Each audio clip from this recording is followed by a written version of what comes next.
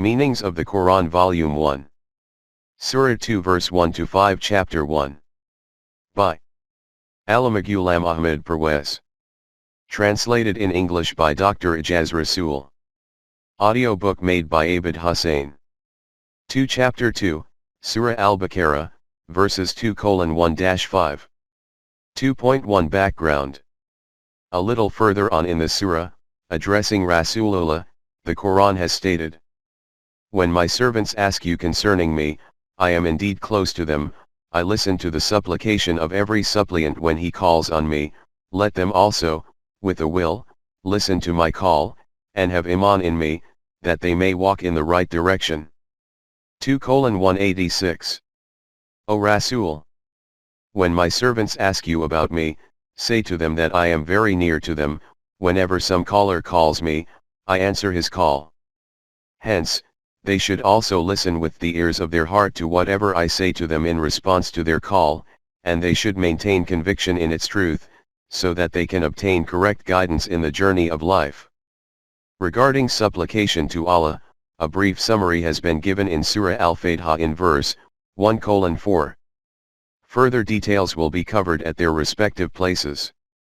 But this much is crystal clear, and it is also our personal experience and observation, that when we pray to Allah for the accomplishment of some objective, then we do not get a direct answer from Him.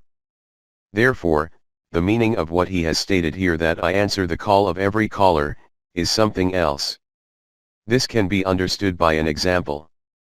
An individual is engaged on a journey to reach a particular destination. On the way a crossroad appears, from where he cannot figure out which path out of these two will lead to his intended destination.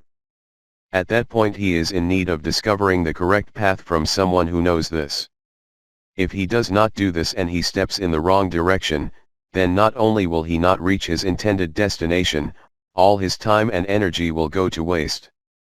In the journey of life man encounters, both as an individual and collectively, crossroads at every step.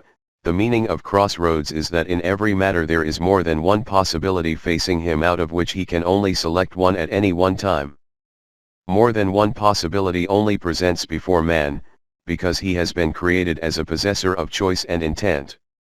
Animals never have more than one possibility in front of them because they have not been given this ability of choice and intent.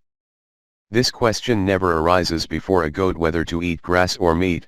There is only one path or decision for it, and that is inherent within its nature, fitrat.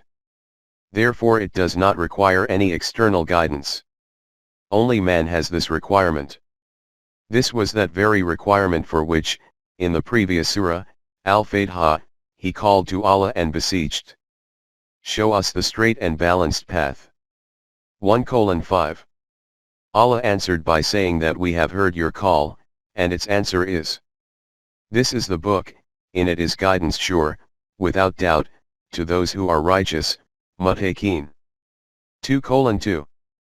You will obtain this guidance in this book, guidebook. We have pointed out signs for the right and wrong paths in a clear and explanatory manner in this, 2:256, this is the answer to your call, and this is how your supplication will be acknowledged. This is the connection of the surah with the previous surah. 2.2, 2:1, Alif Lam Mim, ALM. In the beginning of the surah, and some other surahs, these kinds of letters of the alphabet appear which cannot be called words. Though every word is in fact a compilation of letters, in the Arabic language the root of every word is in the letters. But it is letters that join together to make a word, and the word provides its assigned meanings. But these letters, which have been noted above, do not form words, they remain merely as letters, and they are also read as individual letters, e.g. ALM will not be read as ALM, it will be read separately as ALM, Alif Lam Mim. As individual letters, these are termed as muqatta'at, i.e. letters which are cut off. In connection with the meaning of these letters, from the earliest times till today, so much has been written that with these countless analyses the stream itself has become confused. We do not wish to enter into this in detail. Whatever we have understood according to our vision, we consider it appropriate to present this briefly in a few words. 2.3 Muqatta'at, acronyms. In the English language, that which are called abbreviations are letters taken from different words which are written and read separately, for example, RSVP, PS, example, etc. This was customary among Arabs as well, and not only among Arabs, this is also found in the Hebrew language. Since the Quran was revealed in the Arabic language, therefore the same style of explanation has been adopted here as well, though this is another matter that this style of the Quran is in itself extraordinary. In following their style of expression, some muqatta'at of words have appeared in the Quran. Since this style was commonplace among them, it is nowhere to be found in the Quran that they ever questioned what is the purpose of these abbreviations, though many questions which were asked by them are noted in the Quran. They knew what this meant. As far as my insight guides me, these are letters taken from words, barring a few, relating to the being of Allah, or His attributes, al-Asma al-Husna. For example, in Alif Lam Mim, Alif is for Allah, Lam is for Alim, all-knowing, and Mim is for Hakim, all-wise. It is not essential for these that they should be the very first letters of these words. For ascertaining their meaning, any letters from these words can be taken. The Quran has also made provision for the aesthetic proclivities of man from the aspect of phonetics, and, my refined sentiments point to this, that in the selection of these letters, this aspect has also been catered for. In any event, this is that style according to which I have ascertained the meanings of these abbreviated letters in Mafhum al-Quran. From this aspect, the meaning of Alif Lam Mim will be: Allah, all-knowing, all-wise has decreed, 2:1. 2.4 Zalika al-Kitabu la rayba fihi. The Quran has proclaimed itself as being al-Kitab. The root of this word is KTB, whose basic meanings are to give a command or to declare something as essential, e.g. it is stated in the Quran: fasting, siyam, is prescribed to you. 2:183. Fighting, according to need, is prescribed upon you.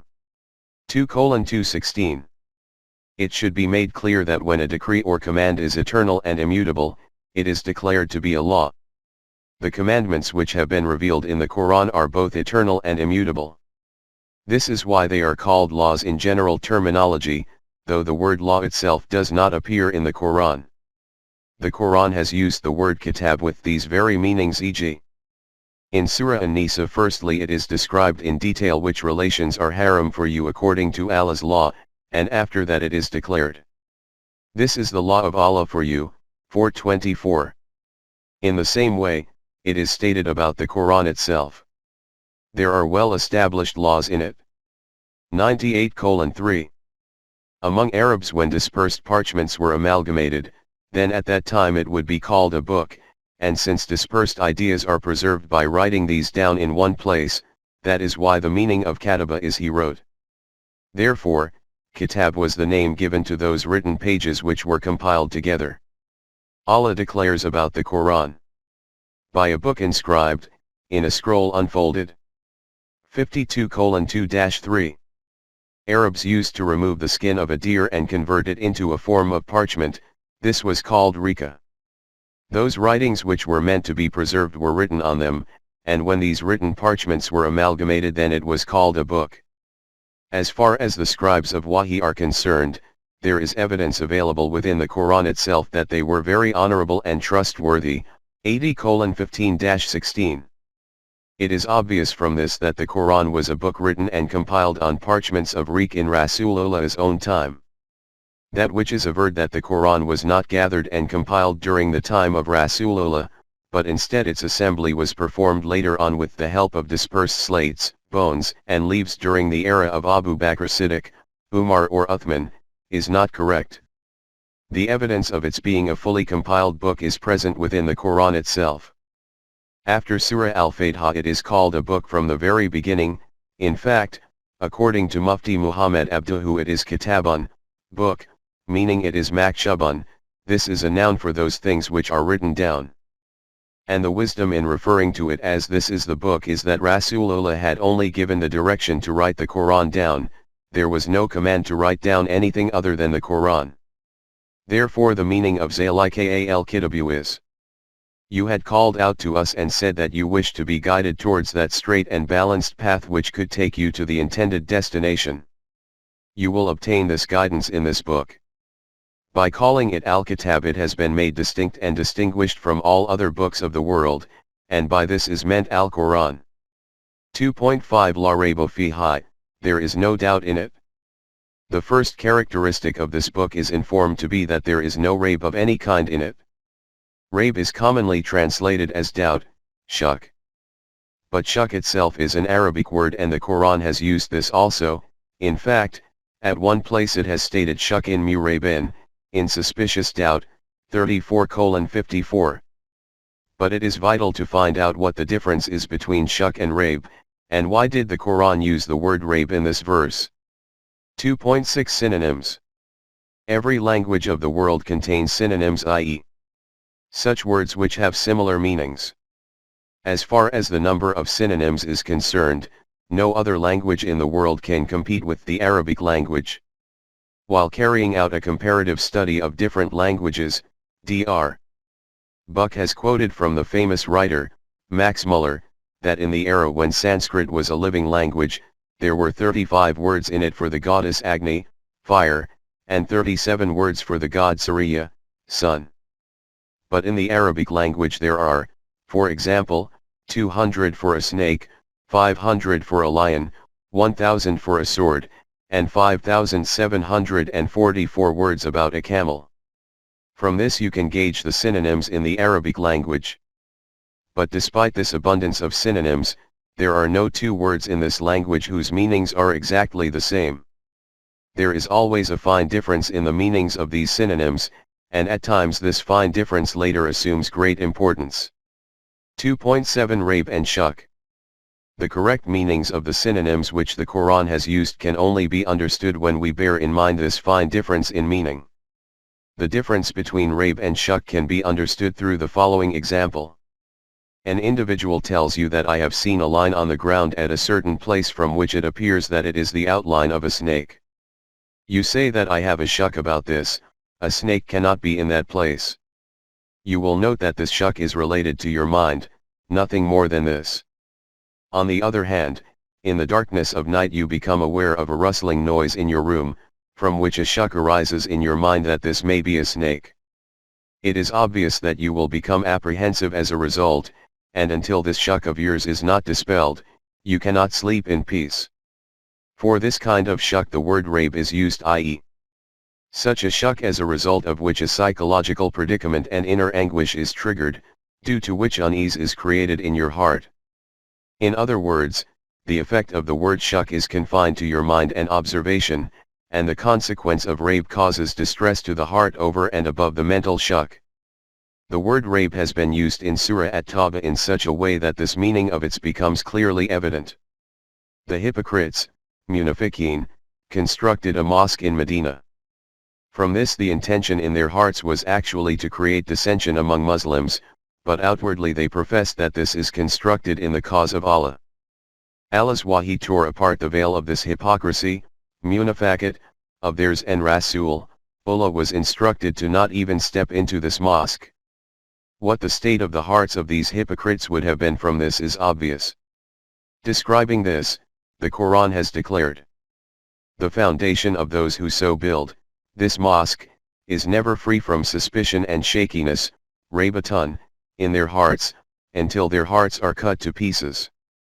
9:110.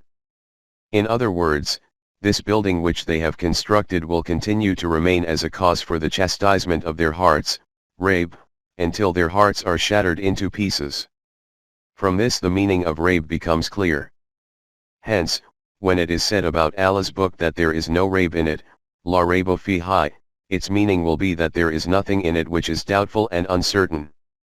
From it all those doubts and suspicions arising in the human mind, which are caused due to not possessing correct knowledge of the facts, will be removed. And along with this, those psychological distresses and torments of the heart will also be alleviated, which are created by these doubts, pl.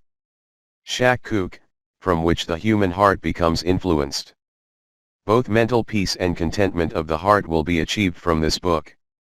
Have you observed how with the use of one word, Rabe, the Quran has wrapped both perception and emotions in its fold? 2.8 Hud al-Lil Mutakin, 2:2. After stating the fundamental characteristic, La Rayba Fihi, of this great book, its cardinal objective is stated to be Hud al-Lil Mutakin.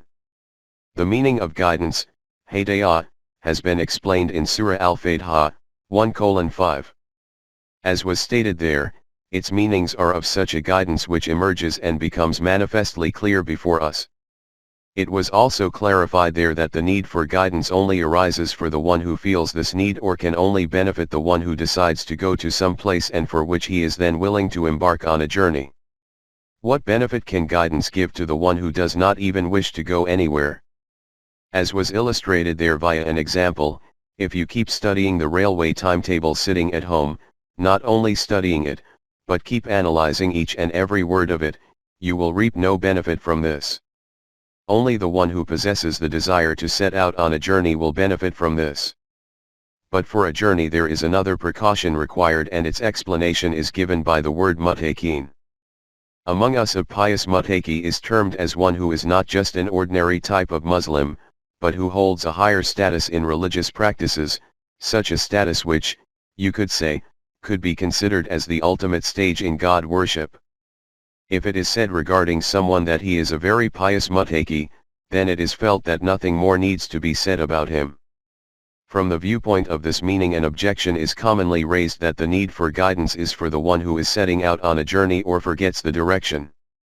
The individual who is already treading on the right path, in fact you could say that he has already reached his intended destination, what need does he have for guidance? In other words, the need for guidance will be for those who are astray. What need do mutakin have for it? As noted earlier, this objection arises due to not having the correct Quranic meaning of this word in front of one. 2.9 The fundamental meaning of taqwa. Taqwa and mutakin are very comprehensive terms of the Quran. The root of these words is waqy, whose basic meaning can be understood through an example. The garments of the Arabs are very loose and quite wide and long. One of them inquired, what is it that is known as taqwa? In reply it was said that when you have to pass along such a path which has thorny bushes on both sides, how will you negotiate this passage? He said that I will gather my garment sometimes on one side so that it does not become entangled in some bush, and sometimes on the other side, and in this way, protecting myself from these thorny bushes, will advance safely through this passage. He was told that this is what is termed as taqwa. Hence the basic meaning of this root, waqy, is to protect something, saving it from harmful and troublesome things, and to meticulously observe correct measures for this purpose. Therefore mutakin will be those travelers who hold fast to the desire and determination to reach their destination whilst keeping themselves protected from the hazards of their journey. Hence, the first condition to obtain benefit from this great book will be that man should wish to travel on the paths of life practically, and not wish to remain sitting at home. And the second condition is that he wishes to travel on the secure paths of life, and for this aim he desires to become aware of the means and methods to protect himself from the hazards on the journey. This matter can also be understood through an example. An individual wishes to dive into a river, you tell him that the water is very deep here, do not jump here, you will drown. If he wishes to avoid the danger of being drowned, he will take advantage of this guidance of yours, but if he wishes to dive into the river with the intention of committing suicide, then it is irrelevant whether you make him aware of this or not. He will jump in without hesitation. From this the difference between these two types of journeyers on the path of life becomes clear. The Quranic explanation of this will come before us further on after a few verses. Therefore, mutakin are those who maintain the desire to keep themselves protected from the dangerous abysses on the path, and for this they are observant of this guidance which they obtain from this book. 2.10 Taqwa of the human self. There are certain things in which, if we put some other thing, it then remains fully protected. These are called preservatives. From this root, waqy, the word wiqyatun is derived. The payoff of Quranic teaching and guidance is the development and growth of the human self in such a way that it can both live life in the world in a correct and balanced way, and along with this become so strengthened that it can become capable of traversing the next evolutionary stages of life, the life of the hereafter. It is stated in the Quran about the human self that, and its enlightenment as to its wrong and its right. 91:8. Both kinds of possibilities have been kept within it, i.e., the possibility of disintegration, fajur, and also the possibility of becoming protected and strengthened, integration. The word taqwa has been used for its remaining protected and strengthened. The meaning of this word becomes further clarified from this. Words like taqwa and muttaqin etc. frequently appear in the Quran from the beginning till the end, and it has explained with great clarity what the characteristics of muttaqin are, and what the outcomes and fruits of these characteristics are. At this point we consider it necessary to mention only a few of their characteristics which in our opinion hold a fundamental status. As has been said at the start, among us the words muttaqi and piety are mentioned together, and the meaning of muttaqi itself is taken to mean being pious. A very profound concept is contained in this word pious. Whether it is the monasticism of Christianity, or the Vedanta of Hinduism, the temples of the Zoroastrians, or the nirvana of Buddhism, the root ideology of all of these is that the physical world is worthy of rejection and the one who is engrossed in worldly attractions cannot acquire nearness to God. A basic condition for divine nearness is to distance oneself from these attractions. After Deen became converted into religion, when this same ideology of monasticism arrived among Muslims in the shape of mysticism. According to this concept they also declared the world and its attractions as worthy of rejection, and abandoning them was declared to be a requirement for divine nearness. It is from here that the term pious became prevalent among us. This is why you will see that when it is said about some individual that he is very muttaqi and pious, the picture which emerges in our mind about him is that he distances himself from worldly things which are attractive and alluring and views them with distaste. 2.11 The characteristics of muttaqin. This concept is the opposite of the Quranic meaning of muttaqi. It is stated in Sura Yunus about muttaqin. It is he who has made the sun to be a shining glory and the moon to be a light, and measured out stages for it, that you might know the number of years and the count of time. No wise did Allah create this but in truth. Thus, does he explain his signs in detail, for those who understand. Verily, in the alternation of the night and the day, and in all that Allah has created, in the heavens and the earth, are signs for those who have taqwa. 10:5-6.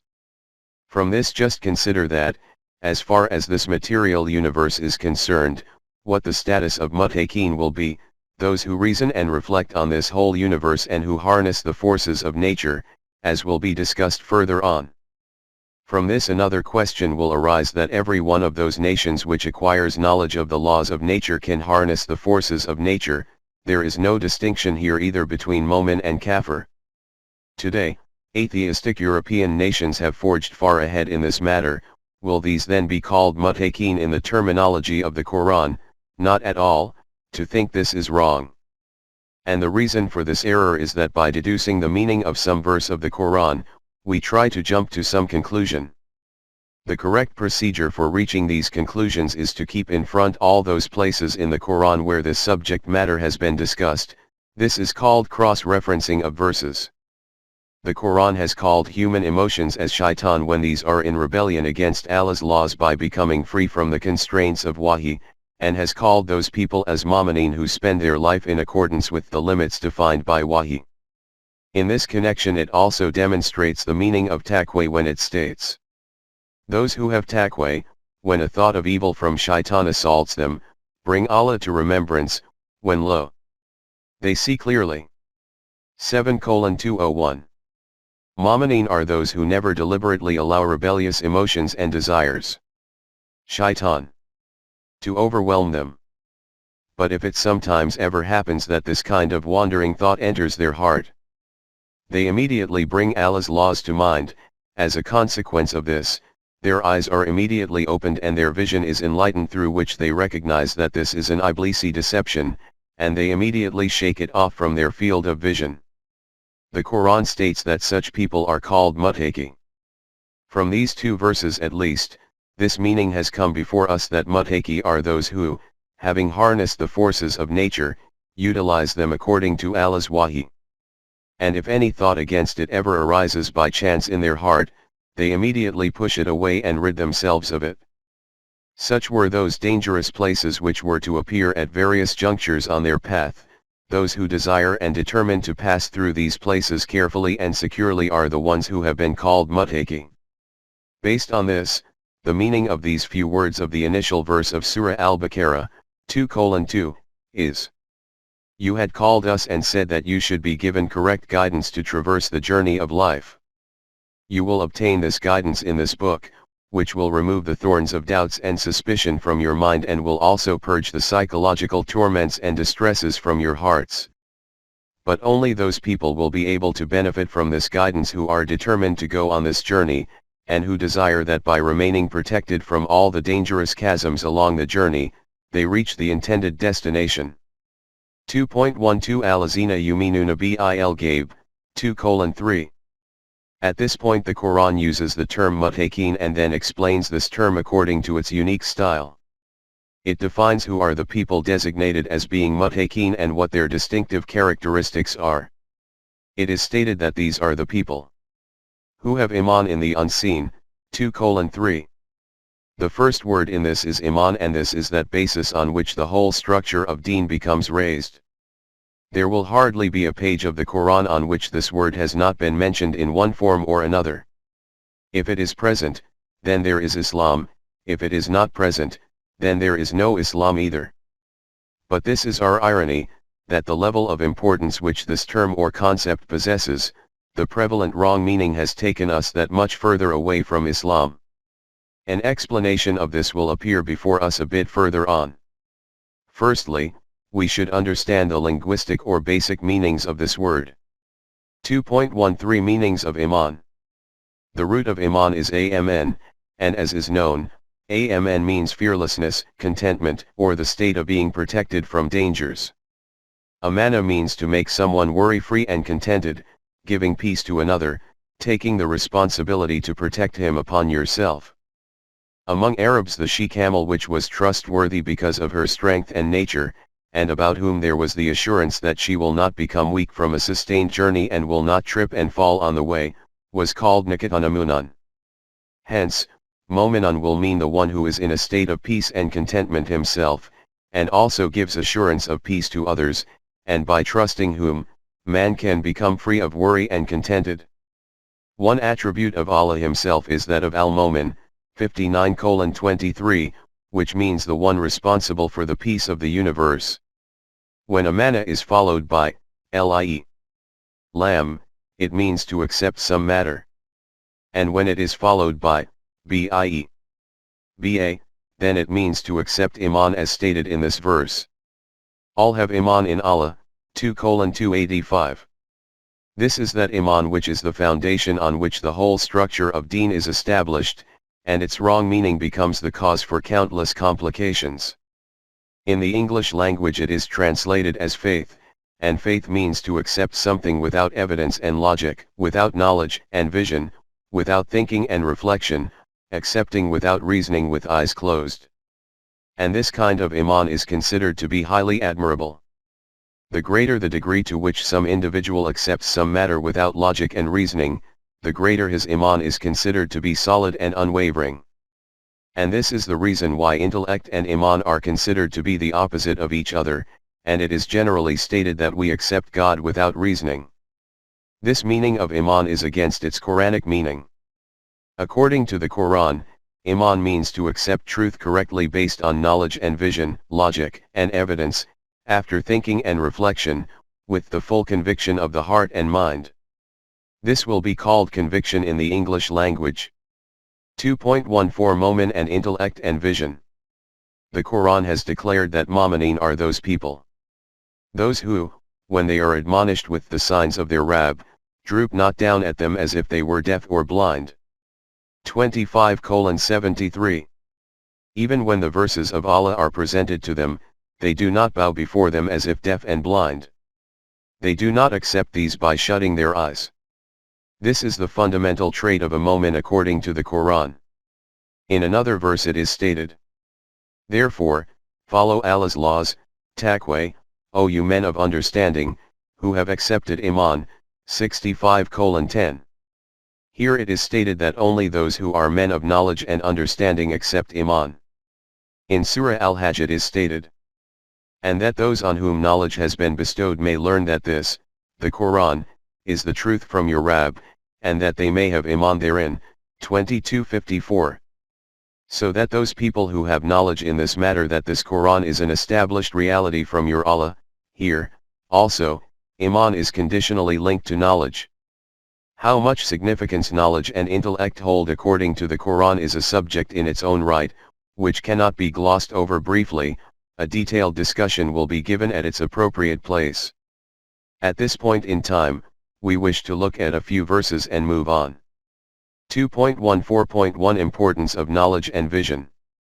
As has also been written under verse 7 in Surah Al-Fatiha, it is stated in Surah Al-Araf, "Many are the jinns and men we have made for hell, they have hearts wherewith they understand not, eyes wherewith they see not, and ears wherewith they hear not.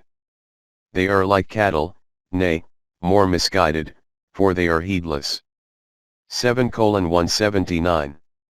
As you pass through the world, you will see such civilized and not so civilized people wandering about whose conduct will be of that kind as if these people are inhabitants of hell. Every individual will most certainly wish to know what are those people like whose conduct will demonstrate that they are destined for hell. It is stated that they are those people who, despite possessing the potential for understanding and reasoning, do not make use of understanding and reasoning, who, though they possess eyes, do not make use of them to see, who, though they possess ears, do not make use of them to hear. These people are animals, not human beings, rather, even more heedless than animals, because animals at least act according to their instincts, whereas these people, despite being human beings, remain ignorant of their human potentials. At another place it is stated that the keepers of hell will ask those entering hell, "What kind of crime was it that you committed as a result of which you are gripped in this severe punishment?" In response, they will say that without going into details, we will only say that, "Had we but listened or used our intelligence, we should not now be among the companions of the blazing fire." 67:10. If we had listened to the divine invitation with attentive ears and had then made use of our intellect and reasoning, we would not have been in Jahannam today. From these verses alone you can assess how much importance knowledge and intellect, reflection and reasoning hold according to the Quran. After this, can it even be conceived of that, according to the Quran, Iman will mean to accept some matter without knowledge and intellect and without reflection and reasoning? This concept is in reality a creation of mysticism, whose advice is to plug the ears, seal the lips, and shut the eyes. Among them the use of knowledge and intellect, reflection and evidence is Iblisi Maslik. Their belief is that the first one to make use of intellect and reasoning was Iblis. 2.15 Destructions caused by Taqlid-i Maslik. As described in verse 7 of Surah Al-Fatiha, the Quran strongly condemns taqlid, blind obedience of forefathers. Taqlid means the acceptance with closed eyes of those beliefs and concepts which have been passed down through the generations from predecessors, and not to evaluate them using logic, evidence, intellect, and reasoning. Regarding the kufr, the Quran states, "When it is said to them, 'Follow what Allah has revealed,' they reply, 'Nay. We shall follow the ways of our fathers.' What? Even though their fathers were void of wisdom and guidance." 2:170. These people will keep following in the path of their forefathers, even if their forefathers had never utilized intellect and reasoning, nor had gone forth in the light of Allah's guidance. Despite this, they will follow in their footsteps so that the hell into which they sank, they can also fall into it. 2.16 The case of Muslims by birth. This important question arises here, that those whom we call Muslims by birth, What is their status? This status of Muslims by birth is evident that they were born in the homes of Muslims, so they were called Muslims. If they had been born in the homes of Hindus, they would have been called Hindus. The former did not accept Islam through their choice and decision, nor did the latter adopt kufr through their own choice. If you look at the Quran, it states throughout, Allazina amanu or yuminuna, i.e., those people who accept iman or those who act like this. These are action, verb, statements, and a verb means to perform some action. Accordingly, iman will only be his who accepts haqq and truth with the full conviction of his heart and mind himself. There is no difference between being a Muslim by birth and the following of forefathers, maslak-e taqlid. A child is called a Muslim due to birth because his parents are Muslims, so much so that if his father and mother are Sunni, for example, then he is called a Sunni Muslim. If they are Shia, then he is called a Shia Muslim. This is called maslak-e taqlid. From here an important question arises, that the Muslim nation which comes into existence in this way, what is its status? The Quran itself has clarified this. It calls it a Muslim nation overall, i.e., members of Muhammad's Ummah, and recognizes them as being separate and distinct from non-Muslims. Even during the time of Rasulullah himself such a situation had arisen. The Muslims of the initial period had accepted iman after thinking and understanding, using their intellect and reasoning, therefore they are included among the category of true Quranic mu'mineen. When the glory and power of the Islamic State emerged in Medina, numerous Arab tribes bowed their heads before this government, and in this way, by entering the domain of Islam, began to consider themselves and call themselves mu'min. The Quran admonished them, stating, "Do not think or say this."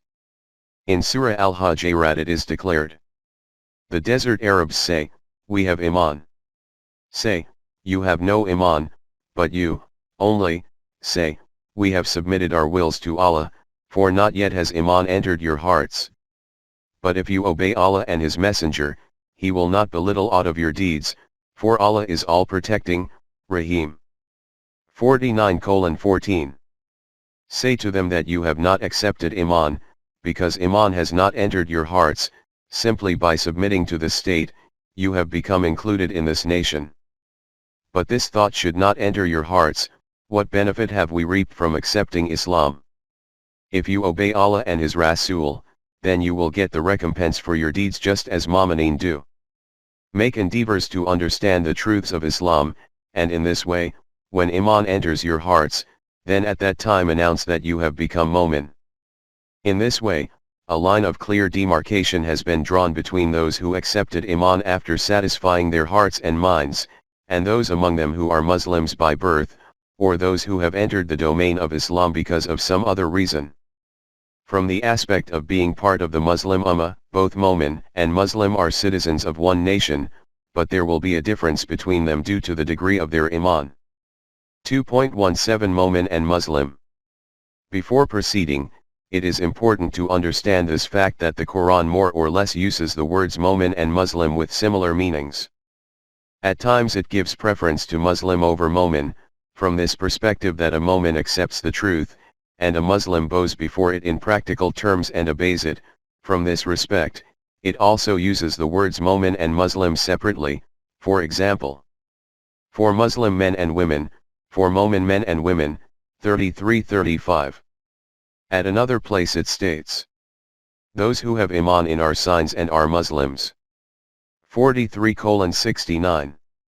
In such places we can say that being a Muslim is an intrinsic trait of a mu'min, i.e., according to the Quranic meaning, a mu'min is one who has iman in the verses, signs, of Allah and obeys them.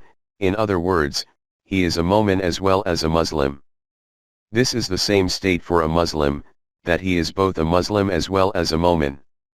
In other words, according to the Quranic meaning, a mu'min is also a Muslim and a Muslim is also a mu'min. The word Mus'alman does not appear in the Quran. At this juncture the point we are trying to clarify is that the Quran declares Muslims as being members of Muhammad's Ummah, i.e., it recognizes them as a separate and distinct nation from non-Muslims. But if they are not mu'min according to the Quranic standard, then it does not include them in the category of mu'minin, though it also addresses them as those who have iman. At various places in the Quran it is important to understand this difference, and bear it in mind that when does it mean a Quranic mu'min, and when does it mean merely a traditional Muslim. Regarding the members of a Muslim nation, it is also important to understand that if anyone among them, Muslims, denies the truth of even a single one of the matters of which the Quran has spoken, or also accepts some other wahi after the Quran, then he can no longer remain a member of the Muslim nation, Muhammad's Ummah. Keeping this fact in mind, ponder on those verses in which the Quran, by addressing them as Ya ayyuhallazina amanu, invites Muslims to accept iman. For example, in Surah An-Nisa it is stated, O you who have iman! Have iman in Allah and His Messenger and the book which He has sent to His Messenger and the scripture which He sent to those before Him, 4:136, see also, 57:28. O Mu'minin! It is obvious here that this refers to the members of the Muslim nation. Acquire iman in Allah and His Messenger, and on that book which Allah has sent down on His Messenger, and on those books which He has sent down before this. Note that the address is to Ya ayyuhallazina amanu and they are being told aminu billahi, i.e. you should accept iman in Allah. Saying to those who have iman that you should accept iman does not apparently seem to make sense, but when this fact which we have noted above is borne in mind, then this matter becomes easier to understand. In this regard, see also the following verse in which it is stated. Those who have iman, in the Quran, and those who follow the Jewish scriptures, and the Christians and the Sabians, any who have iman in Allah and the last day, and do salih deeds, shall have their reward with their Rabb, on them shall be no fear, nor shall they grieve. 2:62, see also, 5:69. We can see here that the way in which the Jews, Christians, and Sabians are invited to have iman, similarly allazina amanu, those who call themselves Muslims, have also been told to accept iman. It is obvious that this also means those Muslims who have not accepted iman themselves but who are included in the nation of Muslims. 2.18 Demand of iman from the people of the book. Furthermore, Jews and Christians have also been asked here to have iman in Allah and the hereafter, even though it is their claim that they believe both in Allah and in the hereafter. It is plain from this that the Quran does not accept this iman of theirs as being iman, because iman does not mean that some individual should simply say that I believe in Allah. Iman is only his who accepts Allah according to that concept which Allah has presented in the Quran, and this is why He has stated. So if they have iman as you have, they are indeed on the right path. 2:137. If these people who call themselves believers in God accept iman in the way that, O Jamaat-e Mu'minin, you have accepted iman, then it will be acknowledged that they do, in fact, have iman in Allah. 2.19 Brahmo Samaji movement. It seems appropriate at this point to also clarify the misunderstanding which transpires in reference to verse 2:62, referred to above. In the 19th century, a Hindu leader, Rajaram Mohan Rai, from Bengal, combined India, set up a movement which was introduced with the name Brahmo Samaj. The foundation of this movement was on this ideology that among followers of the different religions, the claim of each one that truth and reality is only with them, and not in any other religion, is false, and the cause for their mutual differences and conflicts. Universal truths are present in all religions equally, and by amalgamating these truths and accepting these as correct, this will lead to the eradication of all religious conflicts. This movement was called Brahmo Samaj. For a period of time this movement remained well known, but it was not able to progress.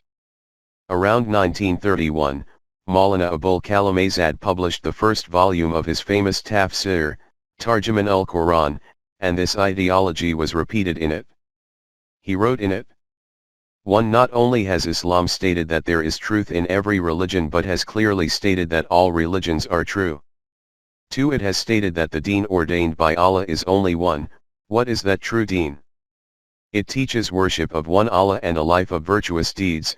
Whichever human being adopts the path of iman and good deeds, salvation is for him, whether or not he enters your groups. 3. It has proclaimed in clear words that the purpose of its invitation is no more than this, that all religions should gather together on their common and agreed truth. 4. It has stated that the essence of deen, i.e., worship of one Allah and a life of pious conduct, is not the monopoly of a single group, such that other than this one, no other man has received it. This exists equally among all religions. Maulana Ejaz had already achieved the distinguished status of a scholar of deen and a mufassir of the Quran among Muslims, and his writings and speeches had a profound impact on the hearts of the people, and this tafsir of his had been long awaited. Therefore, when this was published, it was well received, and admiration and praise arose for it from many different corners. But when I saw what type of Brahmo-Samaji Islam was presented in it, and what consequences could ensue from its harmful effects, I wrote a detailed critique on it, which was published in a famous journal titled Mu'arraf in its January 1933 edition. This critique received a fair degree of affirmation from the scholarly class, and voices became raised from various corners in opposition to the tafsir of Maulana Ejaz. I had principally raised 2 points in it. 1. It will be correct to say that every founder of a religion, Nabi or Rasool, received universal truths through Wahi equally, but it is wrong to say that all those truths still exist today in all religions equally. This is because that deen which these Anbiya received in their own respective times does not exist in its original, true, and unadulterated form in any of these religions. This is only present and preserved in the Quran. And 2.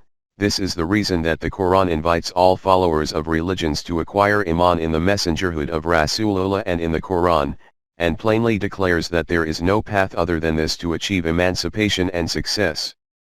After this, the effect of this ideology of Maulana Ejaz began diminishing among Muslims, but Hindus promoted it a great deal. So much so, that in June 1941 a conference of all religions was held at the site of Sholapur, and its president Pandit Sundar Lal Ji boosted this ideology with the support of the tafsir of Maulana Ejaz. And when, during the Pakistan movement, the greatest leader of Hindus, Mr.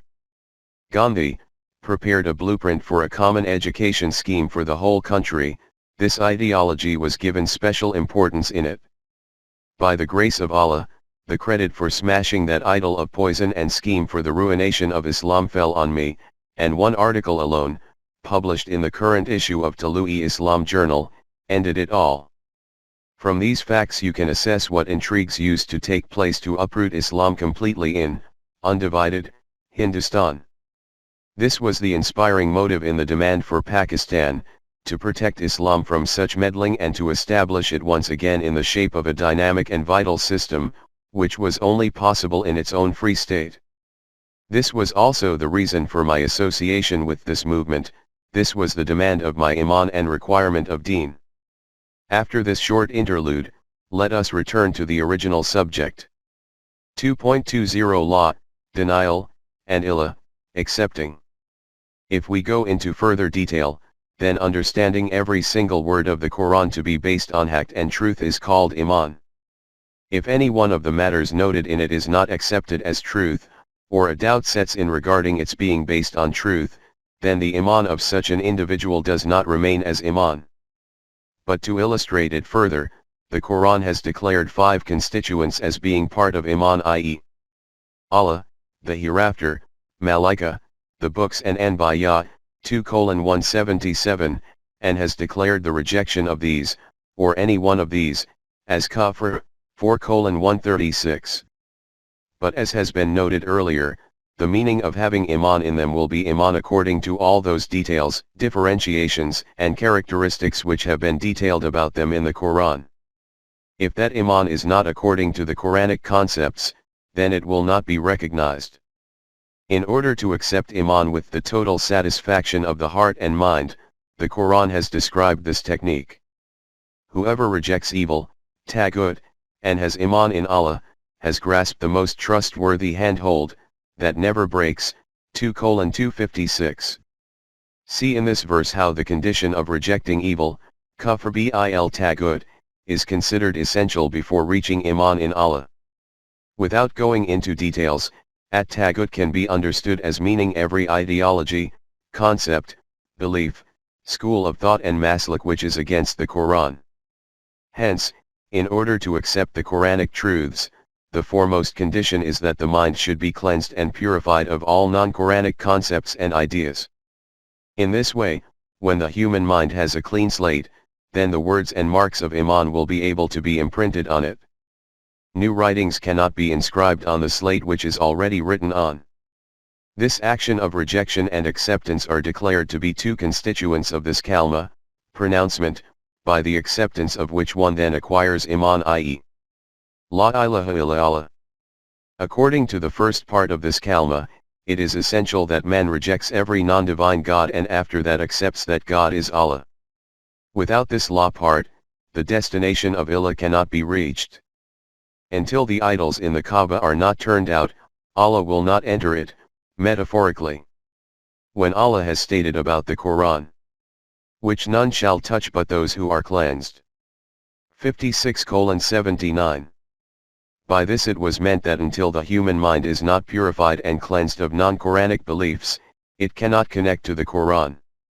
Its practical technique will be that through study, observation, experiment, knowledge, vision, reasoning, and reflection, man should reach this reality that the beliefs and ideologies hatched by the human mind do not meet the criteria of haqq and truth, therefore that these are not worthy of being accepted as a code of guidance.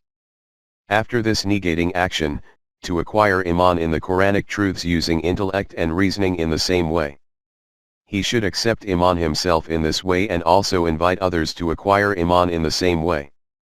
This is that maslak, way, for the acceptance of which it was stated via the distinguished lips of Rasulullah.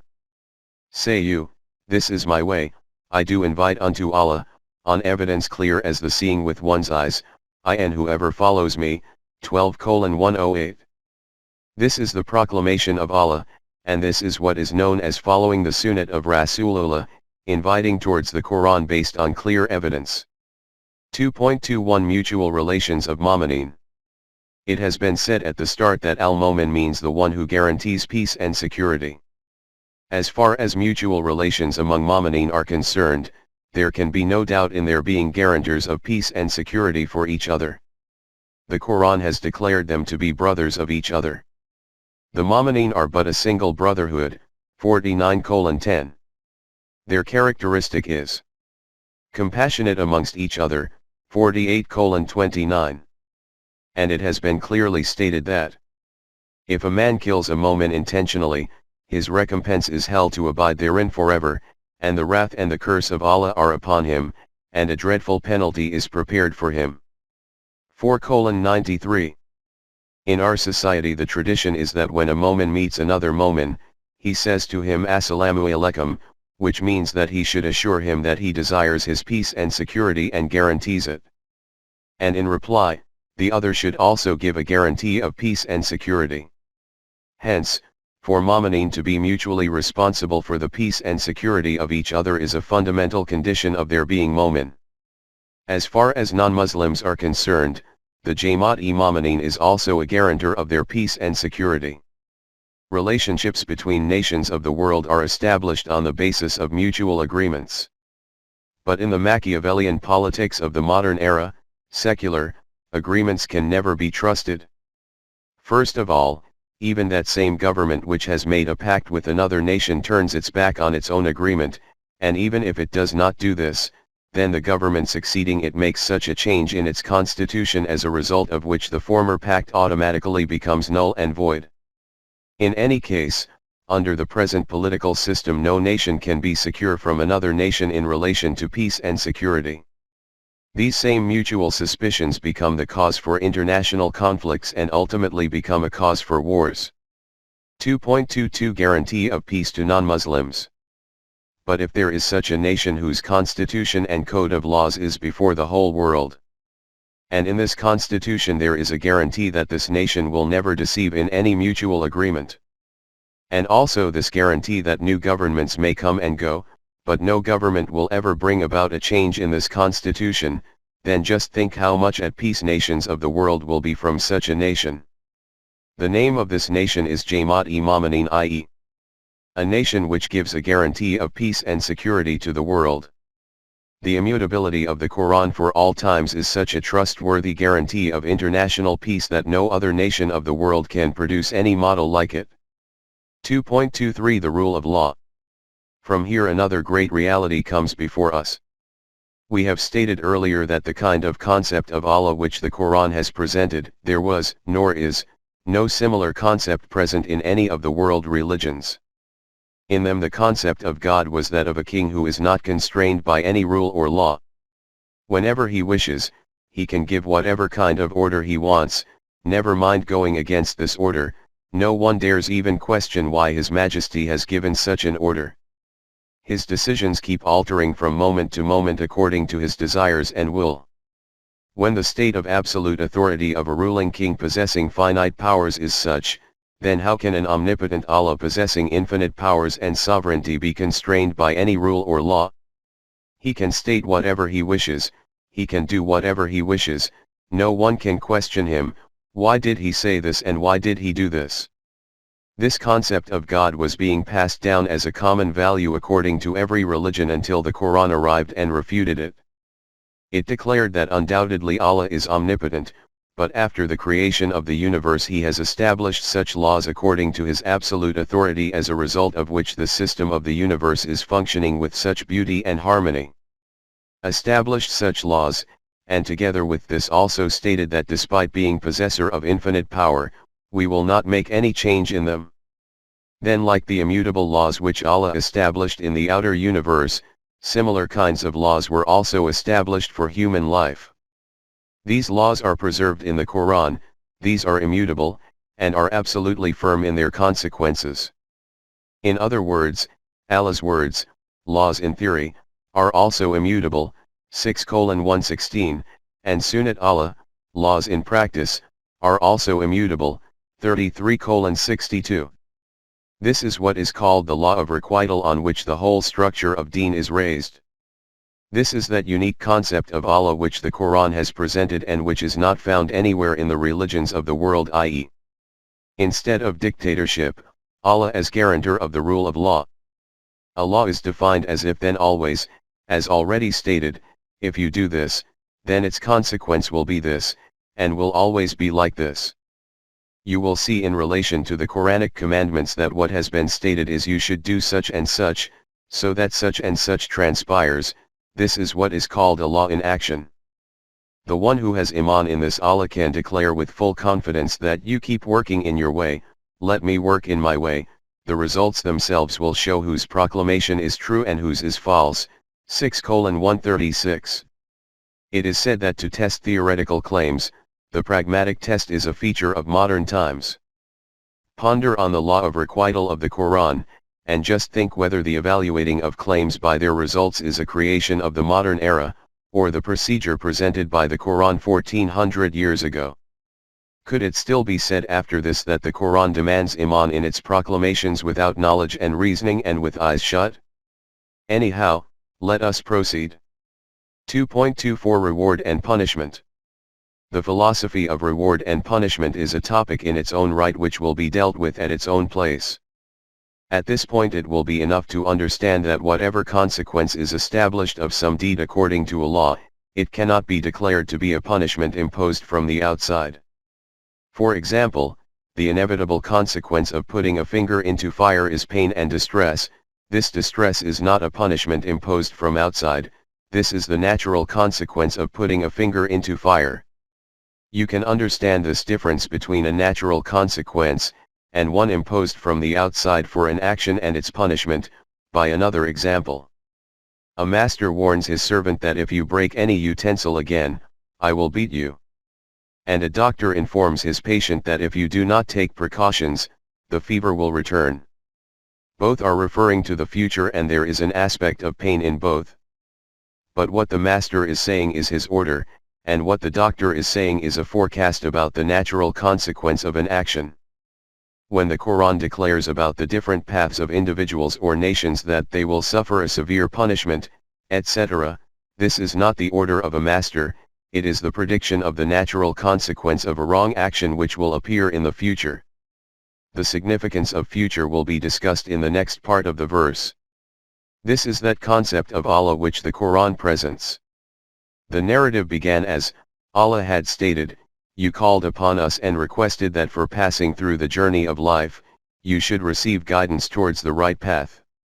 You will obtain this guidance in this Al-Kitab which will produce contentment in your hearts by removing the cognitive dissonances created by doubts and uncertainties, conjectures, and speculations. But only those people will be able to benefit from this guidance, who desire to reach their intended destination by remaining protected from the treacherous pitfalls on this journey." It will become evident from here that, even after this clarification, only the one who acquires the conviction that whatever is being said to him about this path is absolutely accurate and true, will be able to take a step forward on the journey. As long as he does not attain this conviction, he will not lift a footstep on this journey, he will never adopt this path. Iman is the name given to achieving this certainty about the future.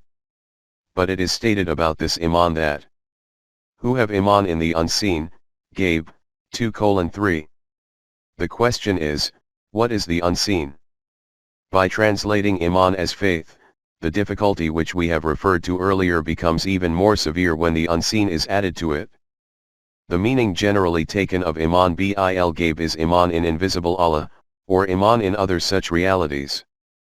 After this it is said that the Allah, or realities, in whom Iman in the unseen is accepted, what need can there be in that for the use of knowledge, intellect, reasoning, and evidence, and reflection and understanding? Thus, true and firm Iman is only that which is accepted without proof and devoid of reasoning. As we have already seen, this concept is contrary to the concept presented by the Quran. It therefore becomes imperative that we should examine what the precise Quranic meaning of Iman bil Gaib is. The basic meaning of the word Gaib, unseen, is something which is hidden from the eyes. The condition for this is that that thing or reality must definitely exist somewhere. Therefore, those things or realities will be described as Gaib which, though they are definitely present somewhere, are concealed from human sight. The Quran has elucidated this further by contrasting it with its antonym Shahadat. It is stated in it about Allah, who knows both hidden, Gaib, and open, Shahadat, 59:22. Though the basic meaning of mashhad is that the thing should be present before us, by extrapolating this meaning, those realities are also called mashhad which come into the domain of the human senses. This source of knowledge is called sense perception. If looked at it from this viewpoint, there will be different levels of Gaib and Shahud, as in the following examples. 2.25 Forces of the external universe. There are countless such things or forces in the universe which do not become manifest in any one era of human knowledge, i.e., do not come within the domain of our sense perception. But when in the next era the sphere of human knowledge becomes broader and the level of its knowledge becomes higher, then many forces among these which were previously hidden, Gaib, by becoming manifest, appear before us. For example, the atom and its immense energies, which were in existence in this world from the first day of the creation of the universe, but were concealed from human perception, have become manifestly evident in our times, or are becoming evident. With regard to providing proof of the evidence of its claims, the Quran states, "Soon will we show them our signs in the furthest regions of the universe and in their own selves, until it becomes manifest to them that this is the truth." 41:53. We will continue to gradually manifest the hidden signs in the universe and in the domain of the human self, until this matter becomes evident that whatever the Quran has stated is based on established truth.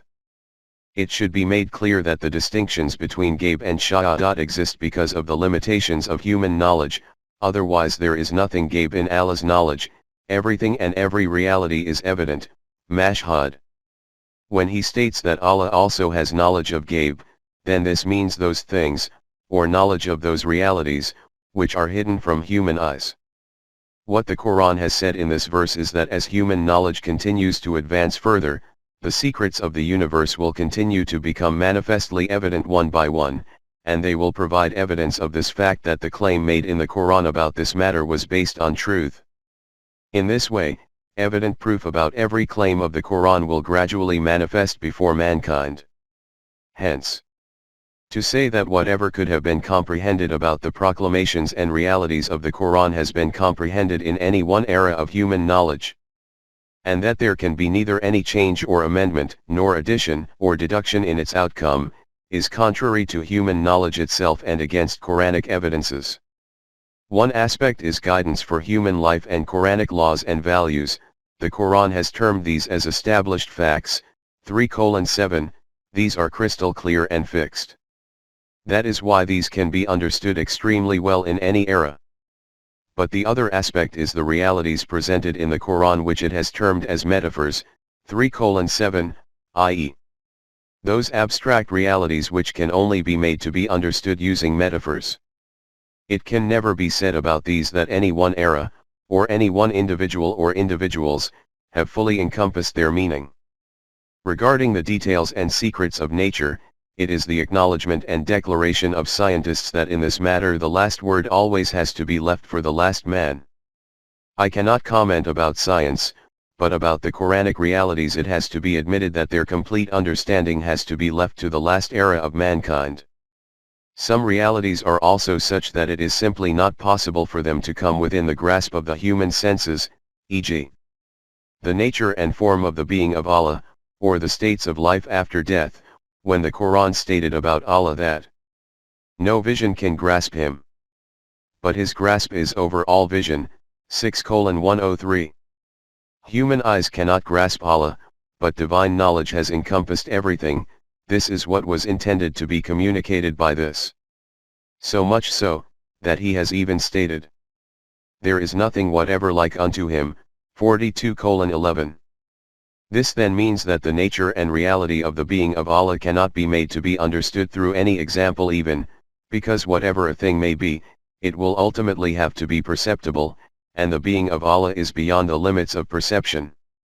2.26 Beyond the limits of perception. But this does not mean that reflection and reasoning cannot take place about these unseen and abstract realities either. Allah has termed the system of the universe and these elements and forces working within it as ayat Allah, signs of Allah. Ayat means that kind of sign or symbol from which some information can be derived about something. Hence, things of nature and the system of the universe are such signs by reflecting and reasoning on which, the being of Allah can be assessed from an intellectual point of view. How many abstract truths and realities are there in the universe, especially those related to metaphysics, for which efforts are made through intellect and reasoning to comprehend these? The life in the hereafter is totally related to metaphysical realities. In these verses of Surah Al-Baqarah it is stated, thus does Allah make clear to you his signs, in order that you may consider their bearings on this life and the hereafter, 2:219-220. Have you seen that here, together with this world and the life of this world, emphasis has been placed on reflection and reasoning on the life of the hereafter also? Though we cannot understand the nature and reality of that life, we can understand the fact of its existence and its significance, in the light of the Quran, through the use of intellect and reasoning. From these explanations it is clear that these realities cannot appear before our eyes in tangible forms, but this aspect of Iman bil Ghaib is also not beyond the bounds of knowledge and vision, reflection, and wisdom. 2.27 Unseen results. There is also another form of Iman bil Ghaib. A farmer has retained a small quantity of wheat seed which can be used for his and his family's sustenance. He lifts the sack of wheat seed and mixes it with the soil in his land. After this he rises every morning and works with all his might all day in this field and returns home at night empty-handed. He does not do this for just 1 or 2 days, he does this continuously, day in, day out, for months. Those who are ignorant about this program of his and its outcome, will surely call him insane, that this can only be the action of a madman, that for months he strives with all his might all day long, and he does not achieve anything in return for it. The question is, why does he do this? What is his motive for doing this? The answer to this is very simple, and it is that although tangible results from his hard work are not apparent for the time being, he has conviction that these same few seeds which he mixed in with the soil are one day going to enter his house in the form of many sacks filled with ripe wheat. To have iman in the unseen results of some program is also called iman bil ghaib. 2.28 Life of the Messenger himself. It can at least be said about this farmer that he has seen the physical outcomes of this program many times before. In this regard, he only required this much conviction that if this program is acted on correctly, then its tangible results will inevitably materialize. But there are, of course, also such programs which have to be initiated for the first time, for whose tangible results there is no example or model before us. In order to agree to act upon such a program there can only be one motive, and that is to have complete trust in the truth of what the person who is putting forward this program is saying. This is called iman bil risalat, iman in messengerhood, and the evidence for its truth is in the past life of this person. When the Quraysh of Arabia said in response to Rasulullah that the program which you ask us to follow, and about whose bright outcomes you assure us with such confidence and insistence, how can we accept that it is correct and true? In reply Rasulullah said only one sentence, and that is, a whole lifetime before this have I tarried amongst you, will you not then use your intellect? 10:16. I am not a stranger amongst you, nor a newcomer, that you have no knowledge about my past. Before this I have spent my whole life amidst you. Can you not conclude from this whether I am truthful or a liar? The kind of life I have spent, can it be imagined that a person with this character and conduct can all of a sudden start telling such a big lie? This was stated by the messenger with extreme self-confidence, and not a single one of those who heard it refuted it. Allah's Wahi presents new programs, and these paths are also very challenging. In order to accept the message being given by the presenter of Wahi as being truthful, it is essential that we ourselves are convinced of his being truthful. This is called iman bil risalat. But he never asks for his message to be accepted without evidence and reason either. For proof of the positive outcome of the system being presented by him, he presents the history of previous nations. He tells those he is addressing to pay attention to these evidences from history. From this the reality will become clearly evident before you that the system which I am presenting is not appearing in the world for the first time, it has been presented many times before. Whichever nation acted upon this system, it achieved a world full of successes and prosperities. Those who followed their own self-devised systems in opposition to this, they plunged into the deep abyss of destruction and ruin. Go and observe the ruins of their destroyed dwellings, you will find the words of the signs of their deeds and their consequences written glaringly upon them and will appear before you as proof of my claim. See how here again the invitation is given to use intellect and reason for iman in the unseen. The path which was highlighted by the Book of Allah for the foremost group of muttaqeen was a completely novel path for them. In order to tread on this, it was this kind of iman in the unseen which was needed that has been mentioned in these lines.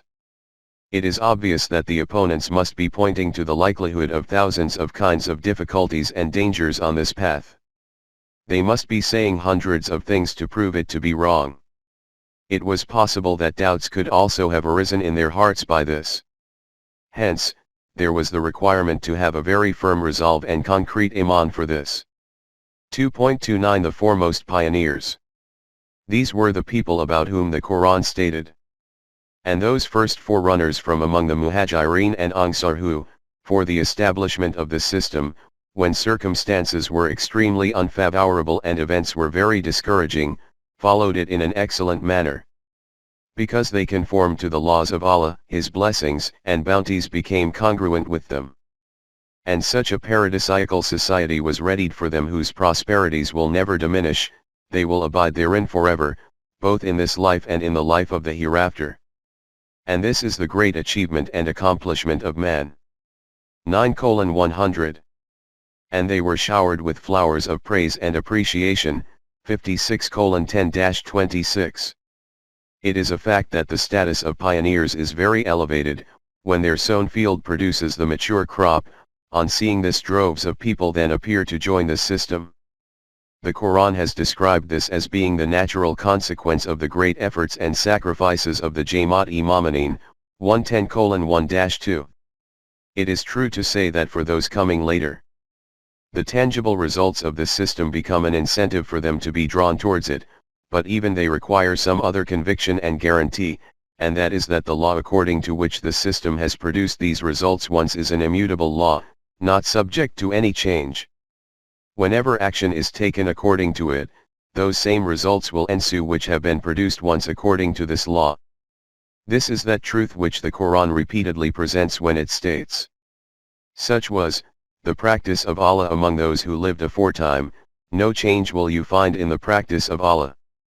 33:62, see also, 35:43. 2.30 Permanence of the law. This very law has been functioning in the universe right from the beginning, it is still in implementation today, and its characteristic is that you will never find any change in it. The whole Quran is an evidence of this very truth, that there can be no change in the consequences of the laws of Allah, whether these are laws of nature working in the outer universe, or Quranic laws relating to man's individual and collective life. This whole system of the universe is functioning with such beauty and harmony because there is never any change in the laws on which its foundations are raised. It was on the basis of the firm conviction in the immutability of these laws, as noted earlier, that Rasulullah told his opponents, that if you are not convinced of the truth of this even after this degree of intellectual reasoning and evidence, then only one method remains after this. Say, O my people, do whatever you can, I will do my part. Soon will you know who it is whose end will be best in the hereafter. Certain it is that the wrongdoers will not prosper. 6:135. You carry on working according to your system, I am working according to my program in my own place, I will not interfere in your program, nor should you place any obstruction in my program. Then, after that, wait for a short period, as much time as is required for the crop to mature after sowing the seed. You will witness with your own eyes to whom success will reach. My claim is that the field of the one who is unjust can never prosper. You declare that this is false. Nations engage in all kinds of evils and oppress ions in the world yet continue to prosper. This is our experience as well. In response it was said, just wait a while, this reality will appear before you in a tangible and visible form, that the field of the one who is unjust can never bear fruit. Nothing can go against this law of Allah. 2.31 Prophecies. There is also another form of gaib and manifestation. Experts in the field of astronomy state with certainty that 100 years from now, on such and such a day, at such and such a time, there will be an eclipse of the sun, and at exactly that time, on that day, there is an eclipse of the sun. During the superstitious era, people making these kinds of prophecies were considered to possess supernatural powers, therefore they used to be worshipped. But with the expansion of human knowledge, today this truth has become clearly evident, just like 2 + 2 is 4, that there is no supernatural factor in it. This is simply the outcome of knowledge about which law of nature the orbits of the moon and sun follow, and that this law is not subject to change.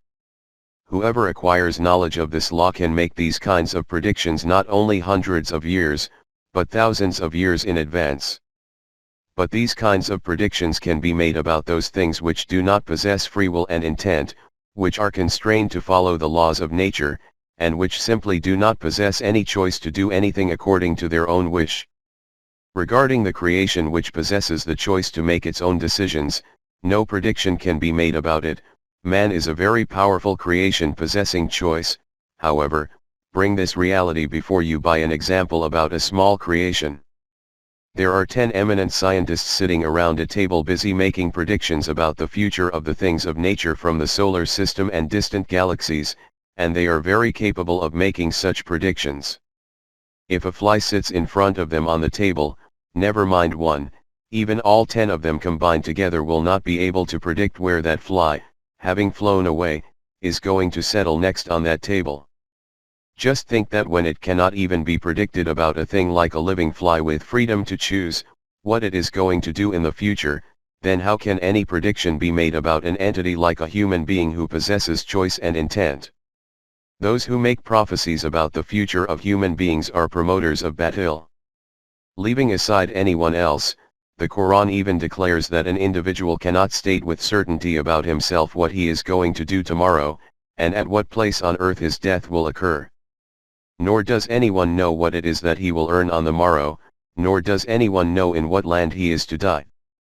Verily with Allah is full knowledge and He is acquainted with all things. 31-34. This is that Ghaib about which it is stated in the Quran that its knowledge is only with Allah, not with anyone else.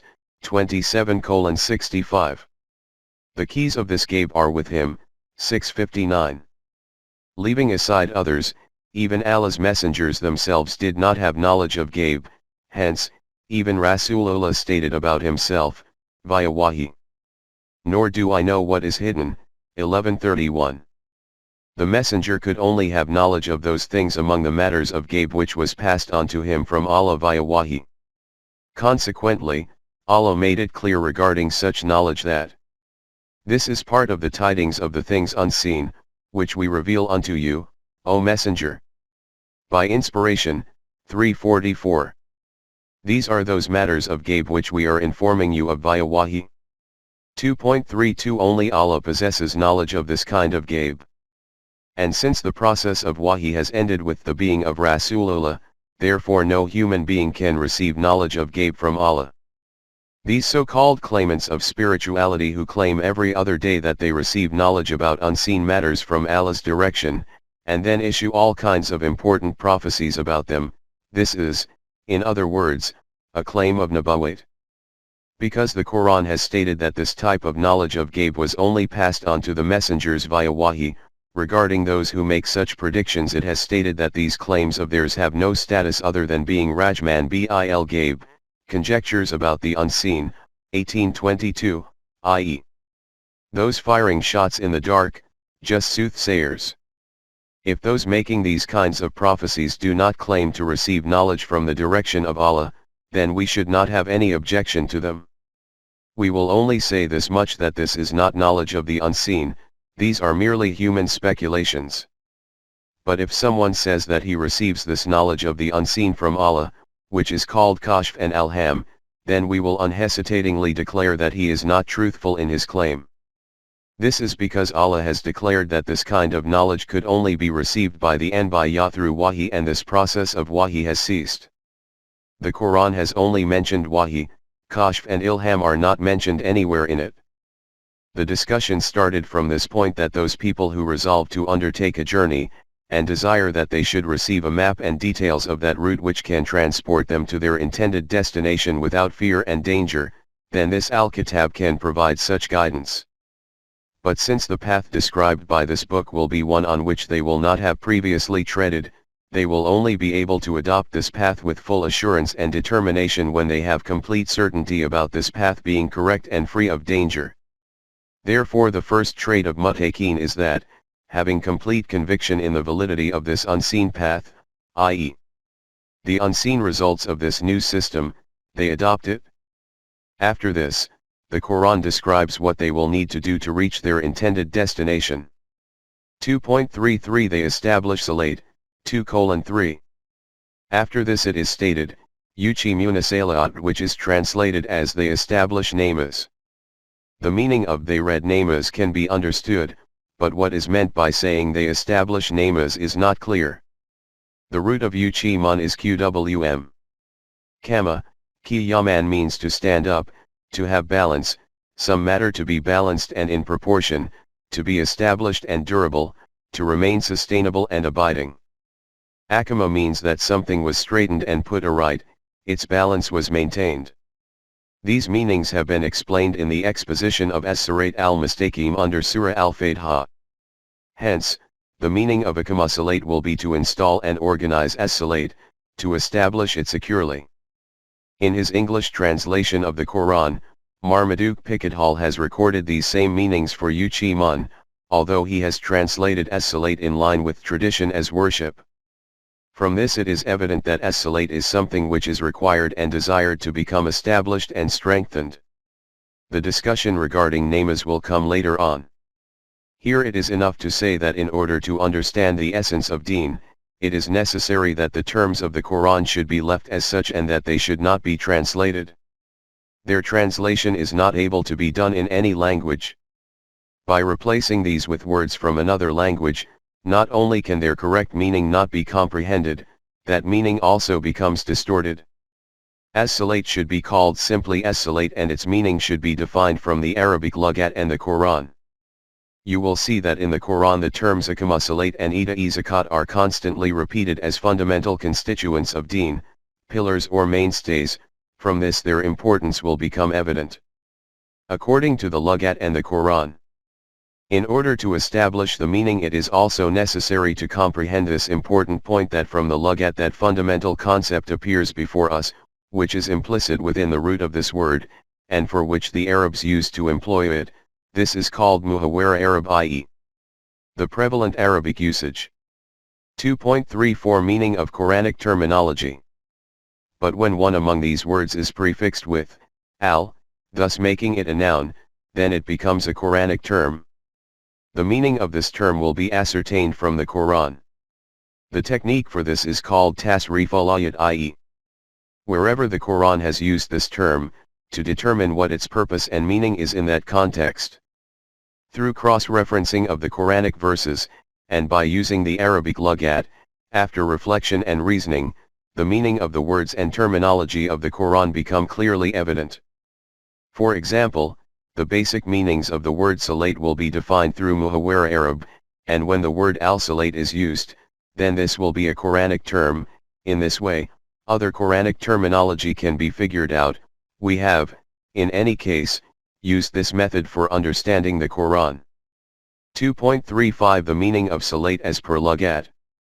The root of salat is SDLW, though it can also be SDLY. This is, however, a technical issue which I have discussed in Lugat al-Quran and does not require to be repeated here. Its fundamental meaning is to walk behind someone.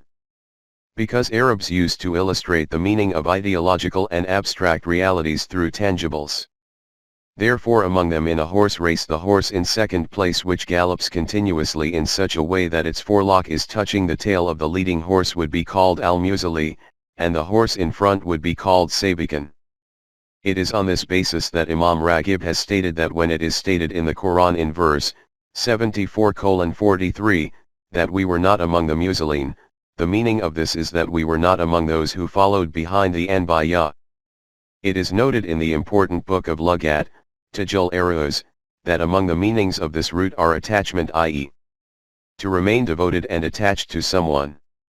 From this aspect, Qartubi has written in his tafsir that salat will mean attachment to the divine system, to remain within the divine limits, to adhere to Allah's book. On this basis the meanings of salat are also to carry out the responsibilities defined by Allah. You will have seen from these interpretations that as-salat does not just mean namas, it encompasses the complete divine laws and commandments and his prescribed duties and responsibilities. In Surah Al-Fatiha we have seen that the supplication of Mu'mineen is show us the straight path, 1:5, and in Surah Hud it is stated that my Rabb is on the straight path, 11:56. From this it will appear as if Allah is leading ahead on the straight path, and the Mu'mineen are making supplications to follow after him. It is this very meaning which is intrinsic in salat. But this kind of allegorical interpretation is against the true concept of Allah. Therefore its meaning can only be this, that system of the universe which, obeying the divine laws, is moving forward through its evolutionary stages. This meaning becomes crystal clear in this verse of Surah An-Nur in which it is stated, "See you not that it is Allah whose tasbih all beings in the heavens and on earth do celebrate, and the birds, of the air, with wings outspread. Each one knows its own, mode of, salat and tasbih. And Allah knows well all that they do." 24:41. Have you not pondered on this reality that everything in the heavens and earth, and in the skies in which birds fly, are doing tasbih of Allah? Each and every one of them knows his tasbih and salat. And everything that they do is within the knowledge of Allah. The explanation of the word tasbih will be given later at its own place. here it is sufficient to state briefly that it means to strive fully for the achievement of the objective before you and to expend your full energies in its pursuit. It is stated in this verse that every single thing in the universe knows its own tasbih and salat. This matter is clear that every single thing in the universe also knows what its assigned duties are, and what the procedure is for carrying these out, for which they have to remain busily striving. The fundamental meaning of salat becomes evident from this. At another place the Quran has made clear what the meaning of as-salat is in relation to human beings themselves, and what its outcome is. What is achieved through its establishment, and what destruction ensues through wasting it. In Surah Maryam initially there is mention of various Anbiya, and it is stated that these were the people who were blessed with Allah's Na'imah, 1959. After them such disobedient people were born into their ummas who wasted as-salat. The question which arises is, what did they do as a consequence of which as-salat became wasted? The Quran states, "But after them there followed a posterity who lost as-salat and followed after lusts, soon, then, will they face destruction." 1959. They began to follow their base desires. From this it is evident that establishment of salat and the following of own desires are two opposing things. As has already been clarified, see 1:1, the satisfaction of human desires is not a bad thing, provided they are fulfilled by remaining within the limits defined by Allah. They wreak devastations at that point when they exceed limits and become rebellious. 2.36 Salat going to waste. As-salat therefore means the satisfaction and fulfillment of human desires and emotions according to the divine laws, to obtain work from them while remaining within the divine limits, to make these follow the divine laws.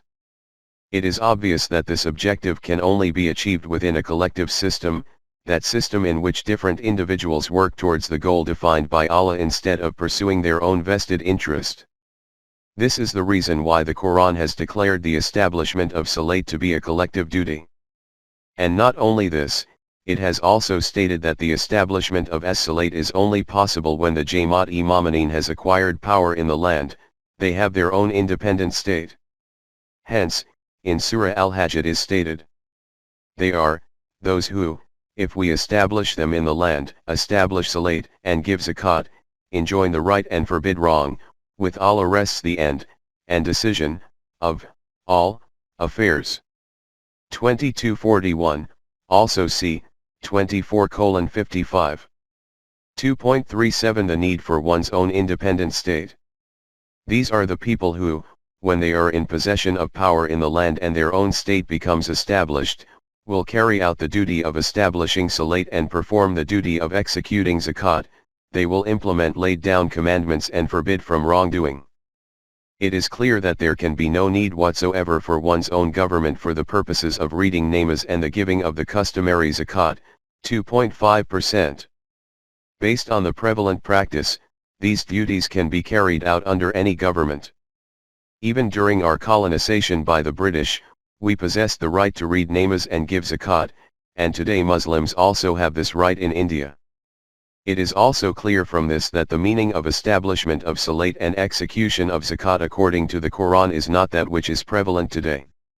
These are those duties which can only be carried out in our own independent state. A discussion about zakat will come at its own place, here we wish to confine ourselves to salat. Regarding the Islamic State, it is stated in Surah Ash-Shura, "Those who hearken to their Rabb on his call and establish salat, who conduct their affairs by mutual consultation, who spend out of what we bestow on them for sustenance." 42:38. Momineen are those who say upon the invitation of Allah that we accept it, they bow down their heads before His commands, i.e., they establish salat and settle all their matters through mutual consultation, and whatever sustenance is provided to them by Allah, they keep it available for the universal rububaiyat of mankind. This is the actual meaning of executing zakat. From this it is also clear that as-salat is that system of government in which all matters are settled through mutual consultation of the Jamaat-e-Momineen and whose primary responsibility is the rububaiyat of mankind. Since the Islamic system becomes established for the practical implementation of the laws and values of the Book of Allah, therefore it is stated at another place, As to those who hold fast by the book and establish Salate, 7:170. 2.38 Salate and Economics. How vast the sphere of Salate is has been made clear by the Quran in connection with the glowing account of the messenger Shu'aib. In Surah Hud it is stated that the messenger Shu'aib presented the message of Allah before his people, which they opposed as usual. After an intense argument, the people asked Shu'aib, "Tell us, what exactly do you want?" He replied that I want freedom for Salate, in which you people do not interfere.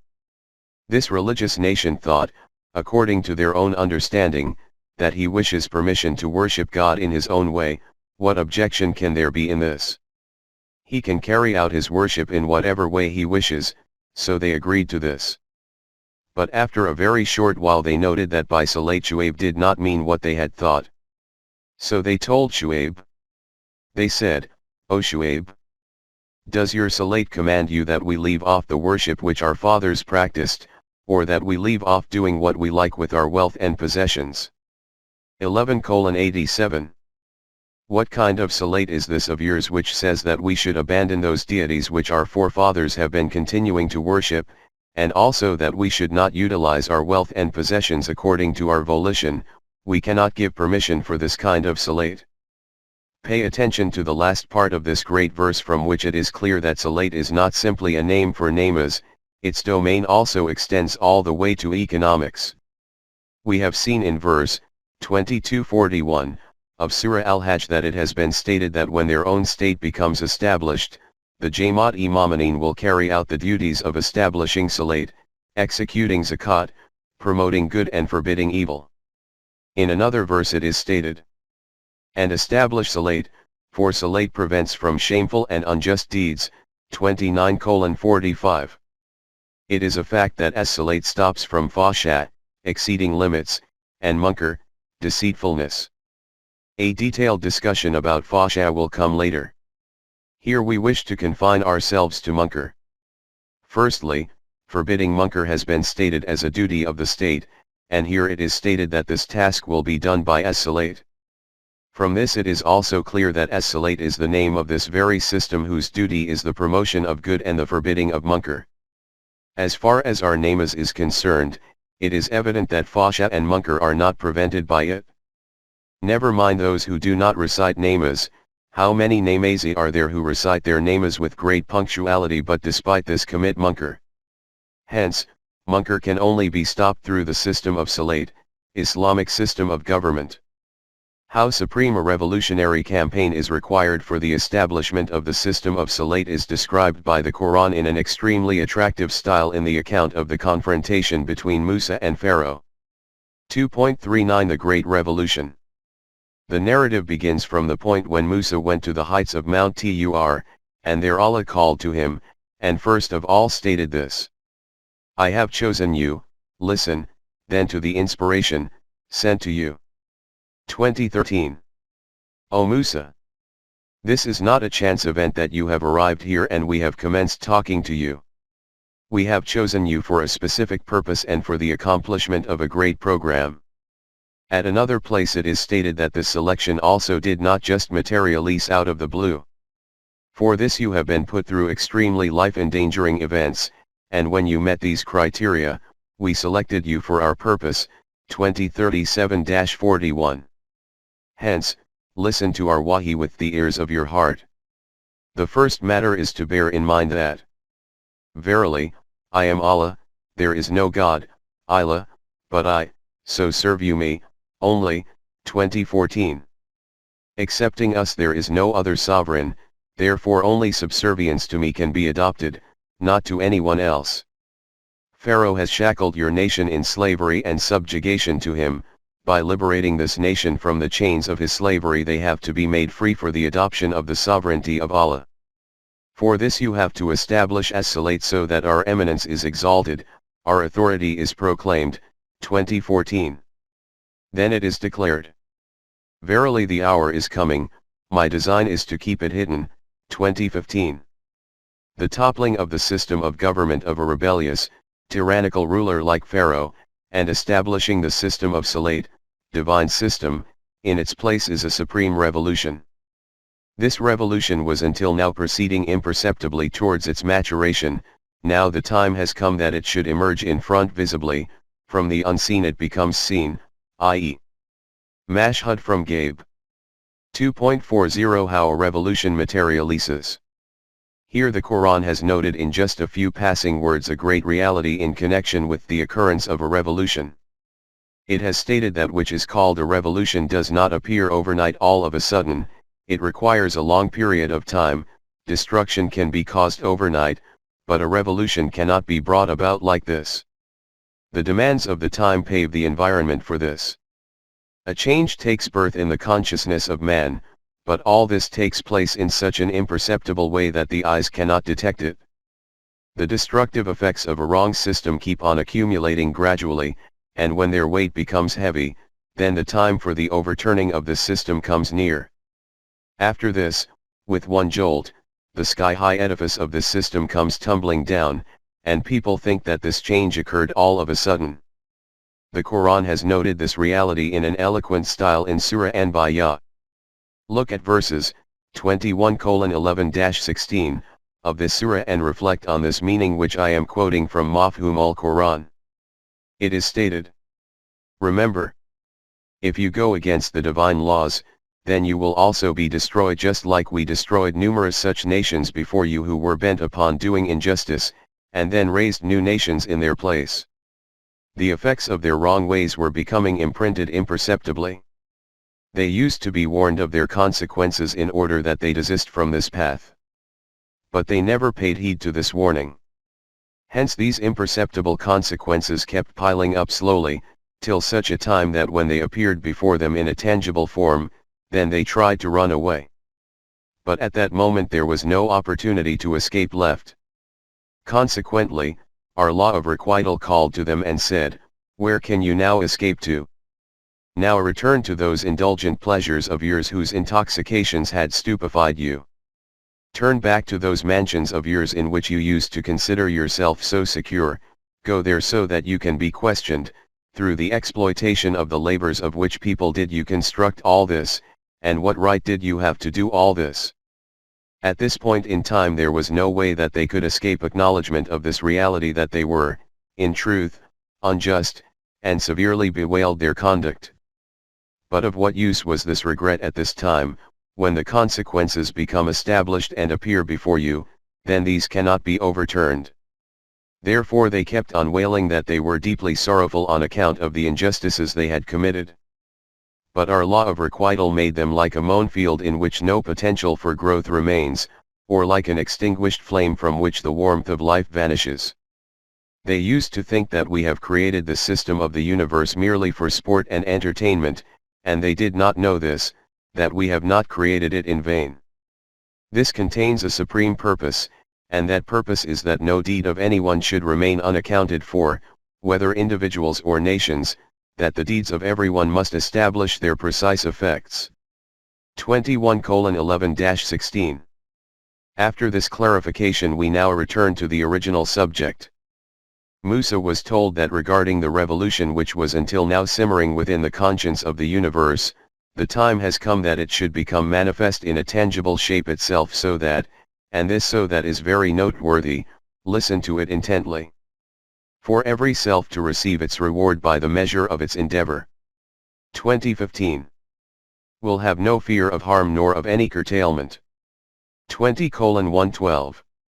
No one should remain in any kind of danger of being oppressed or impoverished, or of injustice and exploitation. After this it was announced, "Go to Pharaoh, for he has indeed transgressed all bounds." 2024. Go and unleash that revolution over there from which injustice and oppression can become eradicated and Bani Israel can gain freedom from the iron shackles of Malukiyat, tyrannical dictatorship. This is what is meant by the establishment of Salat, 2014. 2.41 Basic condition of the revolution of Salat. But for this kind of revolutionary change the very first and fundamental requirement is unity of the Ummah and obedience to the central authority. If dissension arises within the Ummah and its centrality no longer remains, then never mind the installation of a system of haqq in place of a system of batil, even the system already established cannot survive. This is why the Quran had stated to the Jamaat-e-Momineen that the program for the achievement of this exalted objective is: so set you, your face steadily and truly to Deen, 30:30. For the establishment of this system, divine Deen, concentrate all your attentions on one focal point. By cutting yourself off from all directions, make this alone your aim of life. Turn you back to Him, and follow Him, establish Salat, and be not you among those who join gods with Allah. 30:31. By protecting yourself from the thorny path, keep following the divine laws for this, and in this way establish the system of Salat. Remember, the unity of the Ummah is an absolute must for this. Therefore, after becoming a follower of one Allah, Tawheed, do not again become one of those who associate other gods with Him, mushrikeen. Those who split up their deen and become mere sects, each party rejoicing in that which is with itself. 30:32. In other words, do not be from among those people who created divisions in their deen and became separated into different groups, became divided into sects, and after this every sect from among them became deluded in this self-deception that we are on the path of truth and haqq, while the rest are misguided. Even though no haqq and truth remains in the Ummah which becomes divided into sects. The guarantor of haqq and truth is the collective system of life, whose foundation is based on the unity of the Ummah as its center. This was the foremost condition for the establishment of the system of Salat. There is still a great deal to say about Salat, as we have seen in the account of Shu'aib, it is connected to the economic system. Therefore, for a further explanation of the system of Salat, we view the remaining part of this verse, 2:3, i.e. wa memorizaknahum yunfiqun, as part of it, so that by the amalgamation of Salat and Infaq, the full blueprint of the system appears before us. 2.42 wa memorizaknahum yunfiqun. This is stated to be the next characteristic of the muttaqin. These words are translated as whatever sustenance we have bestowed on them, they spend out of it. 2:3. It is obvious that every individual spends his wealth and riches. Hence, what is that characteristic in this of the muttaqin due to which the need arose to say about them that muttaqi are those who spend their wealth and riches? For this the most that needed to have been said was that they spend their wealth and money with care and desist from extravagance. The command for this has been given at other places, 7:31, 17:26. Thus the characteristic of the muttaqin which has been described is not just that they refrain from extravagance, this attribute is far higher and unique than this. 2.43 The meaning of rizq. In this respect, let us first of all consider the word rizq. Everything on which life depends, and which is declared to be the cause for its nourishment, is called rizq. From this perspective you can call rizq as the means of nourishment. Since from the Quranic perspective human life is not just confined to his physical body. Other than this there is the human self as well whose development is absolutely necessary. Therefore according to the Quran all those resources will be included in rizq which are essential for the nourishment of the human body and for the development of his self, which is the fount of human potentials. In relation to rizq for the development of the human self, it is stated in Surah Al-Hajj. And those who leave their homes in the cause of Allah and are then slain or die, on them Allah will bestow a goodly provision, truly Allah is He who is the best of providers. 22:58. Allah will bestow rizq-e hasana on those people who, for the sake of fulfillment of the program of Allah, give up their homes and possessions if the need arises, i.e. emigrate, and then are killed confronting the enemy en route, or otherwise meet their death due to some incident. It is obvious that after the death of a human being, food and nutriment is no longer required for the nourishment of the body, therefore by rizq-e hasana is meant those means of rizq due to which the human self develops. The aim of stating this is that, according to the Quran, all those means of nourishment through which the growth of the body and development of his human potentials, self, can be achieved will be included in rizq. Among the Arabs one characteristic of rizq was also that it should be made available on time, i.e. Whatever kind of nourishment is needed at any particular time, it should be readily available. 2.44 The meaning of infaq. Now we come to the word yunfikan, the root of which is nfq. Nafkan is that tunnel whose points of entry and exit are both open. Other than the passage to enter it, the hole that is made by a wild mouse has many passages constructed by it on the other side by which to leave, and it covers these with fine soil so that if someone tries to capture it, then it can escape through these routes. This type of tunnel is called nafq. By the same token, a munafiq, hypocrite, is that individual who, before entering some system, plans in his heart that in case I have to leave this, then which routes will need to be taken. In any event, the basic meaning of this route is not that of spending but is that of keeping open. This word is used as the opposite of holding back, as is clear from the following verse. Say, if you had possessed the treasures of the mercy of my Rabb, behold you would keep them back, for fear of spending them. Infaq for man is ever niggardly. 17:100. Before the present time, when there were no currency notes, and wealth used to be in the form of gold and silver coins, then coins used to be kept in such sacks whose mouths used to be open, but the other side used to be closed. This technique of keeping wealth is also an antonym of infaq. Thus it is stated in Sura Al-Ma'arij that hell will cry out to that individual who hoards wealth and then keeps the mouth of the sack tightly closed. 70:18.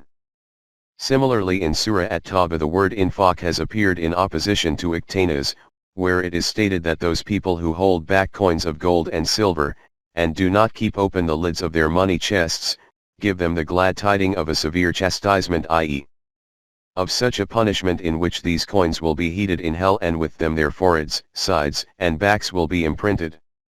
And they will be told that this is that wealth which you had piled up and held back for yourself alone, and you did not desire to keep it available to be used for Allah's program. Universal Review by 8, 934-35. In Surah Muhammad it is stated that if you adopt this path then remember that you will become destroyed, and your place will be taken by some other nation who will not be like you. 47:38. From these explanations it is evident that infaq does not mean to spend but is the term for such a course of action, ideology, or economic system in which the means of sustenance are not kept held back but are held open for the universal review by 8 of mankind. 2.45 Risk is the responsibility of Allah. The Quran has stated, "There is no moving creature on earth, but its sustenance depends on Allah." 11:6. There is no living entity on the face of the earth for whose risk Allah has not taken the responsibility upon himself. From this an important question arises in our mind that our observation is this, on which human history is also a witness, that human beings continually die of hunger, not only during a period of famine but now the situation is such that almost half of the world's population goes to sleep at night hungry. The question which comes to mind is that when Allah has taken the responsibility upon himself for the risk for every moving, living thing on earth, then what kind of responsibility is this in which half of the population goes to sleep hungry at night? This question is extremely important and it is essential to understand the true reality for this. Allah created man, as well as his other creation, and together with this, in fact even before their creation, created all those means of sustenance on which their life was dependent: air, water, light, heat, all these are present externally on earth. And within the earth, stores of food, which have to be extracted after only a little effort. Allah fulfilled his responsibility in this way. It is from this aspect that he has called himself Razak and Razak, the one who provides sustenance. 2.46 The real question is that of distribution of risk. After this the question arises before us about the distribution of risk. People with a superficial understanding said that this distribution should also have been retained in his own hand by Allah, so that he could have continued to provide risk directly to every needy person. In reply to this Allah stated that this view is wrong. We have created man as possessor of freedom to choose and intent, therefore the system of distribution of risk has been given into his hands, and we do not interfere in this. We have provided clear instructions about this system of distribution. The guidance of infaq is at the top of this list, which means that no individual should withhold risk which is beyond his own need. He should keep it available to fulfill the needs of others. The basis of this ideology is on this reality that the means of sustenance, whether it is within the earth or above it, cannot be the private property of one man or a group of men. Its right of ownership belongs only to Allah, who has created it for the universal sustenance of all of his creation. The unjust distribution of risk is based on this wrong and evil ideology that men can have a right to ownership over the means of production.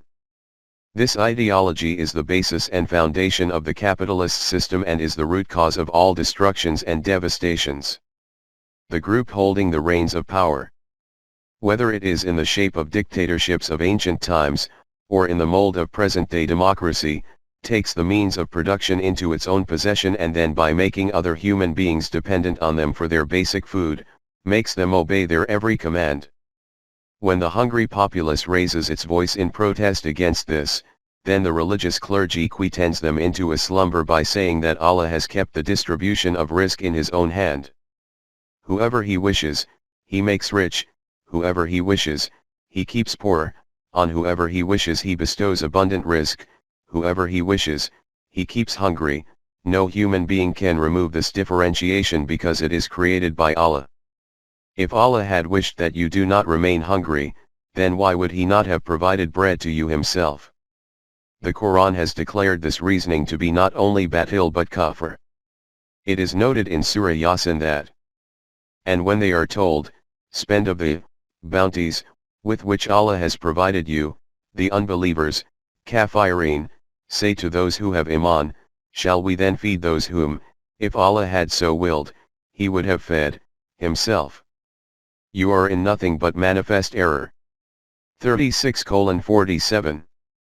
When it is said to these people that the means of sustenance which Allah has provided to you, keep it available for the nourishment of mankind, the ones who adopt the path of kufr say to those with iman, what, do you want us to provide bread to those whom Allah wishes to keep hungry? This would be a war against Allah. If it had been Allah's wish that they should not remain hungry, then why would he not have provided food to them himself? In response to this, the Quran has considered it sufficient to state that this is such blatant misguidance for which there is no need for any argument or discussion. Allah has not kept the distribution of rizq in his hand. This is a deceit of the religious clergy who, by administering the opium of this wrong belief to the populace, keeps on strengthening the roots of the capitalist system. This is the reason why the Quran has combined priests and anchorites, religious scholars and clerics, and capitalists all together into one category. 934-35. 2.47 Rizq belongs to Allah. The true foundation of the Quranic economic system is inherent in the word na in razak na hum. Allah has stated that the rizq which we have given you, i.e., rizq, is owned by Allah. He has made it available free without any return and payment. You can look at the Quran from the beginning to the end. You will find words like razak na hum, rasakakum, etc. Regarding rizq, i.e., rizq is provided from the direction of Allah. The question is only regarding its distribution. Land is the basic means of rizq. Regarding this, he has repeatedly stated that this is in the ownership of Allah. Earth is Allah's land. 11:64. In it is the means of sustenance for men and their animals. 79:33, 80:32. There is the means of sustenance for the whole of mankind. 50:11. It has been created solely for the benefit of creation. 55:10. It should be kept available equally for all those who need it. 41:10. This reality has been stated with great brevity but in an extremely attractive style in Surah Al-Hayd. And what cause have you why you should not spend in the cause of Allah? For to Allah belongs the heritage of the heavens and the earth. 57:10. When the truth is that whatever is in the highs and lows of the heavens and the earth all belongs to Allah, then who are you to withhold those resources of sustenance, and to not keep them available for the benefit of the children of Adam? In order to obtain rizq from the land you certainly make some effort, the maximum you can have is the right for a return for this effort of yours, not for the whole produce. Take the reward due for your work and give the remainder to the owner, Allah, of the land. He has described this fact in a very eloquent way in verses 56:63-73 of Surah Al-Waqi'ah. The following is the meaning of these verses taken from the exposition of the Quran, Mafhum al-Quran. For this purpose, just study this system a little according to which your nourishment and growth takes place, and then think, does all this take place according to Allah's law, or according to your own devised laws? For example, just examine the farming in which you engage, how much is your contribution in it, and what sorts of things does our law do? By plowing the land you sow seed in it, now tell us who grows a crop out of this seed. Is it you who does this, or does this take place according to our law? 56:63-64. After this it is stated. Then after the crop is ripe, who protects it? This may also happen that some calamity may occur as a result of which this ripe crop becomes damaged in such a way that you hold your heads in your hands and begin to wail to each other that we are completely ruined, we have become totally impoverished and left destitute.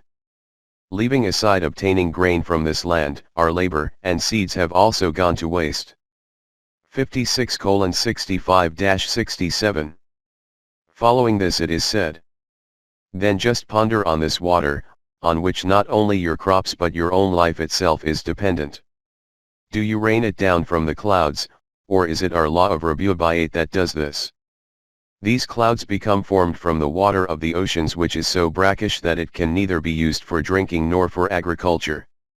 Just reflect that if the water from the clouds, rain, had also remained brackish, then what could you have done?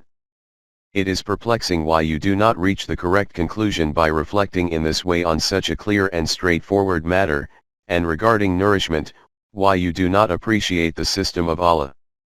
56:70. Further on it is stated. Likewise, look at the fire which you kindle and put to so many uses.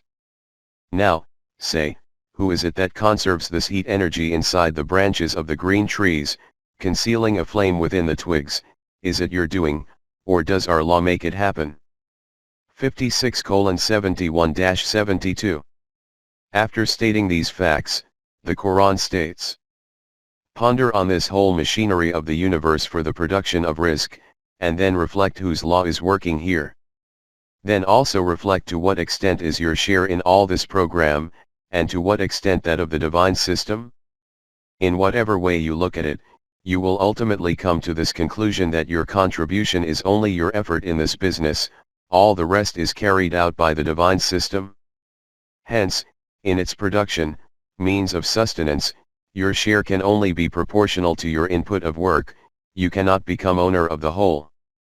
All these means of production exist in their own right, they are neither made by you, nor purchased by you. They remind you of this fact that Allah has made them the means of sustenance of life for the needy.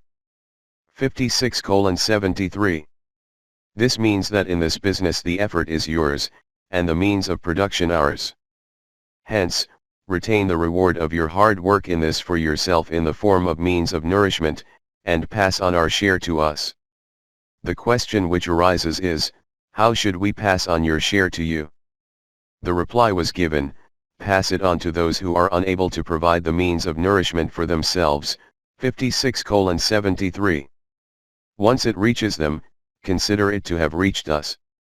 This fact has also been noted in 67:21, 67:30, 80:24-32. 2.48 Rights of Allah and Rights of Human Beings. The terms Haqiqullah, Rights of Allah, and Haqiqulabad, Rights of Human Beings, are commonly repeated among us. This division of rights is mentioned nowhere in the Quran. Only at one place is there mention of one right of Allah. It is that same right of ownership which has already been discussed in detail above. In Surah Al-An'am it is stated. It is he who produces gardens with trellises and without, and dates, and tilth with produce of all kinds, and olives and pomegranates, similar, in kind, and different, in variety eat of their fruit in their season, but render the dues that are proper on the day that the harvest is gathered. But waste not by excess, for Allah loves not the wasters. 6:141. Allah is He who has spread out the arrangement of gardens, for the nourishment of the whole of humanity. Some are very sturdy and tall trees which are standing without any support, some are soft and fragile vines, like grapes, which are held up using trellises for support. Also sky-high date palms and pastures producing varieties of crops, and fruits such as olives and pomegranates, similar in some ways to each other and also distinct.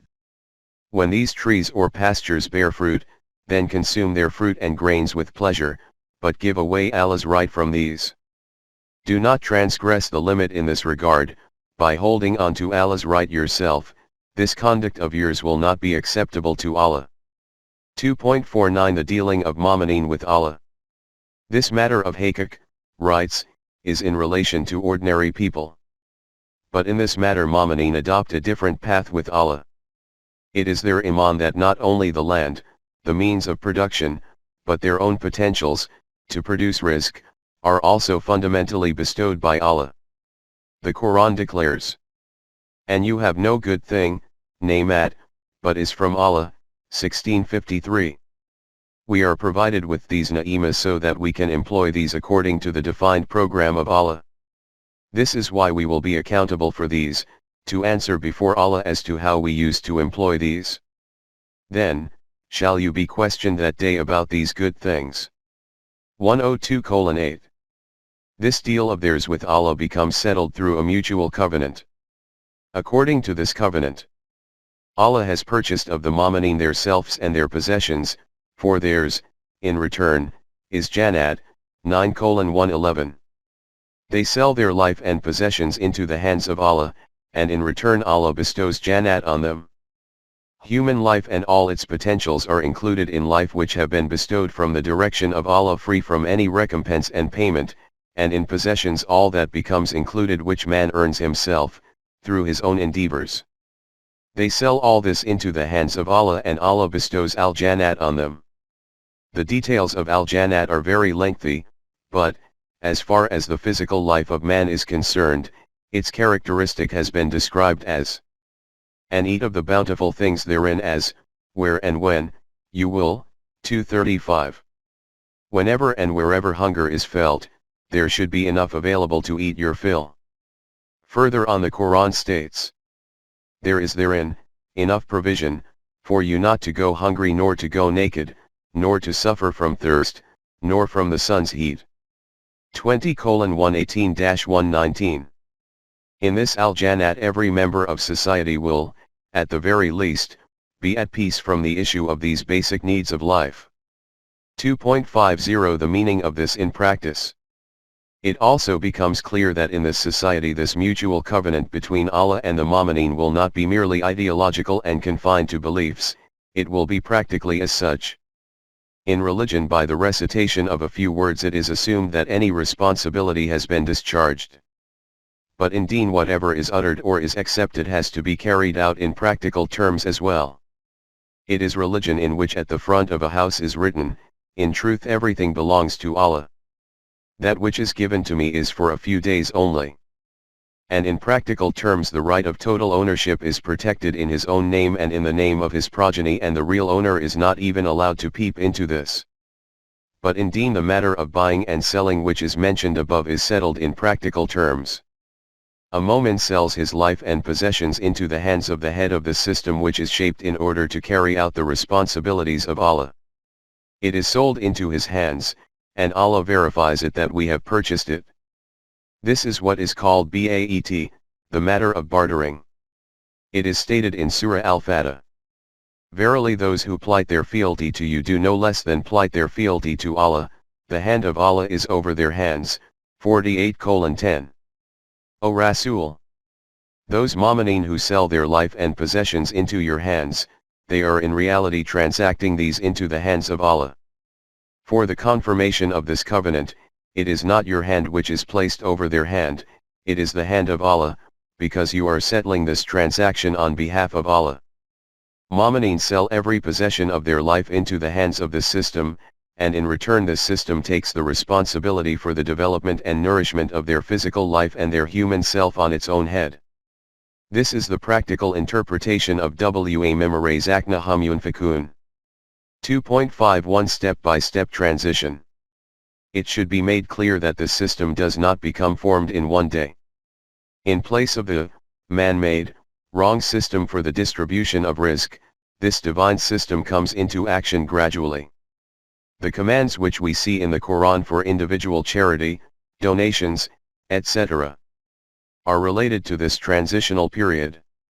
When this program reaches its final stage, then the situation in it will become. They ask you how much they are to spend, keep available for others, say, what is beyond your needs, 2:219. O Rasool. They ask you how much should we keep available from our earnings for the fulfillment of the needs of others, handing over to the system. It was decreed, say to them, all that is beyond your own needs. In this by others is not meant only those who belong to your Jamaat, it includes needy individuals from the whole of humanity. Undoubtedly the start of this will be from their own society, but its expansiveness will gradually spread and amalgamate the whole of universal mankind within its sphere. This is because Allah has taken on the responsibility for the Rabu'bayat of all living creatures, 11:6, upon himself, and this responsibility of his is fulfilled through the hands of this system. This is that system about which it is stated. What is good for mankind remains on earth, 13:17. Strength and sustainability will only be for that system of distribution in front of which is not the benefit of a specific individual, a specific group, a particular nation or state, but instead is the good of the whole of humanity.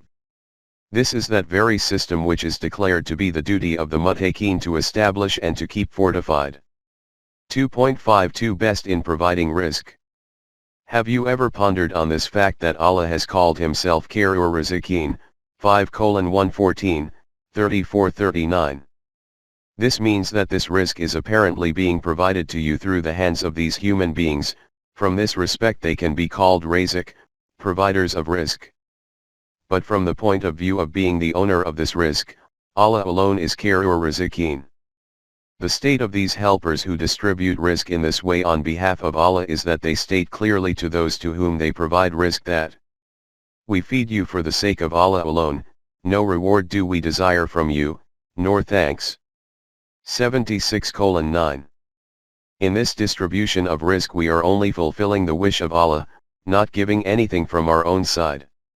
And when we are not even bestowing anything from our own selves, then leaving aside taking any recompense for this, we do not even desire any thanks. These representatives only take as much as meets their needs from this means of sustenance for themselves, the remainder is all passed on to others who are in need. In fact, their state is such that if it ever happens that there is less rizq and more needy ones, then but give them preference over themselves, even though poverty was there, own lot, 59:9. They give preference to the needs of others over their own needs.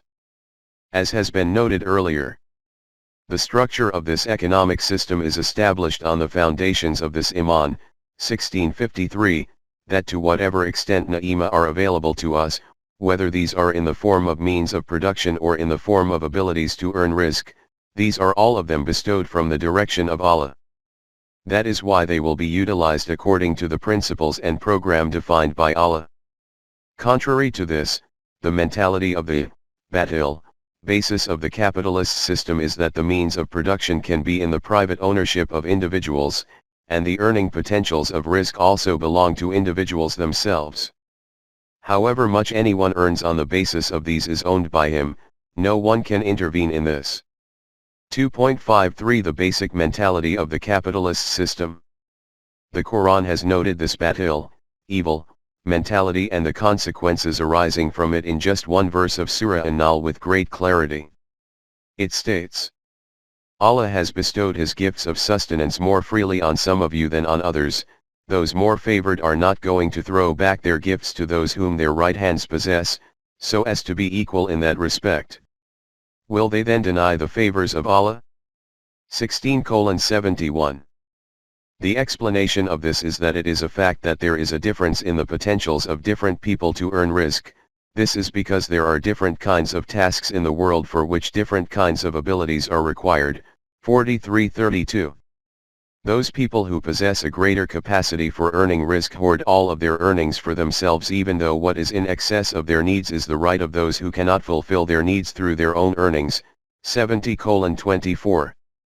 Then why do these people not return their spare earnings to those people who work under their direction, and which is in fact their right, so that in this way all people become equal sharers in the economic conveniences bestowed by Allah? 30:28. Those people who do not do this in actuality deny this fact that their potentials have been bestowed on them as a blessing from Allah.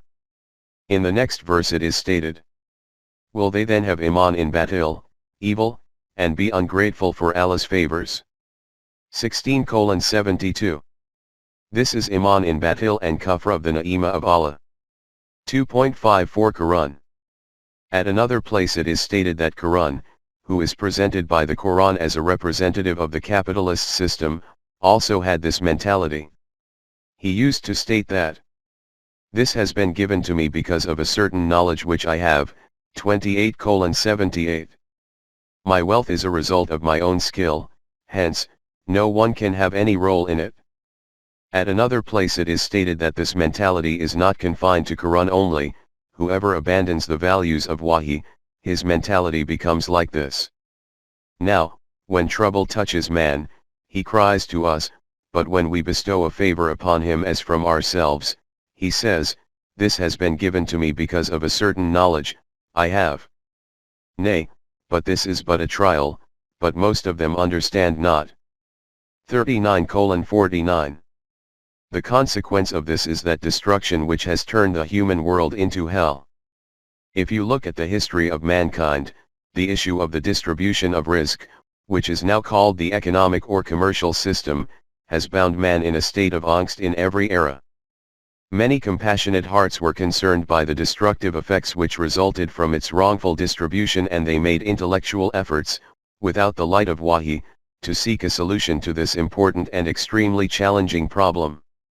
The proposals of thinkers from Plato to Karl Marx, and scholars of economics, are various links in the instructive tale of this intellectual striving and failed endeavors of man. This is not the place to go into their details.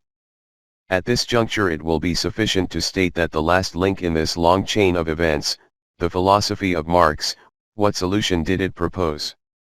2.55 The empirical method of human intellect. But before this there is the need for an introductory explanation. Allah's Wahi presents absolute and clear-cut solutions for the important issues of human life. Those fortunate nations which adopt these reach the intended destination secure and protected, prosperous and free from fear and grief from the dangers of the path. Those who do not accept these in this way, they try to determine a solution intellectually. The method of research of the intellect, human thought, is empirical, which is called trial and error. The human intellect proposes a solution and then pursues it. It progresses forward, traversing hundreds of hardships and perils on the way, wading through rivers of blood, and negotiating chasms of fire, getting its bones broken and enduring troubles. Then it sees that it had adopted a wrong path, so abandoning this, it seeks another solution, and then sets out on this new path. After these kinds of numerous failures and life-sucking experiments, at some point that solution appears before him which Wahi had presented on the very first day. The way in which the Quran has explained this point should be understood like this, that the eternal truths presented by Wahi are wrapped up in the waves of time. When human knowledge rises up and touches these waves, then the truth hidden in it unveils and manifests itself. In Surah Hamim it is stated, soon will we show them our signs in the furthest regions of the earth, and in their own selves, until it becomes manifest to them that this is the truth. 41:53. After the revelation of the Quran, another element also becomes added together with this empirical technique of the intellect. Because of the universality of the means of communication and dissemination, Quranic truths have become commonly known and are continuing to become so in the world. It is obvious that human intellect is also becoming influenced both consciously and unconsciously by these. The consequence of this is that the point which the intellect used to previously reach taking centuries through experimentation, it now reaches it in a relatively short time.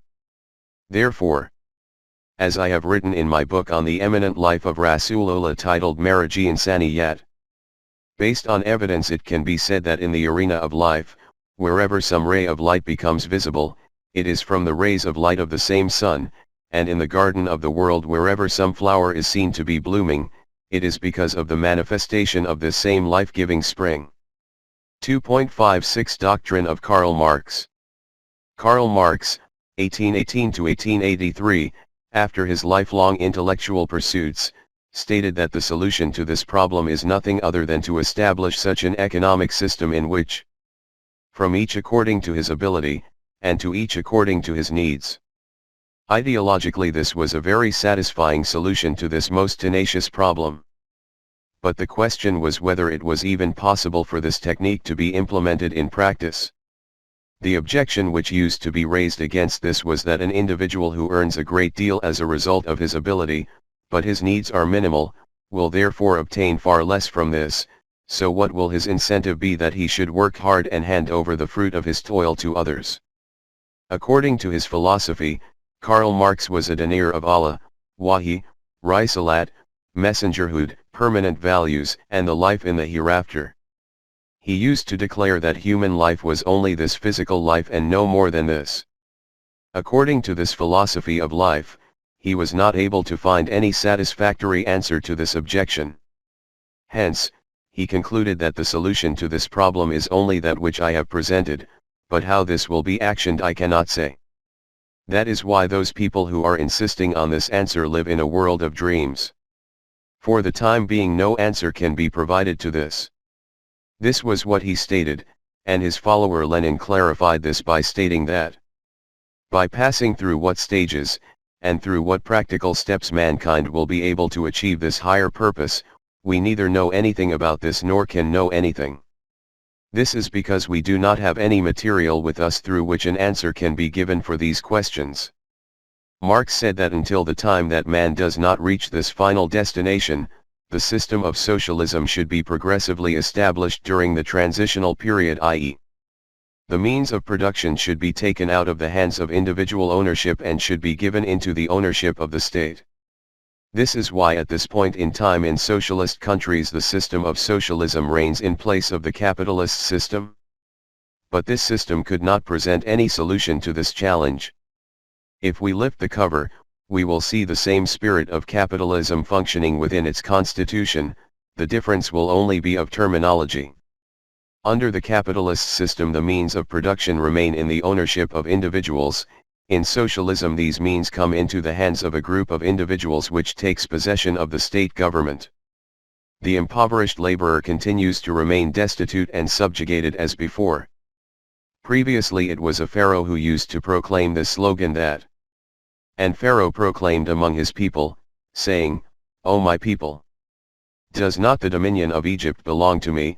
Witness, these streams flowing underneath my palace. 43:51. Now this proclamation rallies from a group of pharaohs, ruling class, who have given themselves the name of a state as a form of deception. The outcome of both is the same. Pharaoh, saying, I am your Rab, Most High. 79:24. Your sustenance is in our hands, we are your sustainers, therefore accept our rule. 2.57 The failure of socialism. Under the capitalist system the wages of the workers were set by the owner of the land or factory. Now their remuneration is set by the state, and the criterion for setting the level of remuneration is not whether through this the needs of the life of the worker are even met or not, the criterion for this is the advantage or interests of the employer. Neither that system took the responsibility upon itself for risk, nor did this system. The condition of workers has become worse than before under the system, socialism. Previously if he could not get on with one owner, then leaving him, he could enter into the employment of someone else. Now because the complete monopoly over the means of production belongs to the state, he cannot even leave it and move on to somewhere else. This is the most evil face of dictatorship. This is that very hell about which the Quran has declared that every time they wish to get away therefrom, from anguish, they will be forced back therein. 22:22. When they form an intention to escape from this hell of anguish and distress, they will again be pushed back into it. This is the solution to that most difficult problem to which the human intellect, without the light of Wahi, has arrived at so far. Even though ideologically Karl Marx arrived at its solution. Since his philosophy of life could not provide that basis on which the lofty edifice of this system could be raised, therefore in practical terms he remained at the same place as the capitalist system was, indeed, an even worse position than this. Only Iman can provide a solution to this, i.e. this Iman that 1. Not only the means of production, even human potentials are not in my ownership, these are owned by Allah and bestowed by Him. 2. My responsibility is that by bringing out these potentials of mine through my utmost endeavors, I produce risk and hand it over into the control of that system which then distributes it among all those who are needy, including myself. The remuneration for hard work is not wages, rather it is to fulfill the needs of life. A system which does not take responsibility for this has no right to appropriate the means of production into its own possession. 3. If that system or I do not do this, then we will be held accountable and questioned about this. This is termed Iman in Allah and the hereafter and is declared to be the duty of the Muttaqeen. We had commenced from the matter of the establishment of Salat, and Infaq was introduced so that it becomes clear how both are intrinsically linked. In this regard a few such verses are presented in which the duty of the Musallin is declared to be Infaq, and from this respect they are termed as Munfaqeen. 3:16. 2.58 Connection between Salat and the economic system. The Quran has stated the defined and tangible consequence of as-Salat to be that it prevents from fahsha and munkar.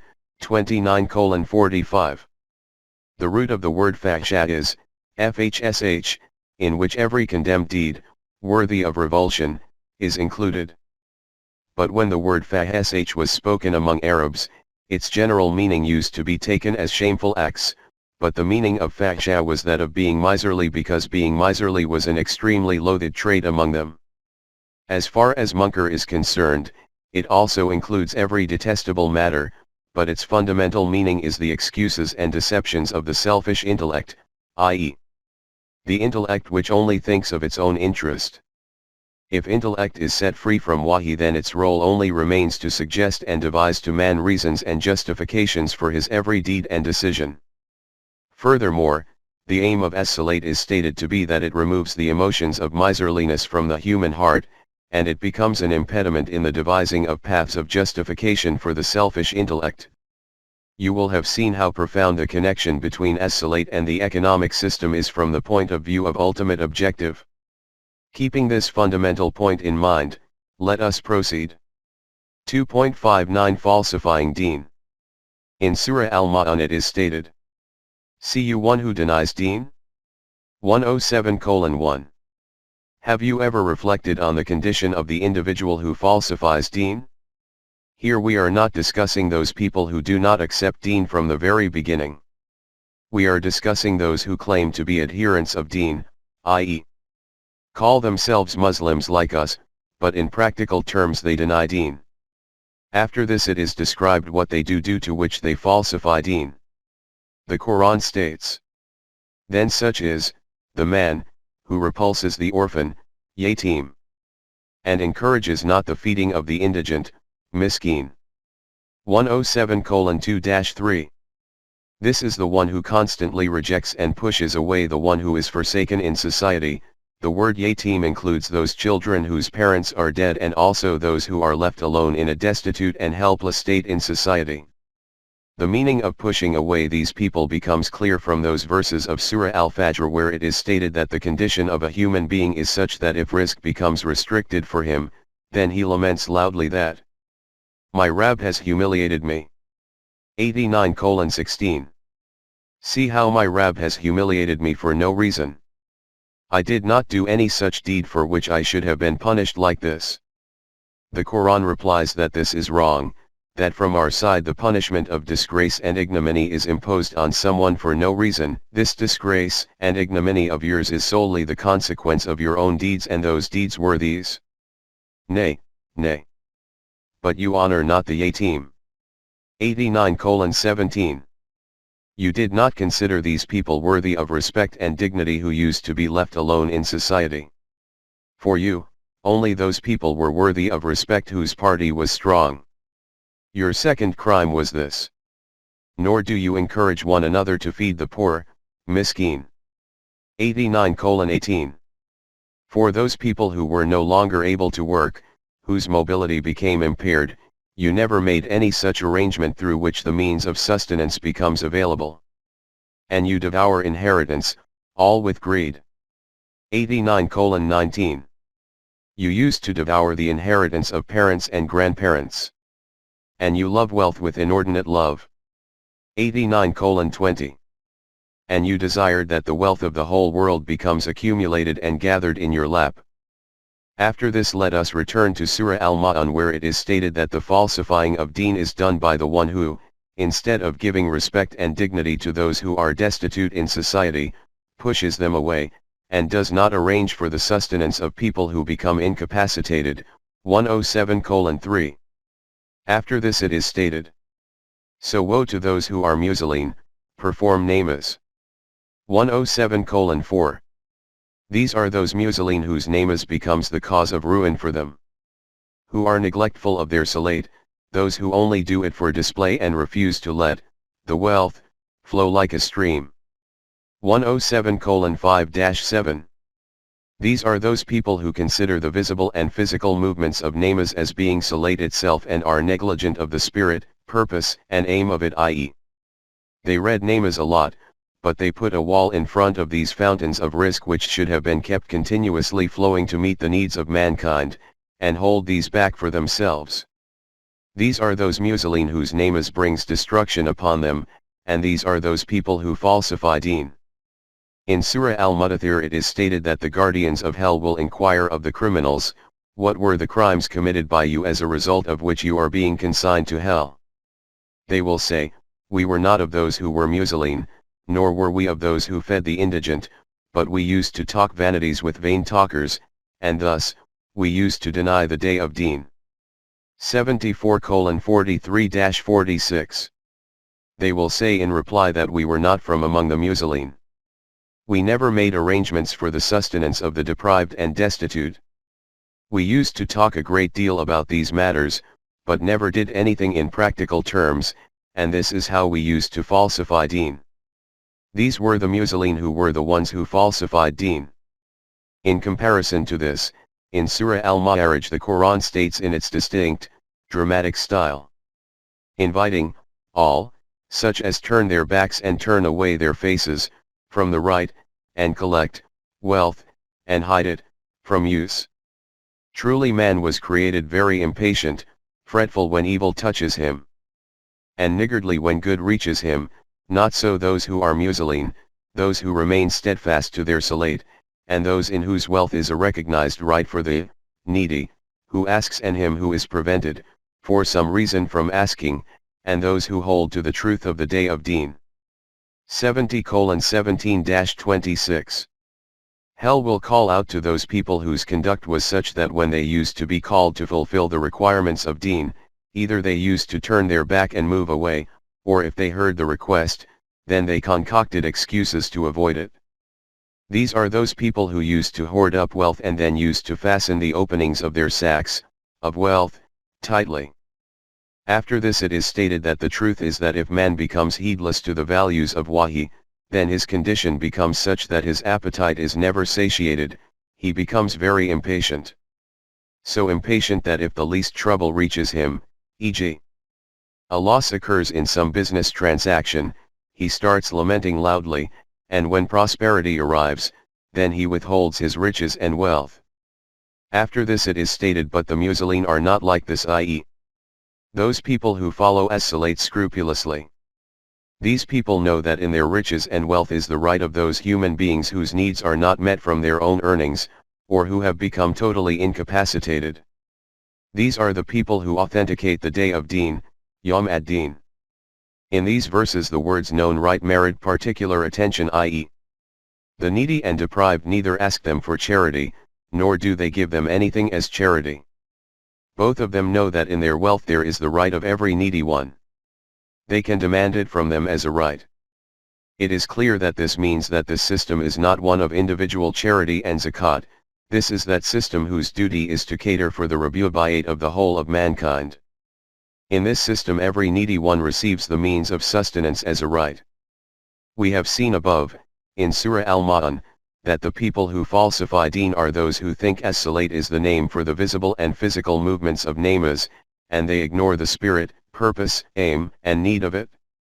In Surah An-Nisa these people are called hypocrites, munafiqeen, and their condition is described as being. When they stand up for salat, they stand without earnestness, khuzala, to be seen of men, 4:142. When they stand up for as-salat then it is for the state of khuzala.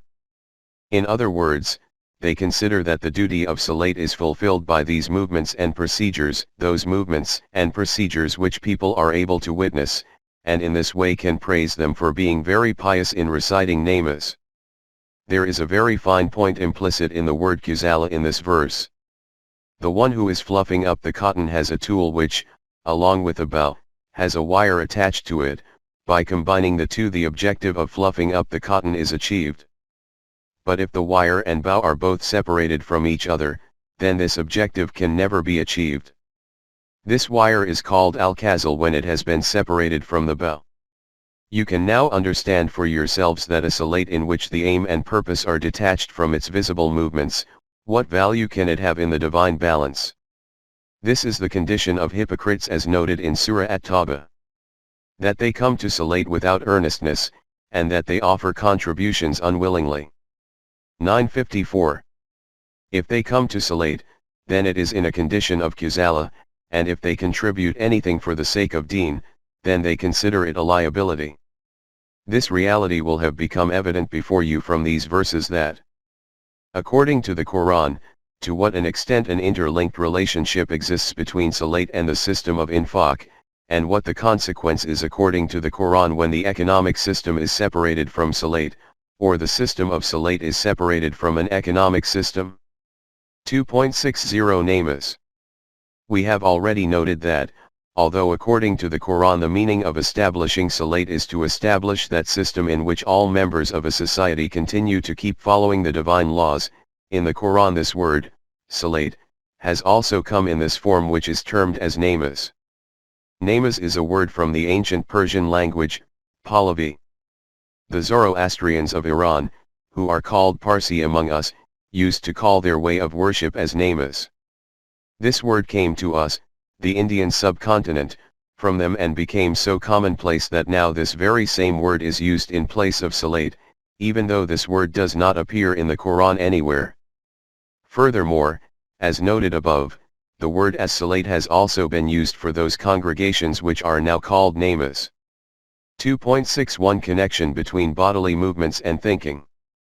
The human condition is such that when some sentiment surfaces in his heart, he expresses it both through his mouth, and together with this, such movements also occur automatically from other parts of his body which become the manifestation of this motive or thought. For example, when emotions of happiness are aroused in your heart, then the waves of this spread across your face in the form of a smile. When you say salam to someone, your hand automatically rises towards your forehead.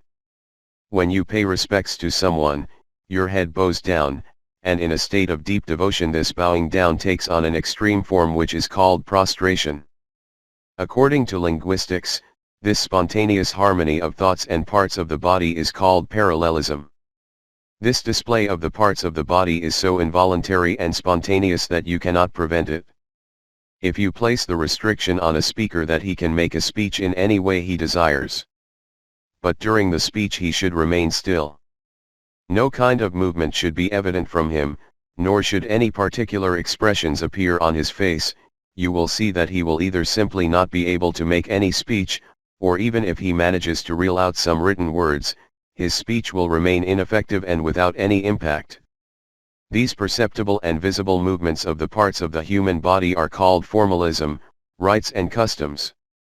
The Quran has not declared these internal urges to be forbidden, their manifestation and expression is permitted. In salat, namaz, standing, bowing, prostration and tawaf, circumambulation, etc. As rites of Hajj are the satisfaction of this very need of man. If these visible manifestations are abandoned, then either only philosophical rhetoric will remain, or states of monasticism. Whether these are concepts of philosophy or states of mysticism, these are in any case individual, and have no connection with collectivism. But Islam is the name for a collective system, therefore these visible manifestations also remain in place, and it is also necessary for there to be uniformity and harmony among them because their mutual harmony is the manifestation of unity of purpose in the Ummah. 2.62 Manifestation of rights. On the other hand, if purpose and need disappear from these practices, and the carrying out of these rituals becomes an aim in itself, then this is called worship, which is found to exist in every religion in one form or another. Amongst us as well, because Islam has become converted into only a madhab, religion, therefore in this also as salat is considered to be confined to the visible movements of namaz, and the meaning of ibadat has been declared to be worship. And these same manifestations have become considered to be the requirement of Islam.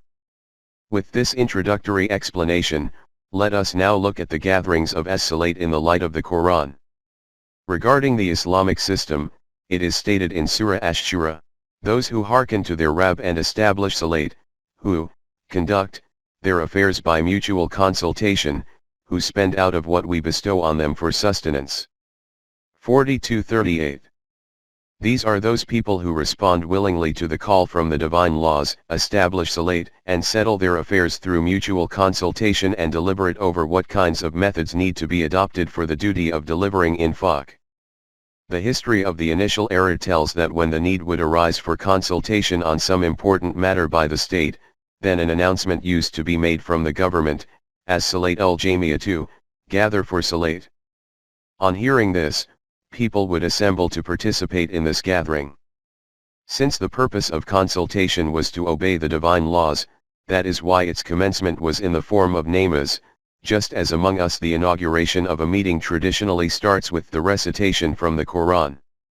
It is evident from this that these gatherings used to take place at appointed times. This is why it is stated, establish salat, for such salat is enjoined on mu'mineen at stated times. 4:103.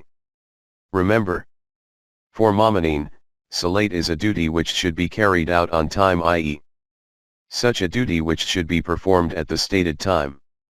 In other words, whatever time has been fixed for it, it will be essential to assemble in this gathering at that time.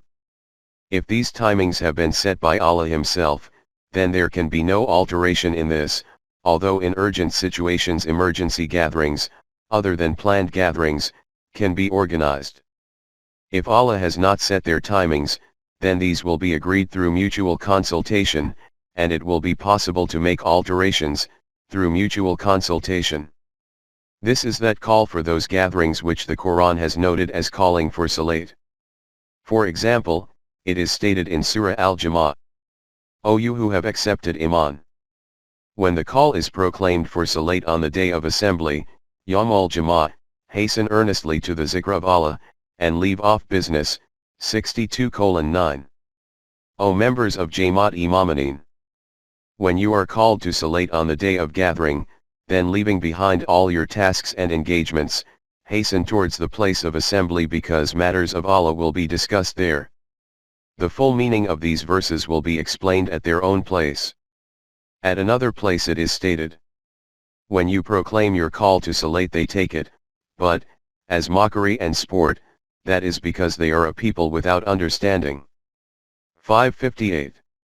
The state of the opponents is such that when you call for gatherings such as salat, they mock it.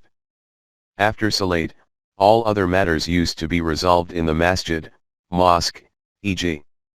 It is noted in Surah Al-Ma'idah that when there is some contention in the matter of a legacy, then following salat the concerned parties should be held back, so that a decision in this matter can be taken according to the law. 5:106. In order to participate in these gatherings, it is very important to observe cleanliness. In this regard, the Quran has given instructions at various places about bathing, ablution, and ablution without water, etc.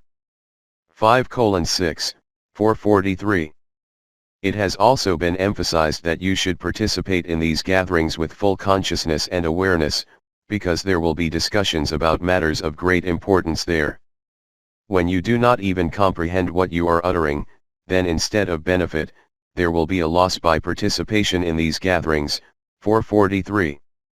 The form in which we perform namaz, there is no mention of its constituents and their details in the Quran.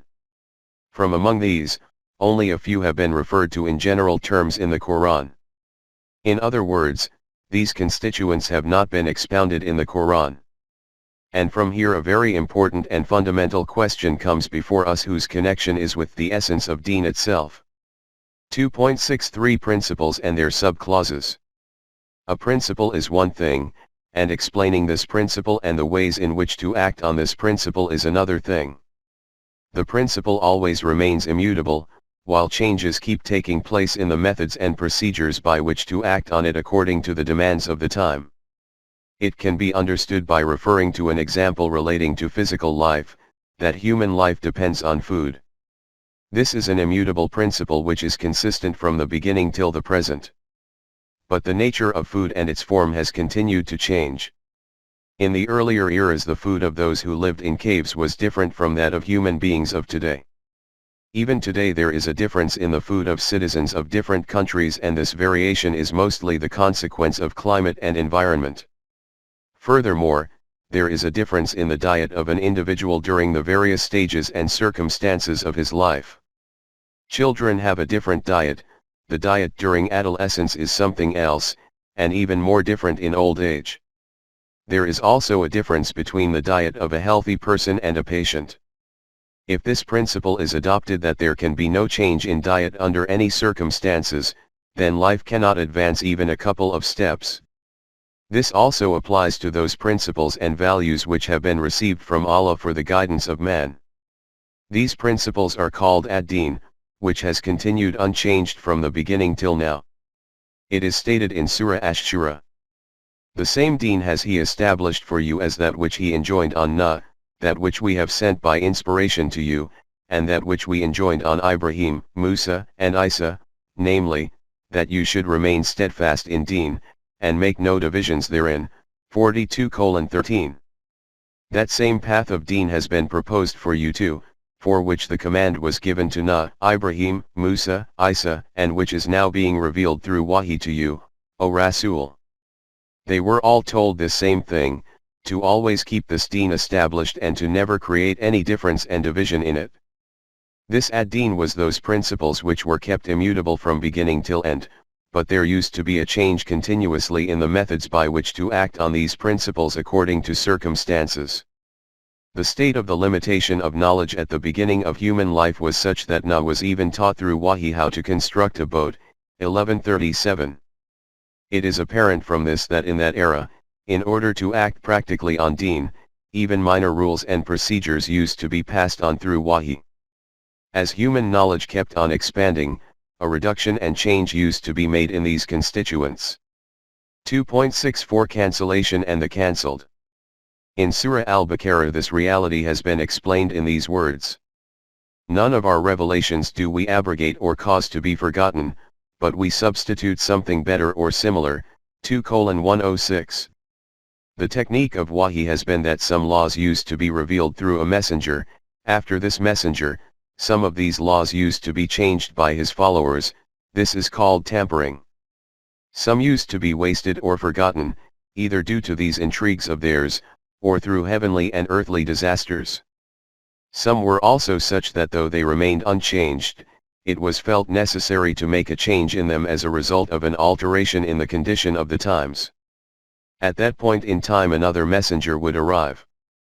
Through him, those very same principles of ad-Din used to be revealed which were communicated by the previous messengers.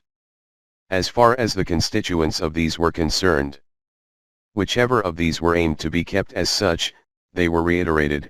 These have been called mithli ha, and those which were considered to be alterable, by cancelling them such guidelines were revealed in their place which were in line with the needs of the time.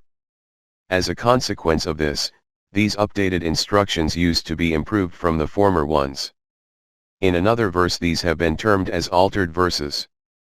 When we substitute one revelation for another, and Allah knows best what He reveals, they say, you are but a forger, but most of them understand not. 16:101. In Surah Al-Hajj this fact has been noted in these comprehensive words. Never did we send a messenger or a nabi before you, but when he framed a desire, Shaitan threw some vanity into the message, after the messenger left, but Allah will cancel anything vain that Shaitan mixes in, and Allah will confirm and establish His signs, for Allah is full of knowledge and wisdom. 22:52. O Rasool, our procedure has been that the revelation which used to be sent to the Anbiya and messengers, when Shaitan mixed something in it, after the departure of the messenger, then we used to send another messenger, and through the revelation sent down to him, by erasing the adulteration by Shaitan, by cancelling it, we used to establish our laws once again. This all took place according to the knowledge and wisdom of Allah. This is why the followers of the previous messenger used to quarrel with the messenger and used to say that the bylaws which you are presenting are different from our Sharia. And it is obvious from this that you are not a messenger of Allah, you devise these commands yourself and by attributing them to Allah call this a divine revelation. Referring to these kinds of objections of theirs, it was stated that if any such commandments of Shariat are presented by a new messenger which are different from the commandments bestowed on an earlier messenger, then this is also according to the program of Allah.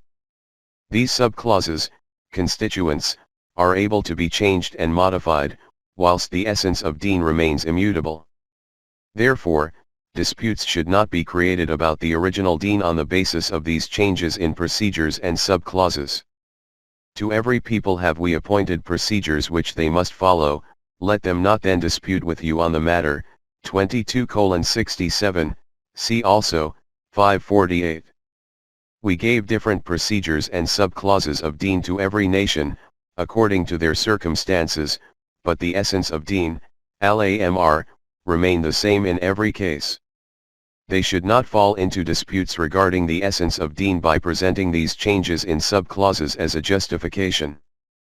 For example, in the Jewish Sharia the fat of animals with nails, and the fat, from specific areas, of cows and goats was forbidden, haram, 6:146, but the Quran has not declared this forbidden, haram. 2.65 Final Code of Life. This process continued like this until humanity reached that era in which the speed of progress and expanse of human knowledge was to become very rapid.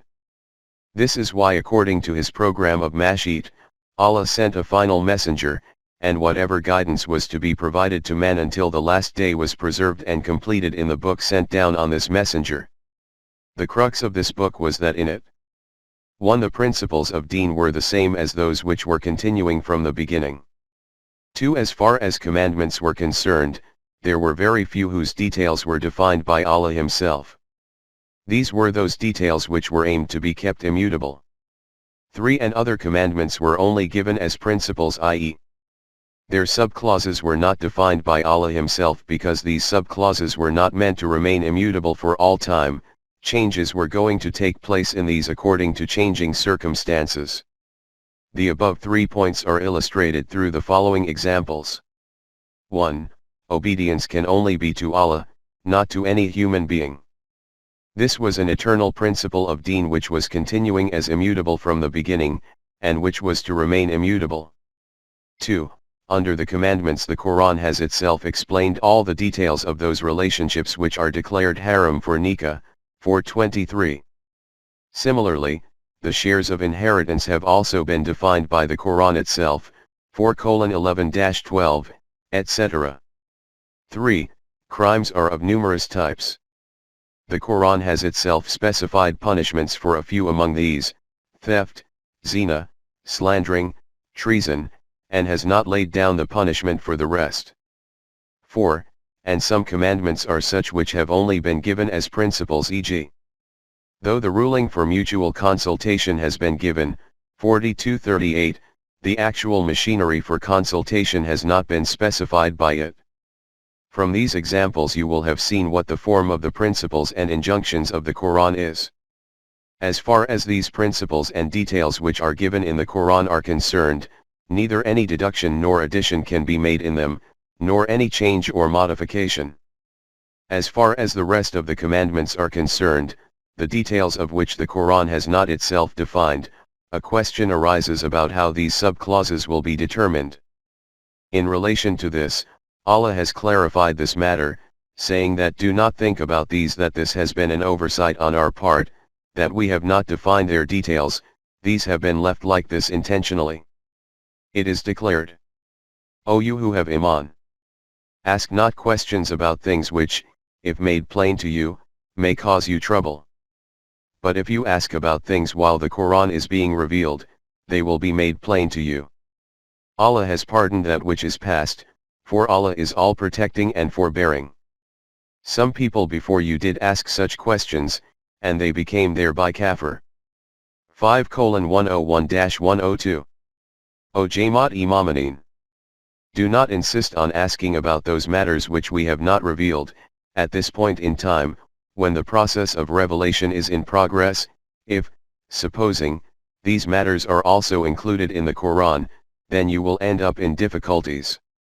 By including these in the Quran, this would mean that there can never be any change in them, and when due to changes in circumstances these become impracticable, then it will become difficult for you to perform these.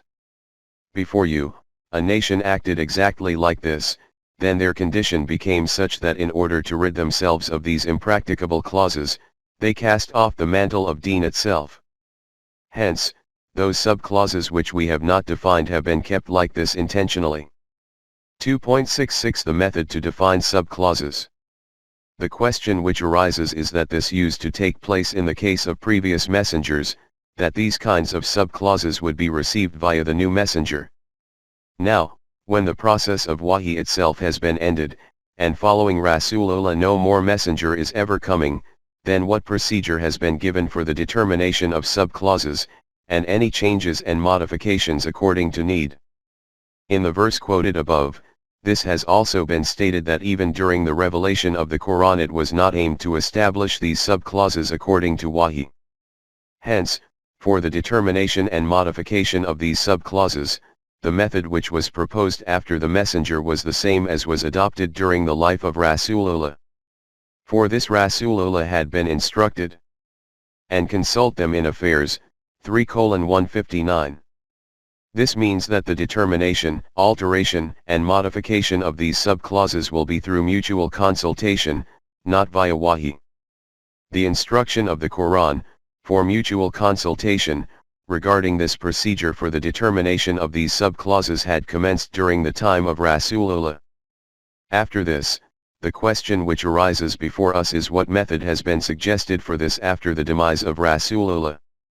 For this, first of all, this fact was made clear that the system of consultation, the Islamic system of government, which had become established during the era of Rasulullah was not only meant to be for the duration of the lifetime of the messenger, it was intended to remain implemented even after him. In Surah Al-Imran it is stated, Muhammad is no more than a messenger, many were the messengers that passed away before him. If he died or were slain, will you then turn back on your heels? If any do turn back on his heels, not the least harm will he do to Allah, but Allah, on the other hand, will swiftly reward those who serve him with gratitude. 3:144. This means that the system of government which was established during the eminent life of Rasulullah was meant to endure after the messenger. And according to this, the command given to Rasulullah for the determination and modification of the subclauses was also meant to be acted upon even after him. Hence, in the same way that Rasulullah was instructed to carry out mutual consultations for the determination of these matters, similarly, the Jamaat Imamanin were told, who conduct their affairs by mutual consultation, 42:38. From the above explanations it is clear that there can be no kind of alteration in the principles and laws, values, and commandments of ad-Din which are present and preserved in the Quran. And whichever details are not given in them, their determination and modification according to the changes in circumstances will be through the Islamic system of government. 2.67 Combination of permanence and change. Through this entrancing combination of permanence and change, the caravan of humanity will continue to advance forward, treading through its stages joyfully and felicitously. This is a demand of human life itself. If there is any subclause in it which is not capable of change, then its example will become like that of a boat without an anchor which is left at the mercy of the turbulent events of an era. And if there is nothing within it which is capable of being changed, then it will become static and like a stone, its manifestation and evolution will come to an end. 2.68 What happened subsequently? During the eminent life of Rasulullah, and after him as long as the Quranic system remained in place, which is termed the Caliphate post-Risalat, this combination of permanence and change also remained in place. This was that core momentum of the system as a result of which this Ummah attained those heights and expanses within a few years whose parallel is not to be found anywhere in human history. But, unfortunately, this system did not remain established, and when this system itself no longer remained, then the process of defining the subclauses of its principal commands and any change also ended. At that time Deen converted into madhab, religion, and as happened in every religion, it was also then deemed about those subclauses which were prevalent at that time that these will remain unchangeable forever, like the principles of Deen. As a consequence of this, life became static and frozen.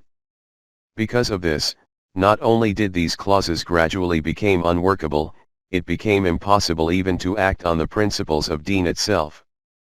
This is because it is only possible to act on principles when the methods and procedures for acting on them are in line with the requirements of the time. If these methods become frozen, then it is also no longer possible to act on Deen, just as, for example, if it is assumed that the unchangeable method of travel is a bullock and cart, then reaching the moon would become impossible, no matter how much you may be convinced, in principle, of the possibility of reaching the moon. In these circumstances, what madhab does is that it declares the aim of Deen to be the continuation of enacting the appearances of these constituents and keeps on emphasizing fervent adherence to these. But this technique also cannot remain effective for long. This is because man can only comply with that undertaking willingly and compulsorily whose results keep on manifesting before him. By the following of displayed rights, no result comes before us. Hence, those people who judge deeds by their outcomes do not remain attached to these displayed rights. This common complaint in our time that the new generation of Muslims is becoming indifferent towards religion, this is the reason for this. This generation, i.e., the class of educated youth, is neither willing to accept any claim without logic and reason, nor willing to act on any program whose tangible results do not appear before them. If the correct system of Deen and its effects of improving humanity would have been before them, then not only would this youth have made it a part of their life, but, in the words of the Quran, other nations would also have been attracted towards it in droves, 110:2. And in this way, this proclamation of the Quran would have become visible as an established truth.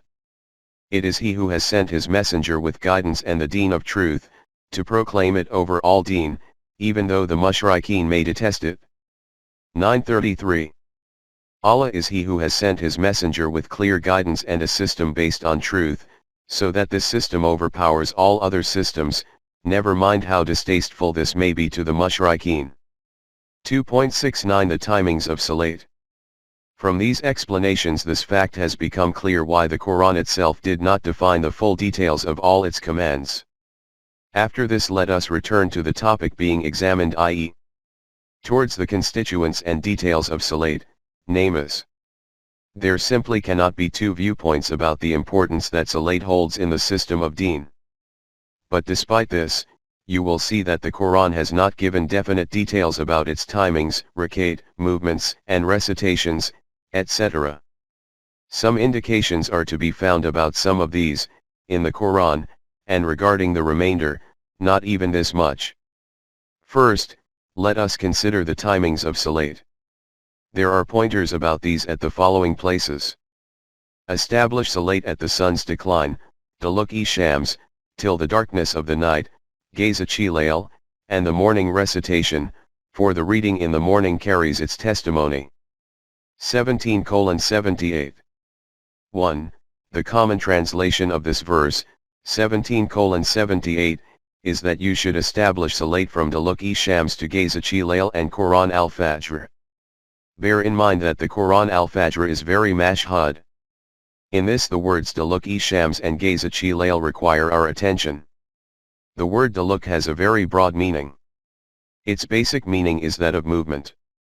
This word is also used for when the sun rises to its zenith, and also for when it has declined and set.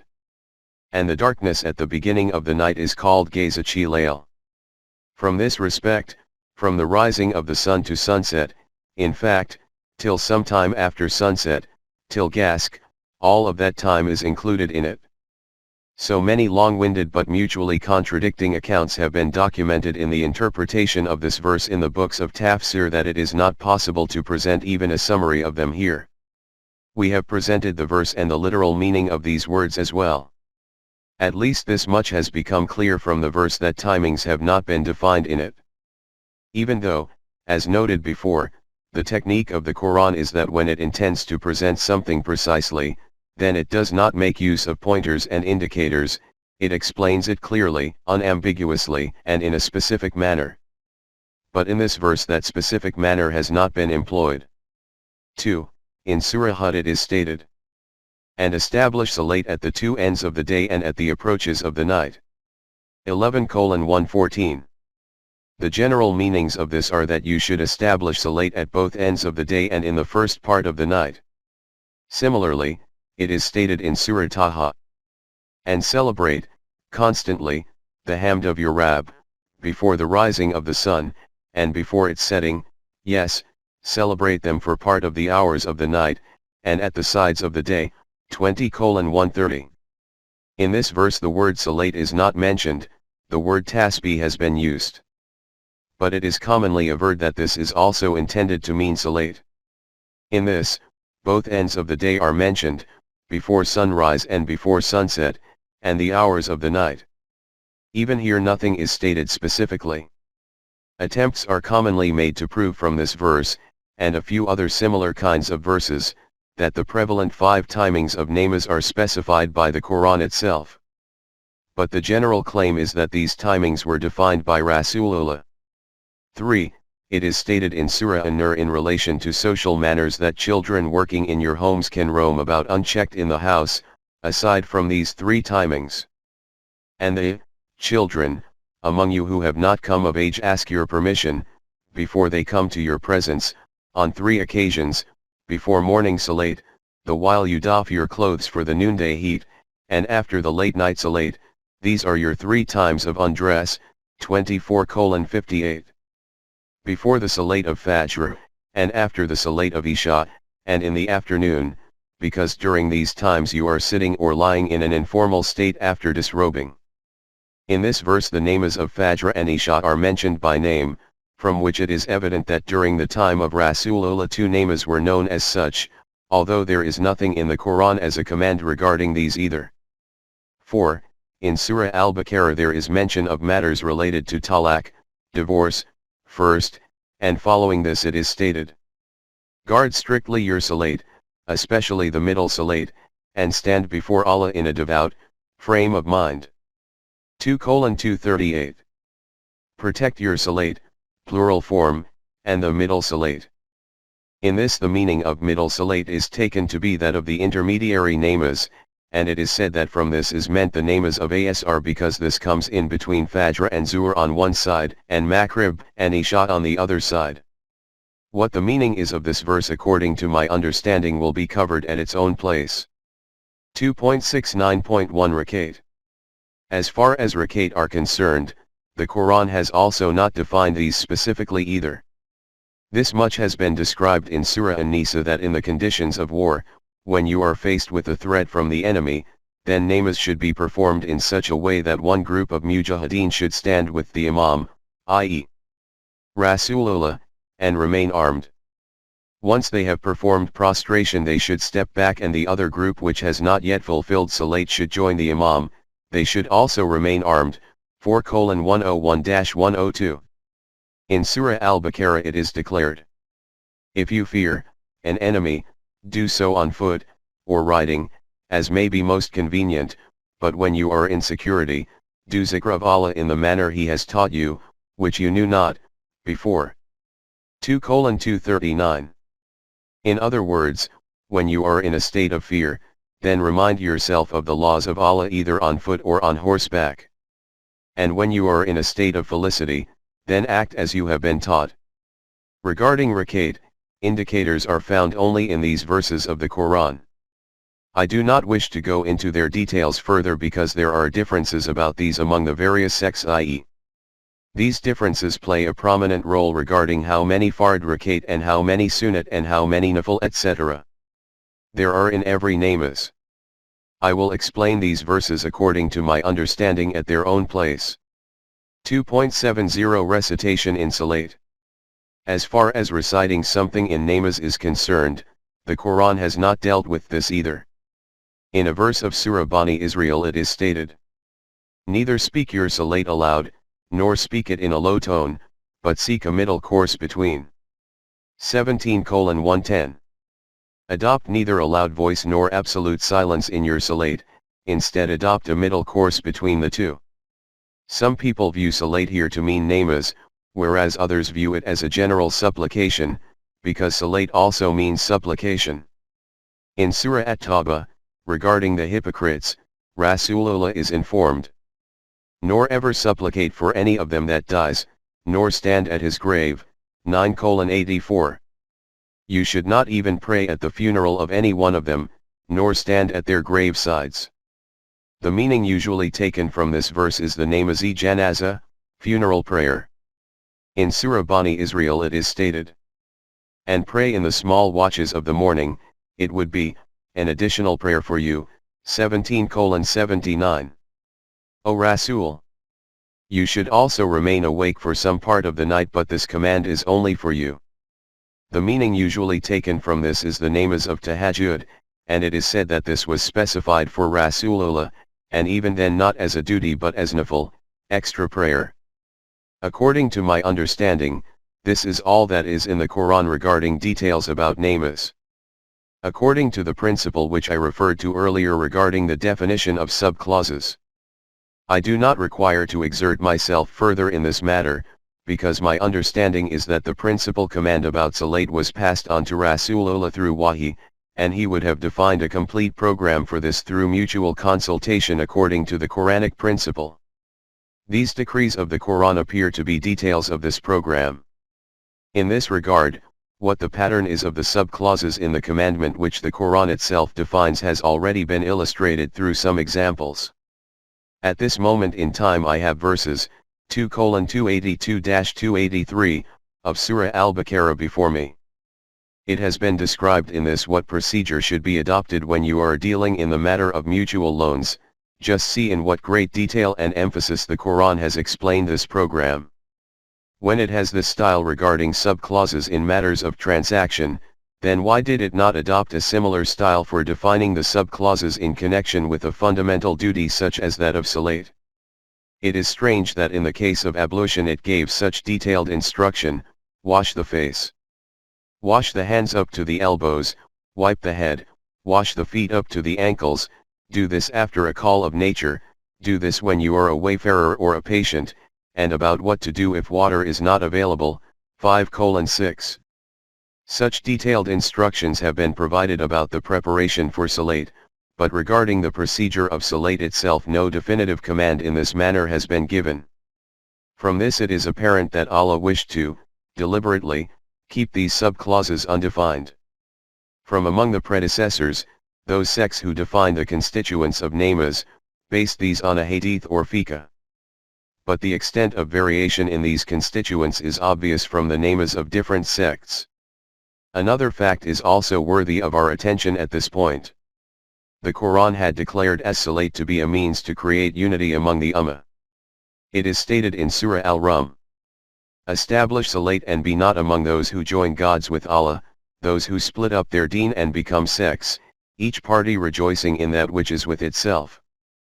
30:31-32. Establish salat and do not become one among the mushrikeen, those who associate man-made laws with Allah's laws, i.e. do not become one among those people who created differences in deen and were divided into sects. And then the state of affairs becomes such that every sect began to think that we are on the path of haqq and the remainder are on the path of batil. 2.71 The existing namaz is a manifestation of sectarianism. In other words, the Quran had declared salat to be a means to create unity and to maintain unity in the Ummah, but unfortunately that same salat, in the form of namaz, has become the manifestation of sectarianism in the Ummah. If there are 10,000 Muslims sitting in some congregation, there will be no visible sign of sectarianism among them, they will all appear as individuals of one Ummah. But if during this time an azan for namaz is heard, then one group among them will head for one mosque, and the other group will head for another mosque. And in this way their sectarian differences will become clearly visible. And the state of intensity of these differences will be such that Muslims of one sect will not be given permission to say their namaz in the mosque of another sect. And if he absent-mindedly reads his namaz behind the imam of another sect, then there will be an outcry that his namaz has not taken place. 2.72 The Al-Quran sect. Since these sects are claimants of this fact that these constituents in namaz which differ from each other are defined according to a hadith or fiqh, the effect of this does not impact the Quran. But during our time another such sect has emerged which has directly targeted the Quran itself in such a way that this claim of the Quran that there is no contradiction in it has become batil, Allah forbid. The claim of the Quran is, do they not ponder on the Quran? Had it been from other than Allah, they would surely have found therein much contradiction. 4:82. Do these people not reflect on the Quran? If it had been from someone other than Allah, they would have found many contradictory statements in it. In other words, one of the reasons the Quran has presented as being evidence of its claim to be from Allah is that it does not contain any contradictory statement. The claim of the sect to which I have referred above, and which refers to itself using the term Al-Quran, is that the details and sub-clauses pertaining to all the Quranic injunctions are present within the Quran itself. For this they have first of all taken the constituents of namaz. Without entering into a lengthy discussion, I consider it sufficient to say what the outcome of this fruitless effort of theirs was. The founder of the sect was Maulana Abdullah Chukralwai and one group of his followers resides in Lahore. Both of these have defined the constituents of namaz, according to their claim, from the Quran, and the state of their discovered constituents is such that Maulana Chukralwai Lahore sect. 1 namaz 5 times namaz 3 times. 2 2, 3, 4 rakat in namaz only 2 rakat in namaz. 3 2 prostrations, sajda, in each rakat only 1 prostration, sajda, in each rakat. Lahore sect. 1. Namaz 3 times. 2. Only 2 rakat in namaz. 3. Only 1 prostration, sajda, in each rakat. As far as the recitations within salat are concerned, these are also very peculiar, even though they are based on the verses of the Quran. Now if someone raises this objection that a Quran whose condition is such that even in the constituents of namaz there are differences to such an extent, then how can it be accepted as being sent from the direction of Allah? Just think, what possible reply can be given to this? And if these two groups, leader and followers, start arguing with each other, and hurl accusations at each other that he has not understood the Quran correctly, then another objection will arise from this, which if not more severe than the first, will certainly be no less. The one who is objecting will say that the claim of the Quran is that it is Kitab al-Mubin, a book which makes things clear, and it explains every one of its points with great clarity, but its practical position is such that it cannot even detail numbers in an unambiguous way in its instruction. The way in which it details these numbers, one person considers it to be 5 times, the other 3 times, some others consider it to be 2, 3, 4 rakat, and some only 2 rakat. Some understand it to be 2 prostrations, some only 1. Intellectual differences in the human thought process about abstract realities is understandable because these are explained metaphorically. But the book which has this style regarding defined commands and laws, never mind thinking it to be a book from Allah, Allah forbid, even among human literature it cannot achieve a respectable status. You can see how much disservice is done to the Quran by this. It is with great pain and sorrow that it has to be said that by taking the name of the Quran, to what a degree these people have shown enmity towards the Quran. And this is the very reason that I have had to specifically counter their ideology and maslak. But after having said and heard all this, let us come to the practical life. The condition of Muslims today is such that they have different sects, and there are differences in the constituents of the names of every sect, and this very difference is a mirror reflection of their sectarianism. On the other hand, the Quran has declared the unity of the Ummah to be the basis of Deen. The question which arises from this is, can these differences be resolved? And can unity be created once again in this Ummah? 2.73 What should be done? In support or authority for these differences, every sect presents their own respective ahadith or decisions of fiqh. These ahadith or inventions of fiqh can serve as an authority for these differences but are not its basic cause. The basic cause is the disappearance of that system through which the establishment of Deen and the unity of Ummah was connected. When this is the fundamental cause of these differences, then there can be no better way to alleviate these other than for that system to be established again. At this point it is often said that this is merely living in a world of dreams, that system cannot be re-established. To say this is either self-deception or deceiving others. Whichever it may be, the Quran had, in any case, warned in advance regarding this, that if you had thought this system can remain established during the lifetime of Rasulullah, not after him, then this will signify turning your back on Deen. 3:143, details have already been covered. It is possible to re-establish the system and it is easy as well. Whichever state makes this decision based on Iman that all its affairs will be managed according to the Quran, and after that it also starts acting on this, that state will then be called the follower of Rasool. The primary condition for this is that those responsible individuals in whose hands are the reins of power should themselves be followers of the divine values. The responsibility of the state will be that it should assess whatever is currently prevalent in the name of Islam against the criteria of the Quran. Whatever meets the standard should be adopted and whatever goes against it should be rejected.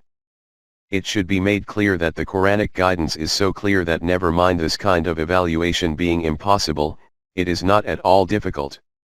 Regarding that which is commonly voiced that the custodians of religion also have the Quran with them currently, then why, despite this, does unity not exist among them? The reason for this is that at this point in time the Quran is not held up as a criterion for the evaluation of these matters. A great deal of what is accepted as an authority and standard is outside of the Quran, and this is the cause for these differences. When it is the proclamation of the Quran that there is no contradiction in it, then by declaring it as a criterion, how can differences remain? As far as the sub-clauses of the Quranic principles and commands are concerned, that system will also assess and check these. Those sub-clauses which meet the needs of the time will remain unchanged, those which necessitate some change, it will change them, and it will also keep adding new sub-clauses according to the requirements. In this way, based on a combination of permanence and change, the Quranic program will again come into action. Until this system is established, my view is that in whatever form the various sects of the Ummah are following these, they should continue to do so. But there should not be such extremism in this that it becomes a cause for mutual hatred and enmity. Furthermore, no individual or sect should have this right that he can change or modify any of these prevalent constituents or coin a new right. This will lead to further dissension and conflict among the Ummah. Only the Islamic system has the right to make any deletion and addition, or any change or modification in these sub-clauses. Nor can any individual acquire this right that, following the finality of Nubuwwat, he comes and proclaims to the Ummah that Allah has told me like this, therefore you should do it in this very way. This claim of such an individual that Allah has told him so is itself batil. Whatever Allah had to say to mankind, He has said it for the last time in the Quran, and that is it. Although for those possessing Quranic vision it is necessary that they present the Quranic teaching and concepts before the nation, while identifying those matters which are against the Quran in the prevalent beliefs and concepts, along with this it is also necessary that they clarify this point that whatever they are saying is based on their own vision as a human being in which there is a possibility of error and omission. 2.74 Congregations for Salat are essential to shape and strengthen the Ummah. Finally, it is necessary to reiterate this point that gatherings for Salat have great significance in the system of Deen. For the establishment of Deen the Quran shapes an Ummah, Hizballah, which is completely distinct and unique from the rest of the world. And because this is a revolutionary Jamaat, whose aim is to overpower all man-devised systems with the proposed system of Allah, therefore its clash with other parties, or nations, is inevitable. For the formation and strengthening of a Jamaat two fundamental elements are intrinsically linked, exclusiveness and gregariousness. This was the exclusiveness, dissociation, for which Ibrahim had proclaimed. There is for you an excellent model in Ibrahim and those with him.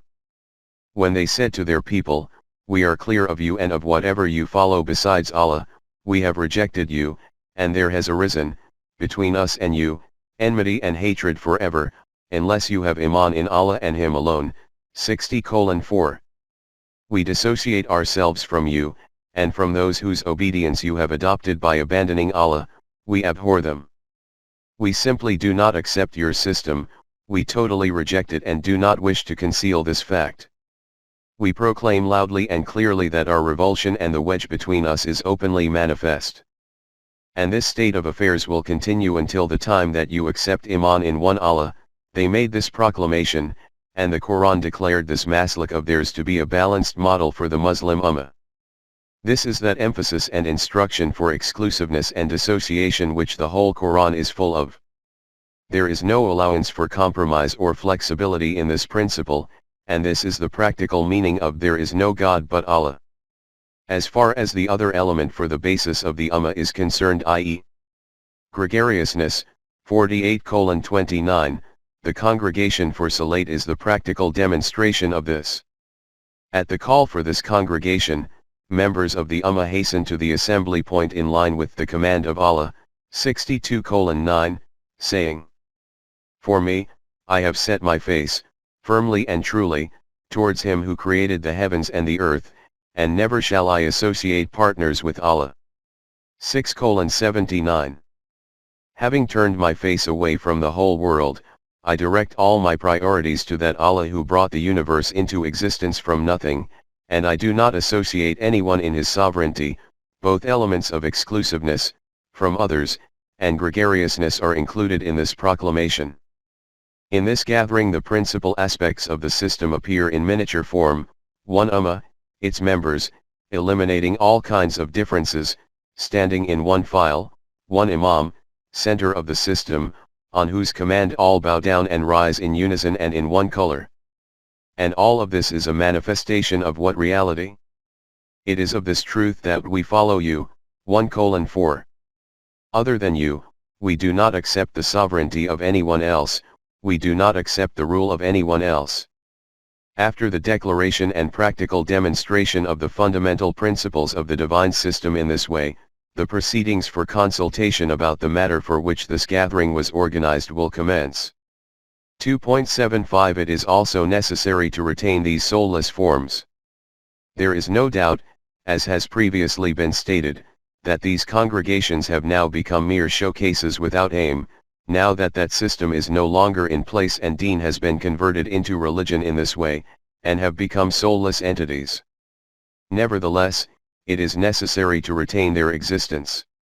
One is that these rites and traditions, munasak, are a means by which to maintain the separate identity of the Muslim nation, and secondly because, if we ever try to reignite the system, i.e., To re-establish it, then the stage of breathing ruh into these bodies will be relatively easier.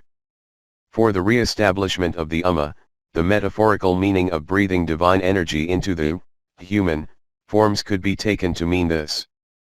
As has been stated in the Quran, the spirit will be breathed into these figures, and we shall collect them all together. 18:99. By breathing ruh into these figures, their collective life will be reignited. Hence, along with retaining the existing form of namas, it will be necessary to bear in mind this reality that this is the reading of namas in the prevalent circumstances. The establishment of salat will only be possible when the Islamic system is established. 2241. An illustration of what the condition of the becomes reduced to through not having a center is illustrated in our prevalent conduct of namas. During a congregational fard namas, you will observe unity and one color. But after this, in the salat without an imam, e.g. in the recitation of sunnat etc., it will be the same mosque, the same the same namas. But simply by not having an imam, the whole Jamaat will become a display of disintegration and dissension. Someone is standing, another is bowing, and another is prostrating, this one is seated, so much so, that the whole courtyard of the mosque will appear to be a representation of the current anxious thoughts and vision and misconduct and misdeeds of Muslims. Establish imamat, center, and that same unity and one outlook will come back. Let us move forward after negotiating this difficult ground.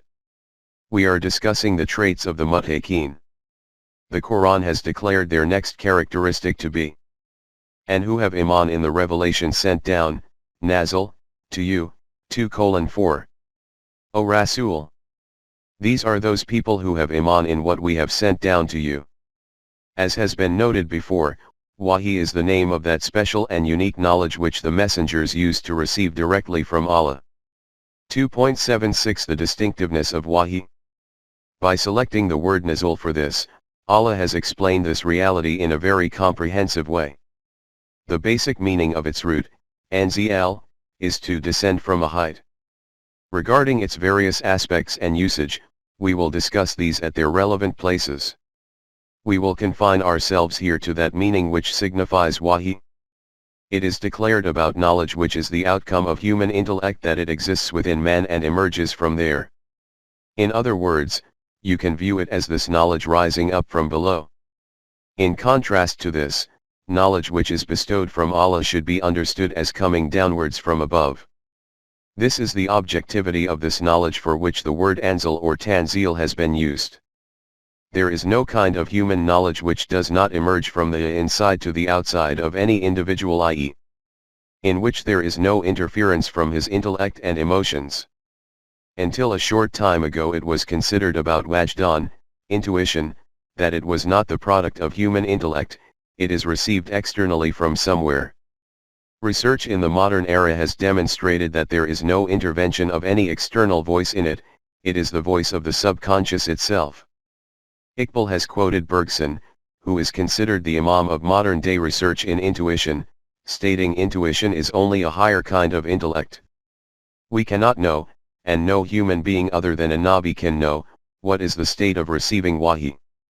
All that the Quran has stated is, for he brings down the revelation to thy heart by Allah's will, 2:97. O Rasool! Gabriel, brings down this divine knowledge with the command of Allah on your heart. This knowledge used to descend on the heart of the Nabi as exact words, this is why it is called Kalam Allah, Allah's words, 9:6. Allah himself has declared that knowledge which descended on Rasulullah like this to be the Quran, when it stated, it is we who have sent down the Quran to you by stages. 76:23. We have sent down this Quran to you by stages, and Rasulullah was commanded that whatever has been revealed to him from Allah should not be kept to his own self, but should also be passed on to other people. Allah's command was, O Messenger! Proclaim the message which has been sent to you from your Rabb. If you did not, you would not have fulfilled and proclaimed his mission. 5:67. O Rasool, whatever is sent down to you from the direction of Allah, spread it to others also. If you do not do this, you will be derelict in your duty of risalat, messengerhood. In the performance of this duty of risalat, Rasulullah gave the Quran to the Ummah in a collective, written and organized form, which is continuing to be preserved with the Ummah right up until today without any alteration or modification whatsoever in a single word. There is no matter in it which is either cancelled or tampered with. This is the Wahi of Allah, having Iman on which is a condition of being a Muttaqi. 2.77 Wahi-e-Kayfi, Secret Wahi. In addition, there is a belief prevalent among us that there used to be two types of Wahi. One was Wahi Jali, visible, or Matlub, recited, and Maktub, transcribed, which is noted in the Quran. And the other type is Wahi Kayfi or Gair Matlub, not recited, and Gair Maktub, not transcribed. A hadith are based on this type of Wahi. But there is zero mention of this second type of Wahi in the Quran. There is only mention in it of the one Wahi which is preserved within the Quran. In order to be Muttaqi, the first condition was to have Iman in Allah. After this it was declared to be essential to have Iman in Ma'anzalallahu, what was being revealed from Allah. In this the first thing which needs to be understood is that our, or human beings, relationship with Allah is only through Wahi. Apart from this there is no other means of connection with Allah. And since Allah's complete and preserved Wahi is now in the Quran, therefore the sole means of connection for us with Allah is the Quran. When we study the Quran, then Allah is in conversation with us, because this is Allah's word. 9:6. And when we set out to follow its commands, we are obeying Allah, since He has declared the method for obedience to His orders and laws to be obedience of the Quran. Therefore, when the trait of Muttaqin is stated to be that they have Iman in Ma'anzalallahu, then the practical meaning of this is that they obey the Quran. Thus it is a divine command itself that follow, O men, the revelation given unto you from your Rabb, and follow not, as friends or protectors, other than Him. Little it is you remember of the message. 7:3. Whatever has been sent down to you from Allah, obey it, and other than this do not obey any other companion or guardian. Though this is all that requires to be done, there are very few people who keep this reality before them. With reference to Ma'anzalallahu, we wish to confine ourselves for the time being to only this much, otherwise Ma'anzalallahu is the whole of the Quran itself, therefore, discussion about it cannot be limited to this place, or any other one place. It is stated about the Muttaqin here that they have Iman on what is sent down to you. Together with this, it has also been stated, and what is revealed before you, 2:4. And whatever, O Rasool, was sent down before you, they have Iman in that too. The question is, what is the purpose of having Iman on what was revealed before Rasulullah, or the Quran? The Quran tells us that messengers kept on coming from Allah to every nation and in every era. The meaning of Rasul or Nabi is that they used to receive Wahi from Allah, and the Wahi of all of them will be included in Ma'anzala min Qablik, what was sent down before. But along with this the Quran has also stated that those who claim to follow them tampered with whatever was passed to these Anbiya. Moreover, some books from among these also perished as a result of both earthly and heavenly calamities. It is possible that there are some commands in which there has not been any alteration, and which are present in their original form in those adulterated books, which still remain in existence in the possession of those who claim to follow these messengers. But as we have noted in detail earlier under the subject of cancellation and revoking, the style of Wahi has also been that from among the commandments sent down to the earlier Anbiya, new directives used to be passed on via Wahi to the Nabi coming later in place of those commandments which were not aimed to be retained, even if those commandments were present in the previous books in an unadulterated form. In any case, after the revelation of the Quran, the position of the books which were revealed to the former Anbiya is such that not one among these books exists today in its original unadulterated form with any nation. This is not an unfounded claim. I have compiled a history of these books, and I have proved through evidence provided by the scholars of these religions themselves that not one amongst these books exists in its original shape in which it was made available to their Nabi. 2. All of the guidance sent to previous Anbiya which was aimed to be retained in its original form is compiled within the Quran. It is on this basis that it is stated in the Quran. To you we sent the scripture in truth, confirming the scripture that came before it, and guarding it in safety, so judge between them by what Allah has revealed, and follow not their vain desires, diverging from the truth that has come to you. 548. O Rasool! We have sent this book down on you with haqq, which will demonstrate all these claims as truths which were made to previous ummas through different Anbiya, and which also encompasses the fundamental teaching of these Anbiya and is also a witness over it. Hence, make decisions about the affairs of these nations according to this book, and do not obey their desires and opinions after the arrival of this al-haqq. As has been noted in detail earlier, the Quran also demands from these nations that they have iman in the messengerhood of Rasulullah and in the Quran. The condition of religious nations of the world is such that every one of these nations calls the religion of the others false. The natural and essential consequence of this is that the founders of these religions are also declared as liars. Because of this, mutual hatred and enmity is born.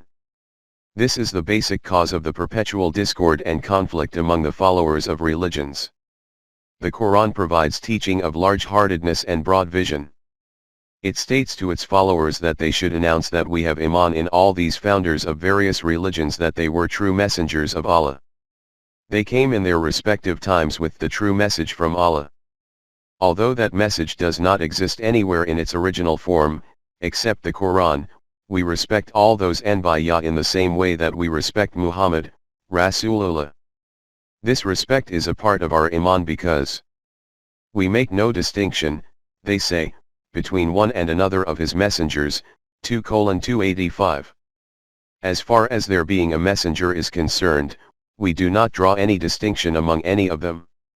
Have you observed how that love which is declared in the words of Iqbal to be Fateh Alam, conquering the world, is the natural and essential consequence of this iman of the Jamaat Imamanin?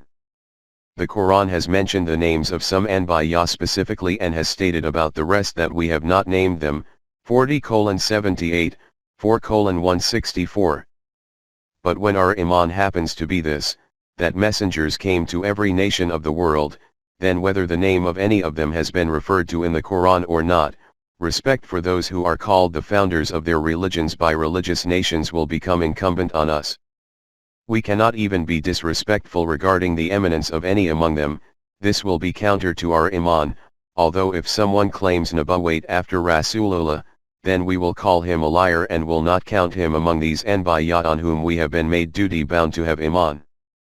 Allah has stated, have iman in the revelation sent to you and sent before your time, i.e., whatever is sent down on Rasulullah and whatever was sent down before Rasulullah. In other words, there is no mention of the sending of wahi after Rasulullah anywhere in the Quran, because the process of sending down wahi was ended after Rasulullah. It should be made clear that Muslims will be included only within the Ummah of Muhammad and will also follow only the Quran. They will neither enter into the Ummah of another Nabi, nor will they follow the books connected to them. 2.78, and have the assurance of the hereafter, 2:4. This is the last link in the chain of the traits of Mu'minin which are being narrated, i.e., iman in the hereafter. Where this trait is the last segment in the process under view, it is also the last segment in the process of understanding the constituents of iman itself. The first segment in this chain is iman in Allah and the last segment is iman in the hereafter. The practical meaning of iman in Allah is to have iman in the truth and firmness of the permanent, eternal, immutable principles, values and laws of Allah. And the practical meaning of iman in the hereafter is firm conviction in the life-giving fruits resulting from following these principles and commands, and in the humanity-destroying consequences of going against them, whether these manifest in this world or in the life of the hereafter. In other words, iman in the hereafter is another name for iman in the law of requital of Allah. Akhiran, the feminine equivalent of which is akiratun, is opposite to awal, first or earlier. This word is used for such a thing which is coming after some earlier thing, but after which no similar thing comes. Instead, a new sequence commences. By the term coming after is meant the future. It is from this that the word akaru arises, whose feminine equivalent is akra, which means such a thing which is completely different from its own former links. This meaning merits further reflection. 2.79 Difference between animalistic and human life. In relation to the creation of man, the Quran has stated that the beginning of life on the surface of the earth occurred from the first life cell. After this, by passing through different stages, changing forms, leaving behind eons of periods, life kept advancing forward, until such a time that it entered the animalistic rank. In Surah Al-Mu'minun it is first described how the human embryo passes through those very stages in the mother's uterus which every animal embryo goes through. But after this, with regard to the human child, it is stated, "We produced out of it another creation," 23:14. "Then we made it such a creation which was completely distinct from its previous links." From this point onwards, human life became different, specific, and unique from other animals. The life of animals is defined by their physical bodies. When death becomes imposed on the body, the life of this animal ends. But human life is different and unique from them in the sense that an individual does not die with the death of his body, his life also continues onwards. But the next link of life is not like that of the previous links. The Quran has termed this as Khalqi Jadid, a new creation. In Surah Bani Israel it is stated that these people say. They say, "What?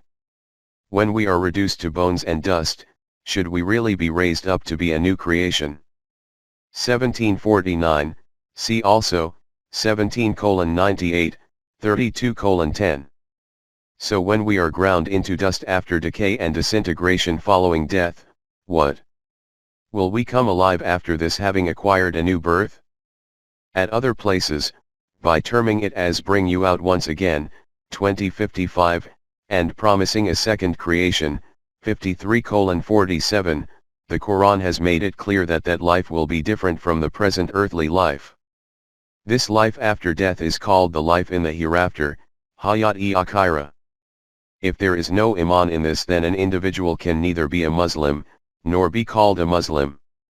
It has been stated above that the meanings of Akhira are that of the future. If we look at it from the point of view of these meanings, then 1. The tomorrow to come of every individual is his future, Farda. 2. The next era of every nation is its future, whether it is a rise or decline. 3. After every current generation of universal humanity, the generation to come is its future. 4. And the life after death is the future of all of them.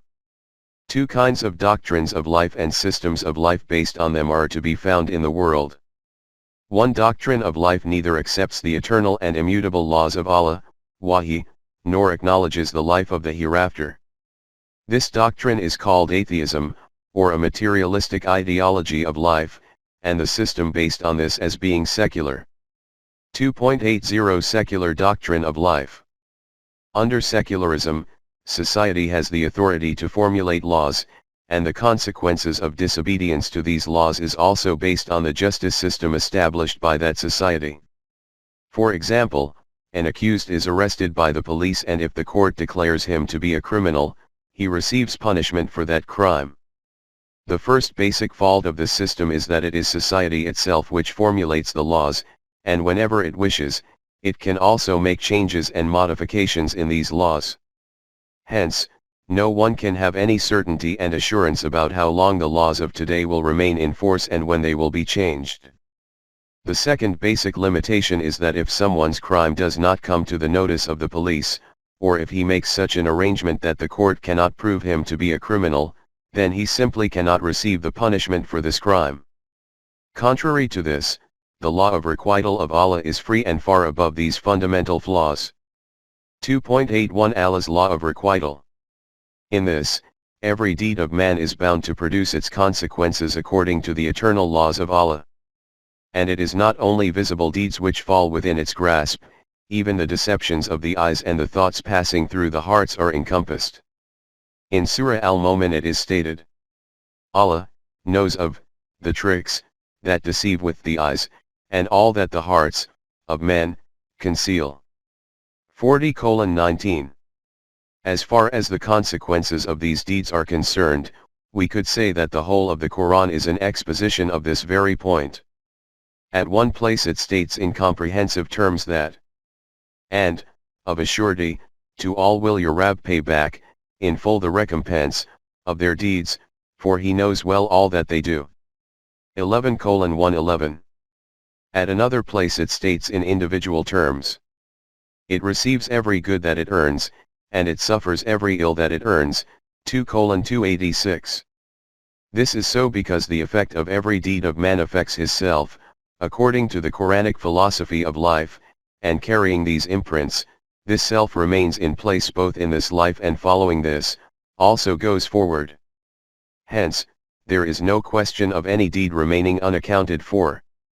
In the communal life of the Jamaat-e-Momineen, the establishment of a system of justice is also absolutely imperative according to the Quran, but despite thousands of precautions and safeguards, the possibility of some kind of limitation remaining in it cannot be ruled out. But the law of requital of Allah is free from these limitations.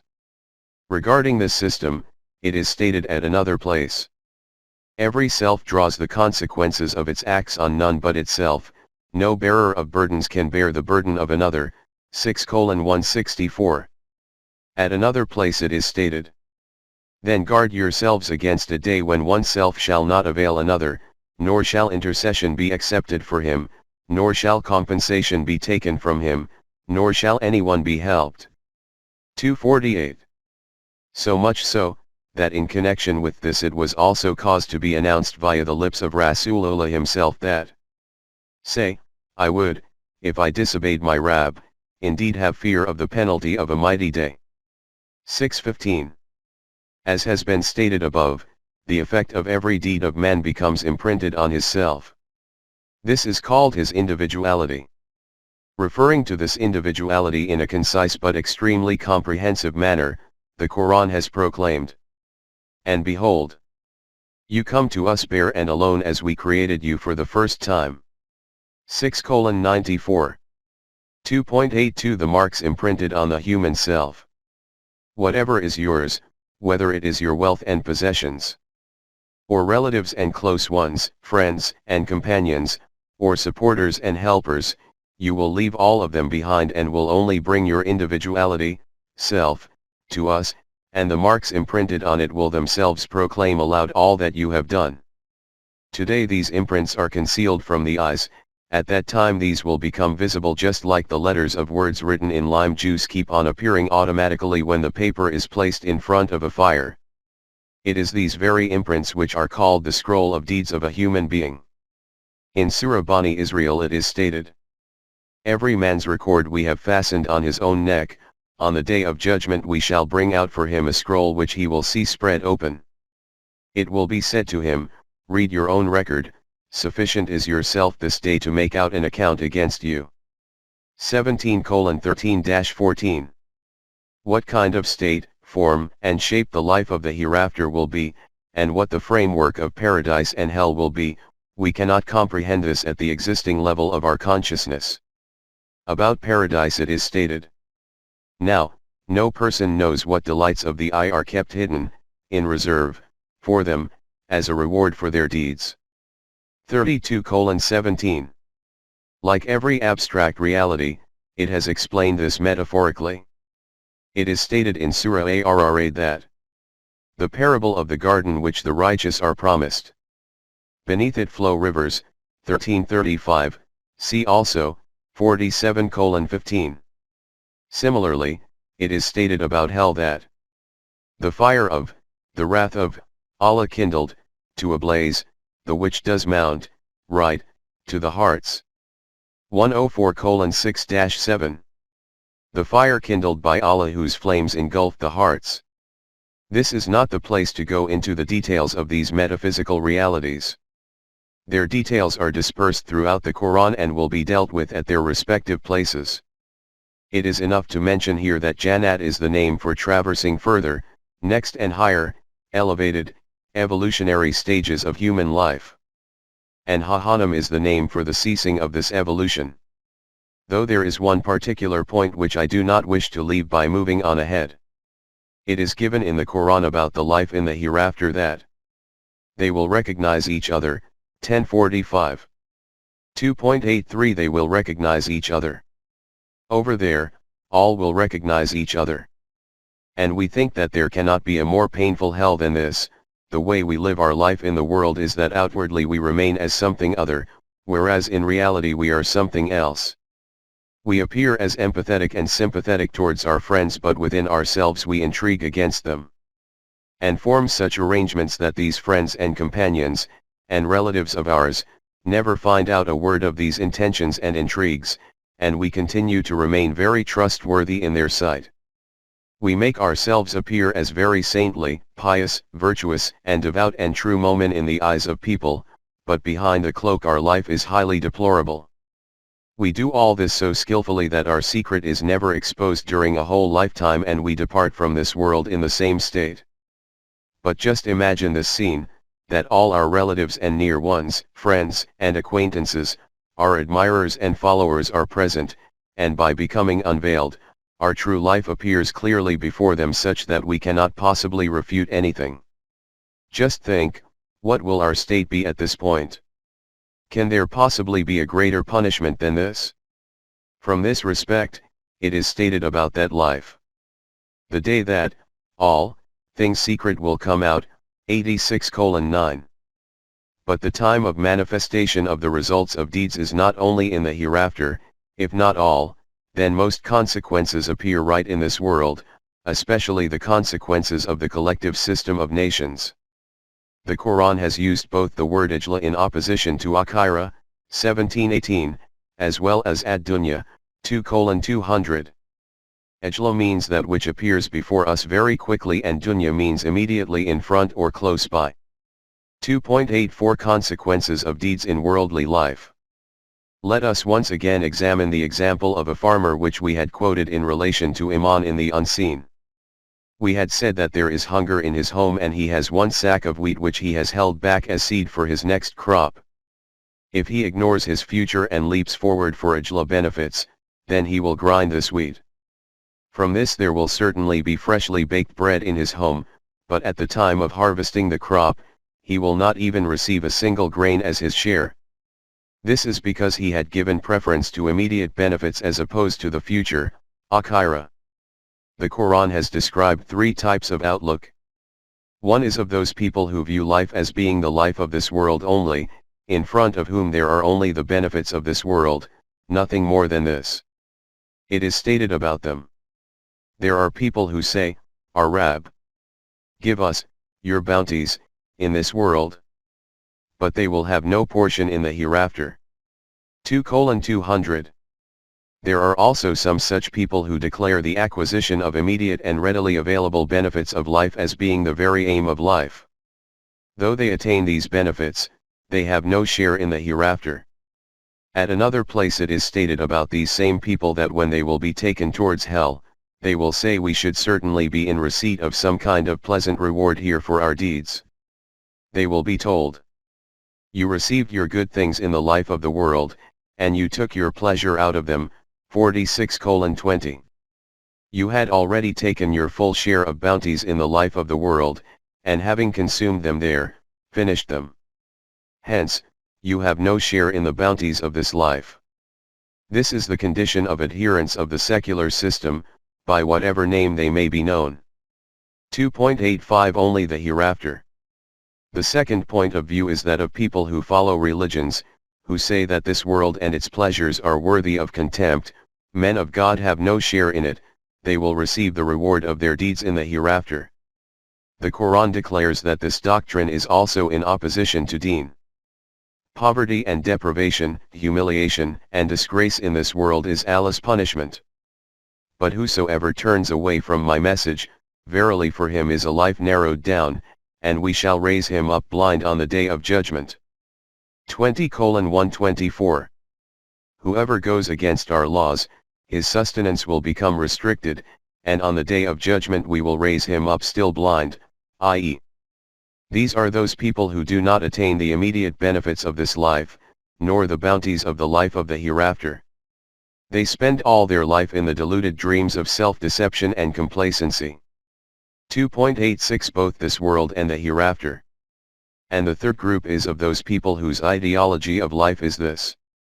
Our Rabb, give us good in this world and good in the hereafter, and defend us from the torment of the fire.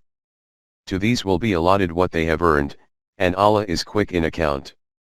2:201-202. These are those people who obtain the fruits of their endeavors both in this world and in the hereafter. Allah is very quick in settling accounts. These are those people who have Iman in the hereafter. In Sura Bani Israel this fact has been noted in a very comprehensive style, where it is stated, if any do wish for the transitory things of this life, we readily grant them, such things as we will, to such persons as we will, as per law in the end have we provided hell for them, they will burn therein, disgraced and rejected. Those who do wish for the things of the hereafter, and strive therefore with all due striving, and have Iman, these are the ones whose striving is acceptable to Allah. Of the bounties of your Rabb we bestow freely on all, these as well as those, the bounties of your Rabb are not closed to anyone. See how we have bestowed more on some than on others, but verily the hereafter is more in rank and gradation and more in excellence. 17:18-21. Whoever wishes only the immediate benefits of this world, we will provide him with these benefits according to our law of nature, but in the hereafter he will be consigned to hell, disgraced and humiliated. There will be no share for him in the prosperities of life there. The individual who desires the benefits of the future, along with immediate benefits, and makes efforts for the attainment of these benefits according to the laws of Allah, his efforts will establish full results. Whoever works according to the laws of Allah, we will keep on helping him. We have not erected gates in the path of our bounties, that these become opened for one group and become closed for another group. This is an arena of efforts and deeds, and the field of action is open equally to all. This is the reason that some nations in the world will be seen to be ahead of other nations. But together with this it is also a fact that those people whose eyes are also on the future, along with the present, their status is very elevated. How these results of the deeds of people or nations are established, we cannot say anything about this, but the Quran only tells us this much, that the whole of the system of the universe is functioning for this purpose, so that no deed of man should be able to remain without producing its result. Allah created the heavens and the earth as hacked, and in order that each self may find the recompense of what it has earned, and none of them be wronged. 45:22, see also, 53:31. As far as the functioning of the laws of nature in the universe is concerned, according to scientific research we can predict what the result will be of a certain action. If a finger is put into fire, it will burn. But as far as the moral deeds of an individual or the collective deeds of nations are concerned, we cannot say what the system of the universe undertakes in their outcomes. How death comes to an individual from taking cyanide, we can tell this through scientific information about the properties of cyanide and the system of the human body. But how the human self is impacted by the consumption of illegitimate sustenance, or how a system based on injustice, despite its hundreds of tricks, ultimately becomes destroyed, we have not, at least to the present time, been able to identify in what way the system of the universe operates in this regard. Perhaps with the further expansion of human knowledge these facts will also become uncovered before us. 2.87 Connection between a deed and its outcome. It is essential at this juncture though to bear in mind an important point. A boss threatens his employee that if you break another utensil, I will give you a good beating. It is obvious that in this beating and the breaking of a utensil there is no mutual connection. This is merely the decision or order of this individual. It is possible that he may say that if you break another utensil, you will be dismissed from the job. In contrast to this, a doctor informs his patient that if you eat this again, it will result in so much pain in your stomach that you will not be able to remain alive from it. This is not an order by the doctor, this is the natural consequence of breaking a law. There is an intrinsic connection between eating this food and stomachache. Since the doctor has knowledge of this mutual connection, he is not giving an order, he is predicting the outcome of this action according to the law.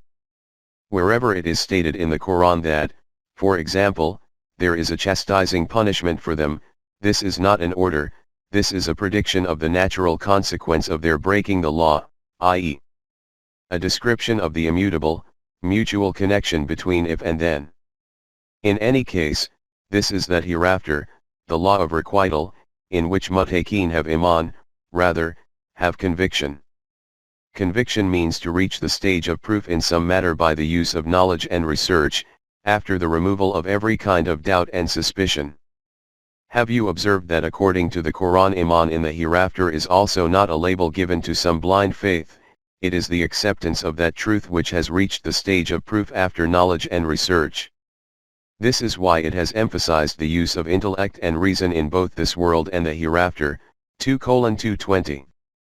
The consequence of this iman and conviction is that man never succumbs to this deception that I can do whatever my heart wishes, there is none to hold me accountable.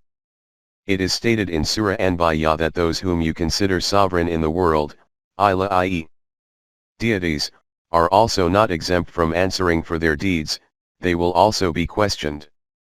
This status only belongs to Allah, that no one can question him. He cannot be questioned for his acts, but they will be questioned, for theirs. 21:23. Only Allah is not answerable to anyone. From here another reality comes before us. In the political dictionary, sovereign means accountable to none. In the Islamic system this position cannot even be held by the Islamic government, never mind anyone else, it is also answerable before Allah. This is the extent of the expanses of the domain of the law of requital of Allah. In Surah Al-Fatiha the desire of the Mu'mineen was stated to be this, that we wish to tread on the path of those people who were blessed with the bounties of Allah.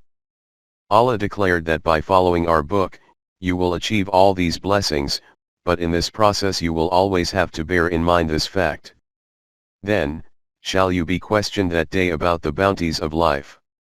102:8. You will be questioned about all these blessings, how did you obtain them, and how did you utilize them?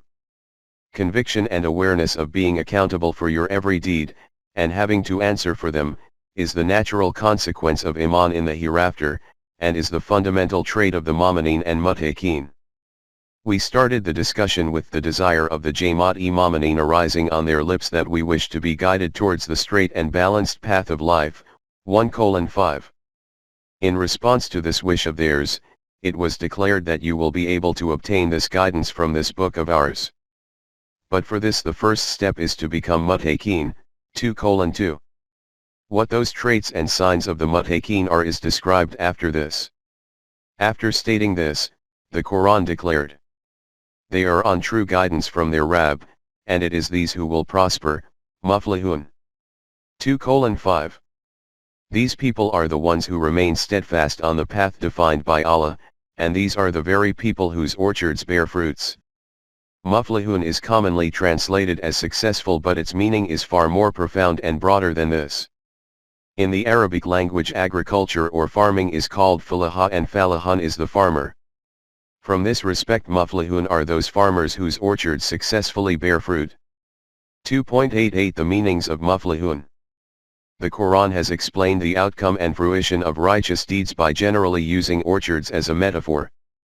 Just consider what kind of composition of constituents is required for orchards to flourish. First of all, such a seed in which there is the potential for growth. Then such land which allows the latent potentials in the seed to become capable of manifesting. Then all those other physical resources, air, water, heat, light, etc., due to which this crop keeps on growing and flourishing. And together with all of these, that law and procedure of agriculture according to which advantage can be taken of these forces of nature and physical resources.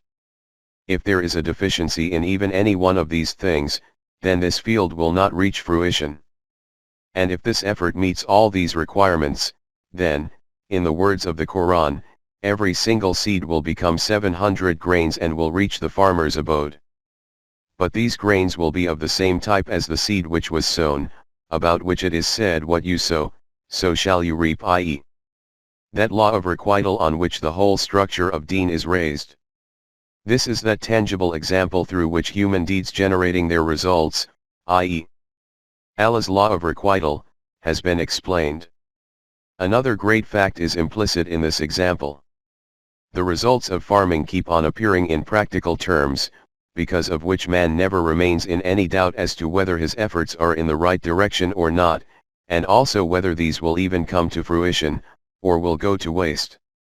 The farmer satisfies himself with this fact every day, that these tangible results of his hard work which appear gradually provide an incentive for him, the consequence of which is that he puts in his maximum effort. If at any stage he sees that his effort is not succeeding, then he does not continue this fruitless endeavor. He stops right there and takes full cognizance of this whole program. If he finds some flaw somewhere, then he addresses it immediately. This is called tawbah. And if he sees that he is going on the wrong lines from the outset, then abandoning this program, he takes some other step which leads to an outcome. This fact is also implicit in the example of farming. The same also happens in ad-din.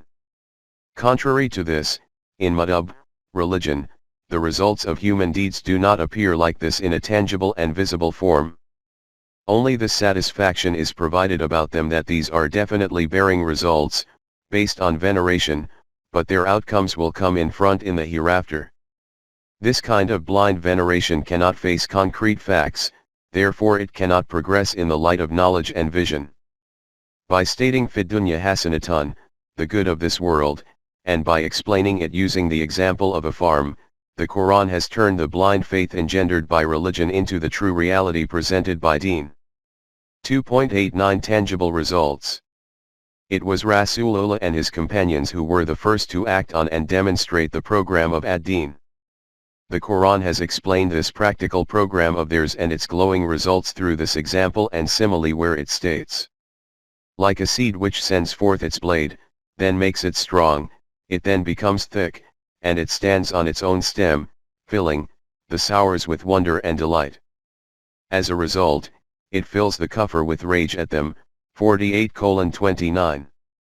They planted a tiny seed from which sprouted a soft and fragile shoot, then it gradually became a stem and stood on its own feet. Then grains appeared in its ears, and the crop matured in such a way that the farmers' hearts overflowed with delight and joy on seeing this. And the breasts of the people, kufr, who used to taunt and ridicule them about what a useless pursuit they are wasting their time and energies on, began to be fraught with malevolence. After this, the Quran states that this is not just limited and confined to the mu'mineen and muttaqeen of that era only. Allah has promised those who have iman and do righteous deeds protection, and a great reward. 48:29. This is the promise of Allah, that whichever people, whenever and wherever, demonstrate such an iman and these kind of deeds, their farms will be protected from destruction and they will also attain full fruition. The name of such an outcome and fruition is establishment in the land, which is the essential and natural consequence of iman and salih deeds. 24:55. The Jamaat-e-Mu'mineen had said in their supplication that the path of the people on whose path we desire to tread are those who benefited from the bounties of Allah. They were not those whose terrain of efforts and deeds became charred and they remained deprived of these prosperities, who were condemned and misguided. This was not merely an idea from their minds or abstract desire. The history and conduct of those nations which fell into this category was in front of the Arabs at the time of the revelation of the Quran. As the Quran itself has stated at many places, they used to travel day and night on those routes along which the ruins of the destroyed habitations of these annihilated nations used to invite them to learn a lesson and gain insight. Furthermore, in front of them also was the plight of the Jews going about in the land, who despite being heirs of the glamour of Suleiman and the power of Dud, had become the most disgraced nation in the world. These were those nations, a detailed explanation of them, and similar nations will be covered in the next chapter. 2.90 Summary of Chapter 2, verses 2:1-5. The decree of Allah, the all-knowing and wise is that 1. The guidance you are desirous of, 1:5, is preserved in this code of laws of ours, 15:9, in which there is neither uncertainty nor doubt, nor any psychological dissonance. In the journey of life, this code of laws guides those people who wish to avoid the pitfalls of following the wrong paths, towards the path that leads to the intended destination of humanity. 2. These are the people who maintain a conviction in those truths which are concealed from the eyes but whose purpose can be comprehended by using intellect and reasoning in the Quran. And who have trust in the outcomes of following the right course, which even though they are initially hidden from their sight, there is certainty in their ultimately materializing. With this aim in mind, they establish that system in which all people keep on following the divine laws, and after taking whatever is required for their own needs from the means of sustenance given to them, they keep the remainder available for the nourishment of the rest of mankind. 2:219. 3. These are those people who have iman in all those truths which, O Rasool, have been revealed to you through wahi, and which were revealed before you to the messengers in their respective times, and which no longer survive in their original and untampered form with their followers and are now only preserved within the Quran.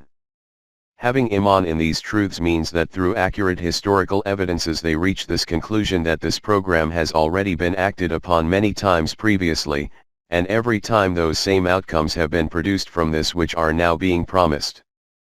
This is why even now those same outcomes will be reaped.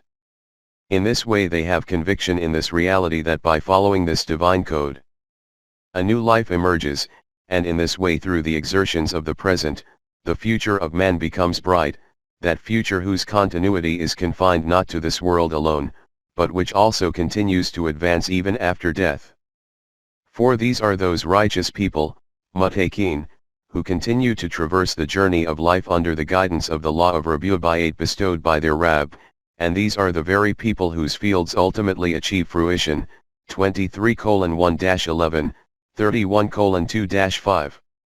This category is of those people who desire to protect themselves from the destructive outcomes of the wrong path of life, and their wish is that the correct path appears before them.